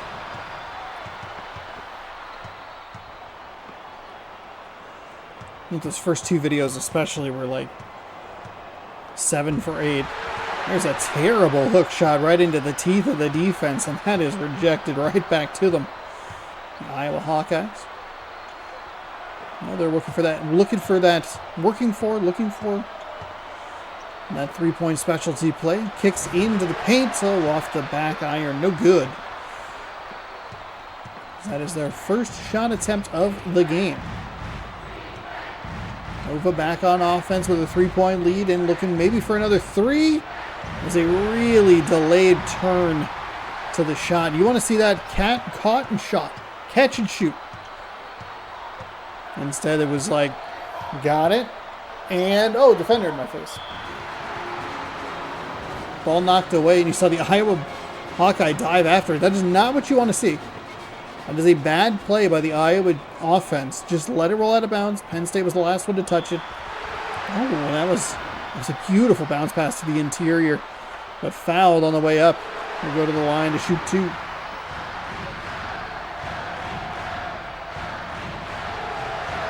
Oh, left it a little bit short, and Iowa gets their own 3-point play, which I want to say is kind of similar to how South Carolina scored some of their early points. Oh, a foul beyond the arc. It's going to be 3 free throws. Well, already worth it for Iowa. They missed the first one. Second one is good, though.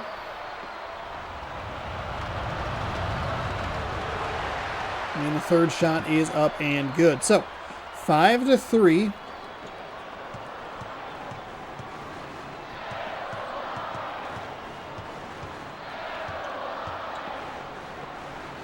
That's what you're looking for. Nice shot by the Iowa Hawkeyes. Caught and shot. Buries the 3. And it is 6-5 Iowa.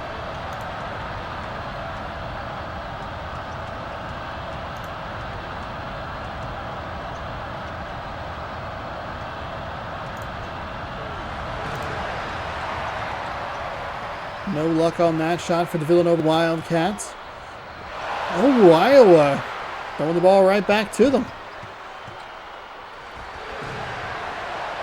4 consecutive field goals missed, but they did make that next one.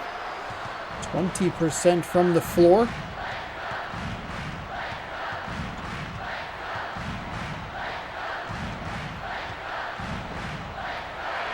There's a big 3 for Iowa. They are running that play effectively. Giving their deep shooters a nice opportunity to convert some points there. Bounce pass inside, exactly what you're looking for. A lot of bounces off the rim. 1, 2, 3, and finally falls. We are knotted up at 9.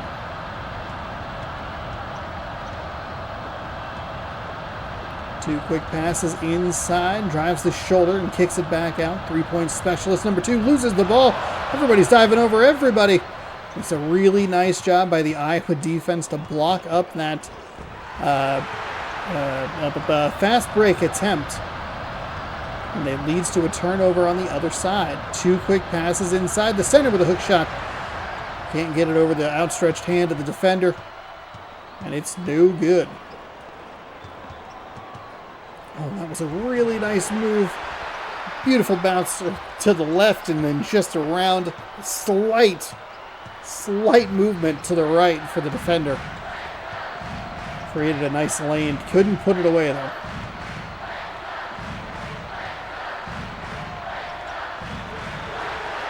There's a nice shot by Iowa. They regain the lead by 2.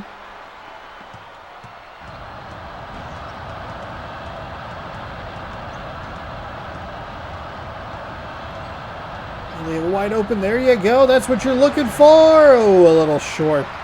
That's exactly what you want, but can't find in the bottom of the basket.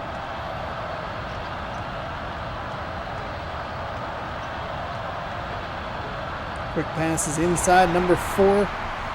2-hand slam. 13-9 game now.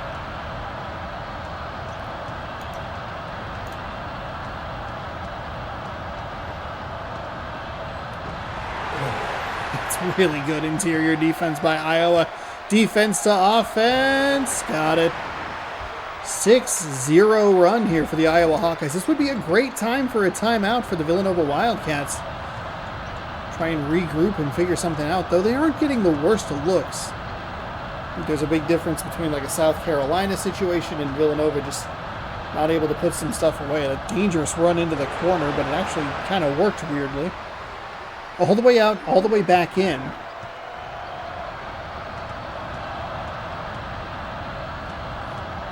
Maybe that gets them into a little bit of offensive rhythm. except for they left it wide open for Iowa on the opposite side. That is up and good.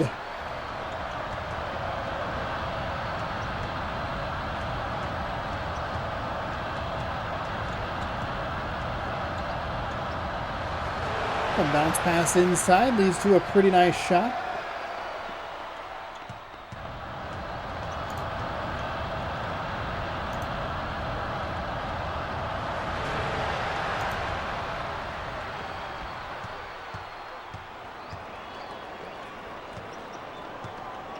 (18-13). Good competitive first half here. Looking for that final ticket to the Elite Eight. That final part, number 8, there is a terrific block inside. You can see it coming the whole time. The whole time. Absolutely demolished.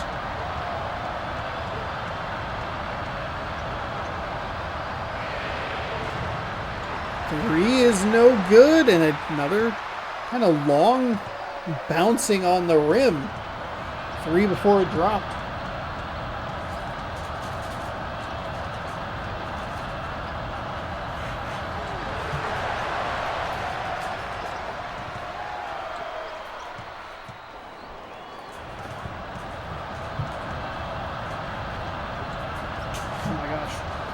Be chill. Everybody be chill. Goodness gracious. Just trying to get a soda here. Goodness.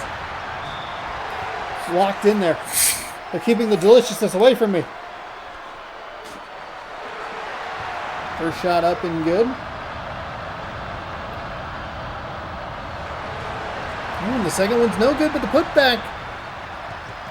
And the putback doesn't drop. Brutal.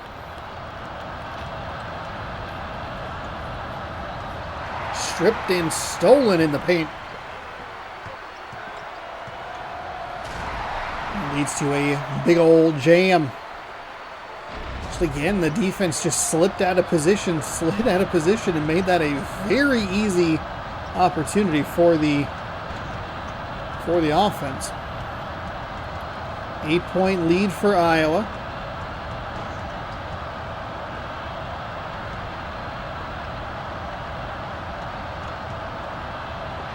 Stolen away. Excellent positioning there by the Iowa defense. Trying to get a little too cute, a little too clever. And it's taken away. Bounce pass inside. Iowa leaves that one a little short off the front iron.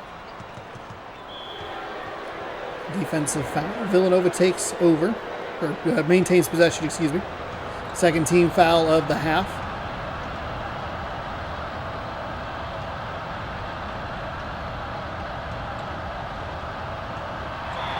Stolen away, but they dove out of bounds. You'd like to think if they brought this game back, they would just scoop the ball with the hand as they were going out of bounds and try to throw it back in instead of diving for the ball every single time. Some animation variety I think could really help. I'd love to see them bring this back with a mascot mode. Even if they just did it once. I mean, getting something in the HD era that has mascot mode, that has, you know, like, hey, they're two... Everybody's 99 and you're just flipping the coin to see who wins sort of thing.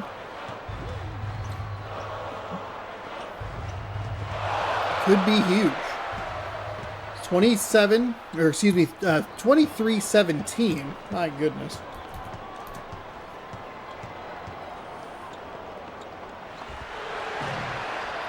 Shot well short there for Nova.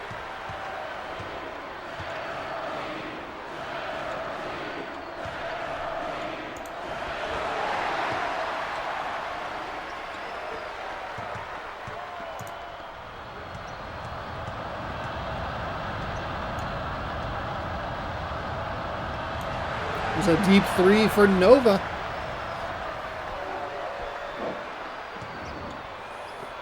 And they cut the lead down to 5. Fast-paced first half, up and down the floor. It's been a very good and competitive half of basketball. Feels like it's been a good balance of good offense and good defense. Like, there's been some bad offensive decisions. There was one point where they just, like, right into the defender. But for the most part, the defense has been doing a good job making the shot's tough. That's a great pass right there. That's exactly what you want to see. Just a little kick out of the situation. And just don't have any hesitation. Just stop and pop. You were already stopped, so catch and shoot. 2 bounce passes inside, and there's another nice offensive play.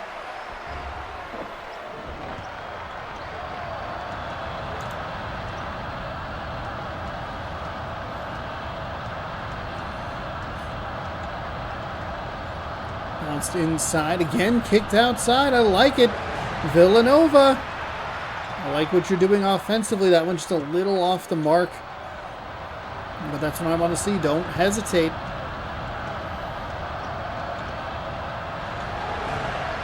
A little short on that one. 16 seconds to go. Villanova can hold for the final shot. Oof. Sweet spin move for no one. Got a wide open look for 3. Instead they're going with the alley layup. It's off the left iron. No good. Iowa can push the pace here just a little bit. It's inside the half court. Off the front iron. No good. And that will send us to halftime. 29-23 our score at the break.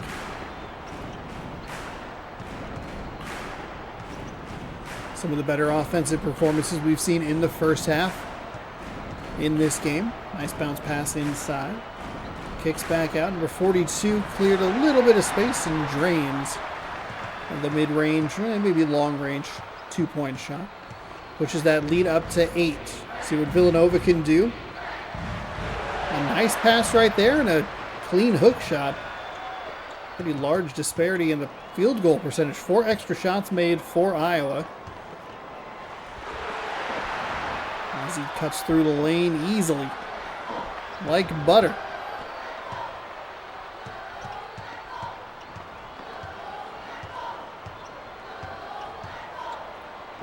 From the corner, couldn't get it to go, but the offensive rebound is there.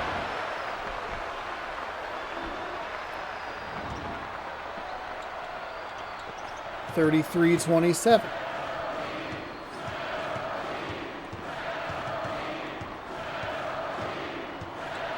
They're going to give it to Iowa, the exact same spot, but they're able to drill the 3 instead of relying on the offensive rebound / putback. That is unfortunate. They were right there. They're doing a good job trying to cut into this lead, but the defense lapsing a little bit on some of these plays. Obviously plenty of time, so it's not a big deal. Iowa isn't going to stay hot from beyond the arc for the entirety of the game. But turnovers like that certainly don't help. Number 2 with a bounce pass into 44. Spins around. Up and over the defender, and it'll be good. Tipped and stolen again. Back-to-back possessions that end in turnovers for the Villanova, for the Villanova Wildcats. The 3 is no good. Nice rebound, and that's what you're talking about. You're not going to make everything. You want to obviously shore up the defense on that in that particular area, but you're bound to make a lapse here and there.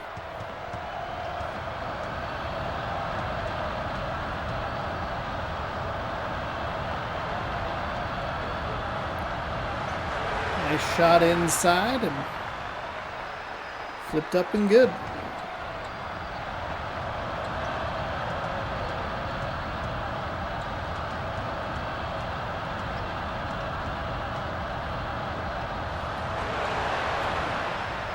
It's a nice pass, good find, solid finish. But the lead is still 11.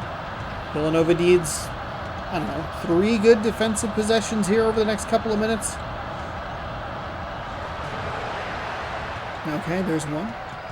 They don't have to be strung together. They just need good defensive possessions or good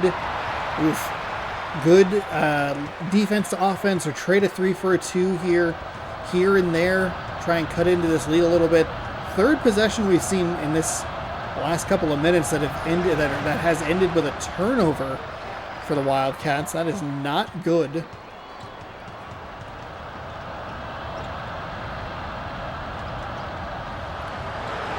It's a nice find. A clean little mid-range jumper. 40-31 with 6.5 to go.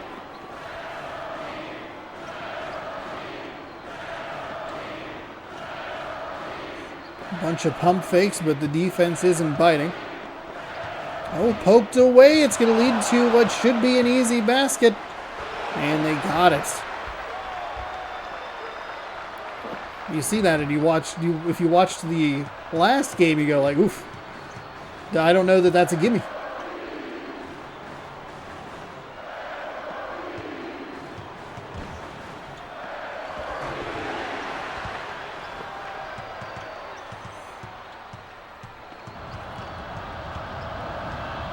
Another good defensive possession for Villanova. Oh, okay.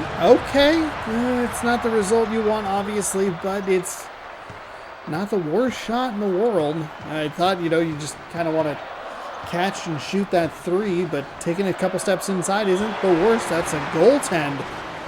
That'll give Iowa 2 easy points. 42-33.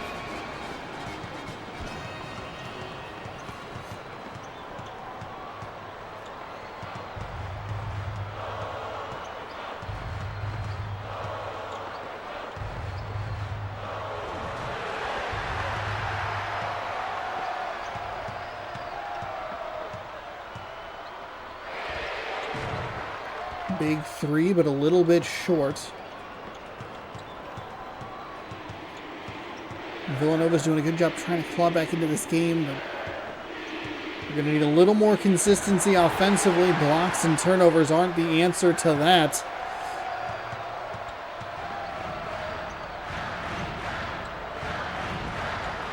And the block on that side is the answer to it. Nice defense there on the outside.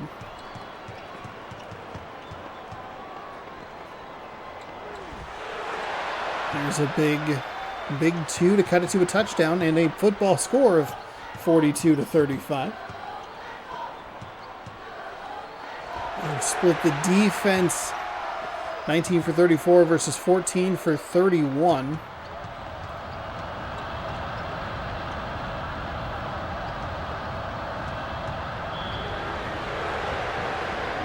Interesting defensive foul call. They're going to call that on the shot.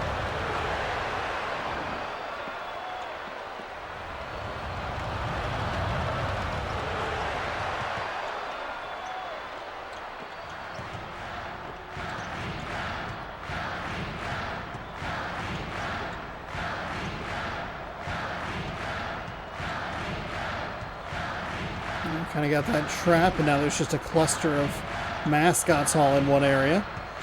Again, a bunch of pump fakes. Iowa is doing such a tremendous job responding, making sure that that lead isn't getting too dicey. They're willing to work between 9 and 7 points ahead, but they're not letting it get any closer. Some key steals have been really good for them. Villanova's just making, it's key steals versus terrible time turnovers. There's a big three for Iowa. That might do it, honestly. I think Villanova's kind of made its best run. If they can get this 12, slice it in half in a minute and a half.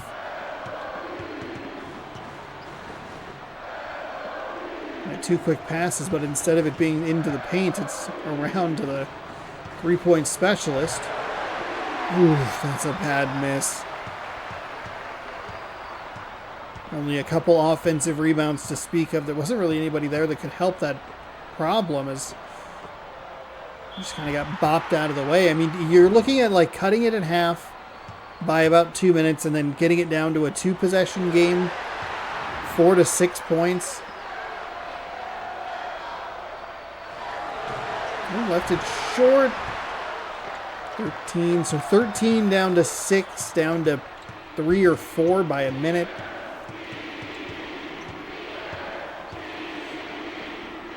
There's a 3. Got it to go. Way to make it interesting, Villanova. More than we could say for some teams. They're 4 for 9 on 3-point tries. Iowa only has 1 extra. Down to 10, and the defense got just bullied out of position right there. The hitbox was cruel to the Villanova Wildcats, and they pushed the lead back out to 12. That's what I was talking about. Iowa's done a great job responding. They let them into that area. Okay, you can have a couple of points, but we're going to respond on the other end, making sure that we keep you at a safe distance.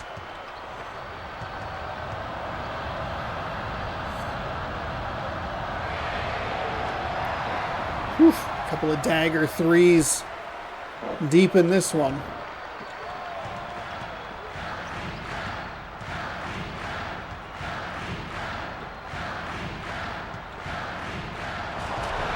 Big jam by Villanova, but it is far too little too late as we get prepped to wrap this final game and get you all the scores, all the standings in the bracket challenge. I don't think anything is going to really change, but you never know, so stick around for that. The big news is Alabama surviving earlier today. They survived in the regulation and then thrived in the overtime period. It was a very weird game.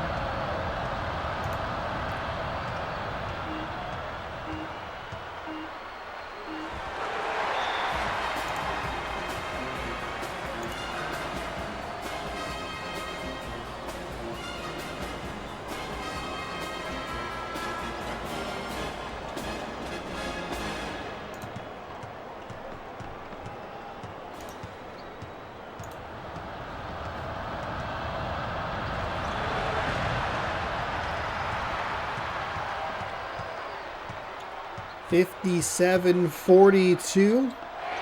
There's a big three for Iowa, keeping their foot on the gas. I have to look at the turnaways and the takeovers. The takeaways and turnovers for these two teams.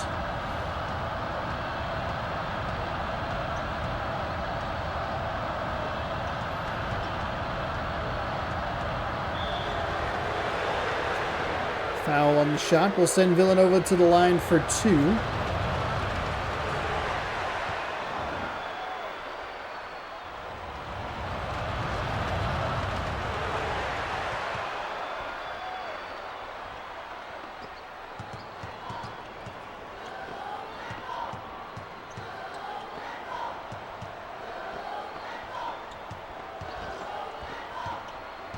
Poked away. Villanova will come away with a turnover, or come away with a takeaway.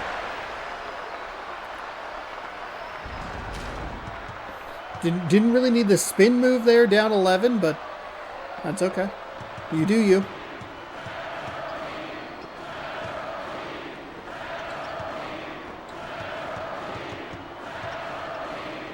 Making the score look a little bit more respectable. 57-46. Ooh, is the Mariners game going to start in 15 minutes?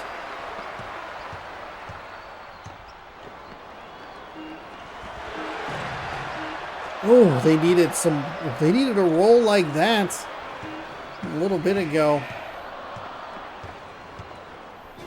The Iowa Hawkeyes, I don't know if they survived that game. I mean, they played well, but they did such a good job responding to Villanova runs or Villanova trying to get into some sort of rhythm. It was a good Iowa win, and I'm sure Villanova wishes they were playing most other teams, because 49 is actually a pretty good score. But they fall 57-49. We will submit the score verifying that Iowa is indeed the winner. Let's see, 49 points would have beaten Maryland. Would have beaten Arizona by 1. Otherwise, they would have lost. They would have only beaten a couple of teams. I guess I thought a couple of them did go to overtime. 49 points in regulation might have beaten Arkansas. Might have taken out Alabama as well. Whoops. Okay, but that is it. That's it for today's video. We're done. Kind of, almost. Duke and Connecticut is going to lead us off for the Elite 8. That is an Xbox One controller. Exit. Quick game. Duke and Connecticut, that's what we're looking at for game number 1. Then we'll have the big one, Louisville and Arizona. That is 2 Final Four picks. I believe 2 Louisville is a Final Four pick. Arizona is a second place pick. We will then have Alabama taking on Maryland, and then we will have Arkansas taking on Iowa, and then we'll watch the winners of those, and then the winners of those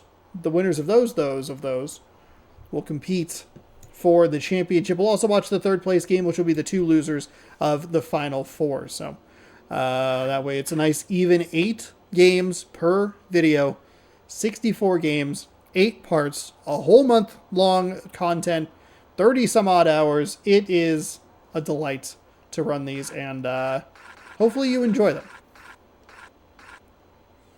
Duke and Connecticut. So there is a look at the first matchup. Duke is, I believe, is an important pick as well. Yes. So we have 4 brackets still in play, which is good. Speaking of the brackets, let's get you caught up, and we'll go ahead and open all of these. We'll see kind of who is working with what, though we do know who is working with what. We have a change. First place is now the Bitch and Baylor Baddies. They, with the Duke victory, actually, let's take a look. They have 35 points, which just barely eclipses Untitled, who is locked in at the 34-point threshold, or 34-point number. They have Duke. They got Maryland. That was the difference. Maryland was the difference for them to take the lead. Otherwise, if Maryland had lost, they would have to rely on Duke winning to get the lead. Instead, Maryland gives them the lead. And that way, if Duke were to fall, they would have lost. And interesting. That Maryland game was bigger than I realized. Probably should have done a little more research before this, but sometimes other stuff's going on. So they have 35 points. They have a score potential of 59, and they still have a championship pick alive, which is the Duke Blue Devils. So we're starting off with a big game in the tournament next time. In second is Untitled. They are locked in at 34 points. They had incredible rounds in days 1 and 2. Days 3 and 4 were pretty bad, and they lost some big teams early. They got Connecticut today, which was good, but that was the second game of the day, so that locked them in at that 34, and that was all they could get because they lost so many They lost all their champion picks and Final Four picks. The bottom half of their bracket was decimated by the time we got to this point. In third place is Ryan Sucks with 31 points, a score potential of 87. They did have UConn winning today, which is good for them. The big one, though, for them is Alabama. Alabama is the champion pick for them, so they need Alabama to continue playing well. It's been dicey a couple of times with the Alabama Crimson Tide, but they have come through, and this is the game where they did make it into the final before, I believe, losing to Duke in the very, very first tournament. I believe it was Duke, and then Arizona State, I think, beat Syracuse, and then it's just been Louisville ever since. In, what do we got? Fourth place, I'm Going to Win, has 25 points. They can only get a score potential of 33, which I believe would lock them at third place at best.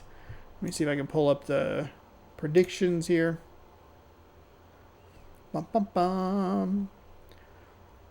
Yes. Lock them in at, they could only get third place would be as high as they could go. So we'll see how that goes. That's the tab I was looking for.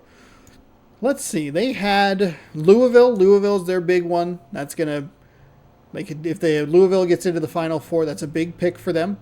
Louisville's in that second game, not playing anybody super important, I believe. It's not like a game that we have to keep a special eye on.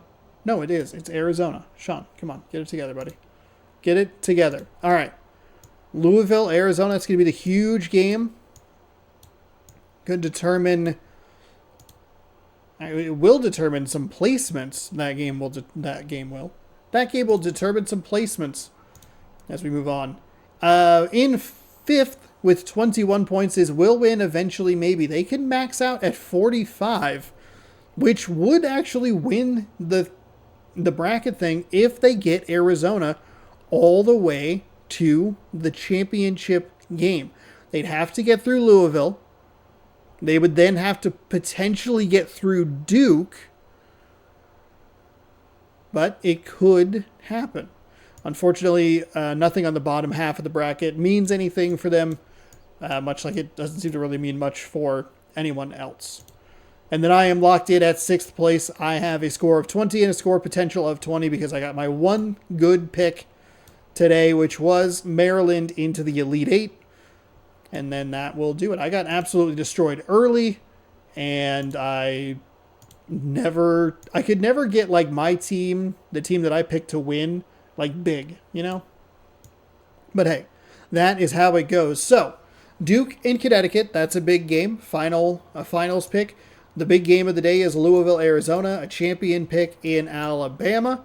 And then just Arkansas and Iowa playing each other for fun at the end of the day, or the end of the first part of the day. And then we will move on to the Final Four. Losers of the 2 Final Four games will play in a third place game. And then the finals will wrap us up and we will crown a champion. Our 6th champion to be crowned overall in all of the March or September Mascot Madness tournaments. Thank you. Thank you so much for watching. Hopefully you enjoyed. I know it's a long one. We went overtime a couple of games, and talking about all the brackets and stuff is a lot of fun to me. So hopefully you're okay with that. If not, whatever.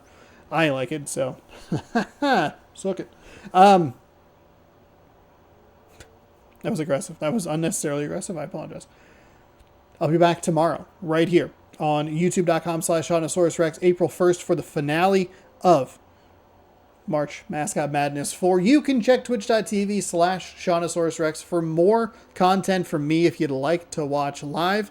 If you're watching this early enough in the day, I should be on probably pretty early. It depends on what time I go to bed tonight and get up tomorrow, but I probably do need to get things going a little bit earlier. I would aim for probably like 10 to 4, that window being live with like a little baseball and some, and the final part of this, and then figuring it out from there. So that's the plan, maybe even earlier. But again, depends on what time I go to bed and what time I wake up. So, yeah, that'll do it for me. Thank you so much for hanging out. Thanks for watching. If you'd like more content, subscribe right over here. You'll be able to ring that bell down below if you want to be notified.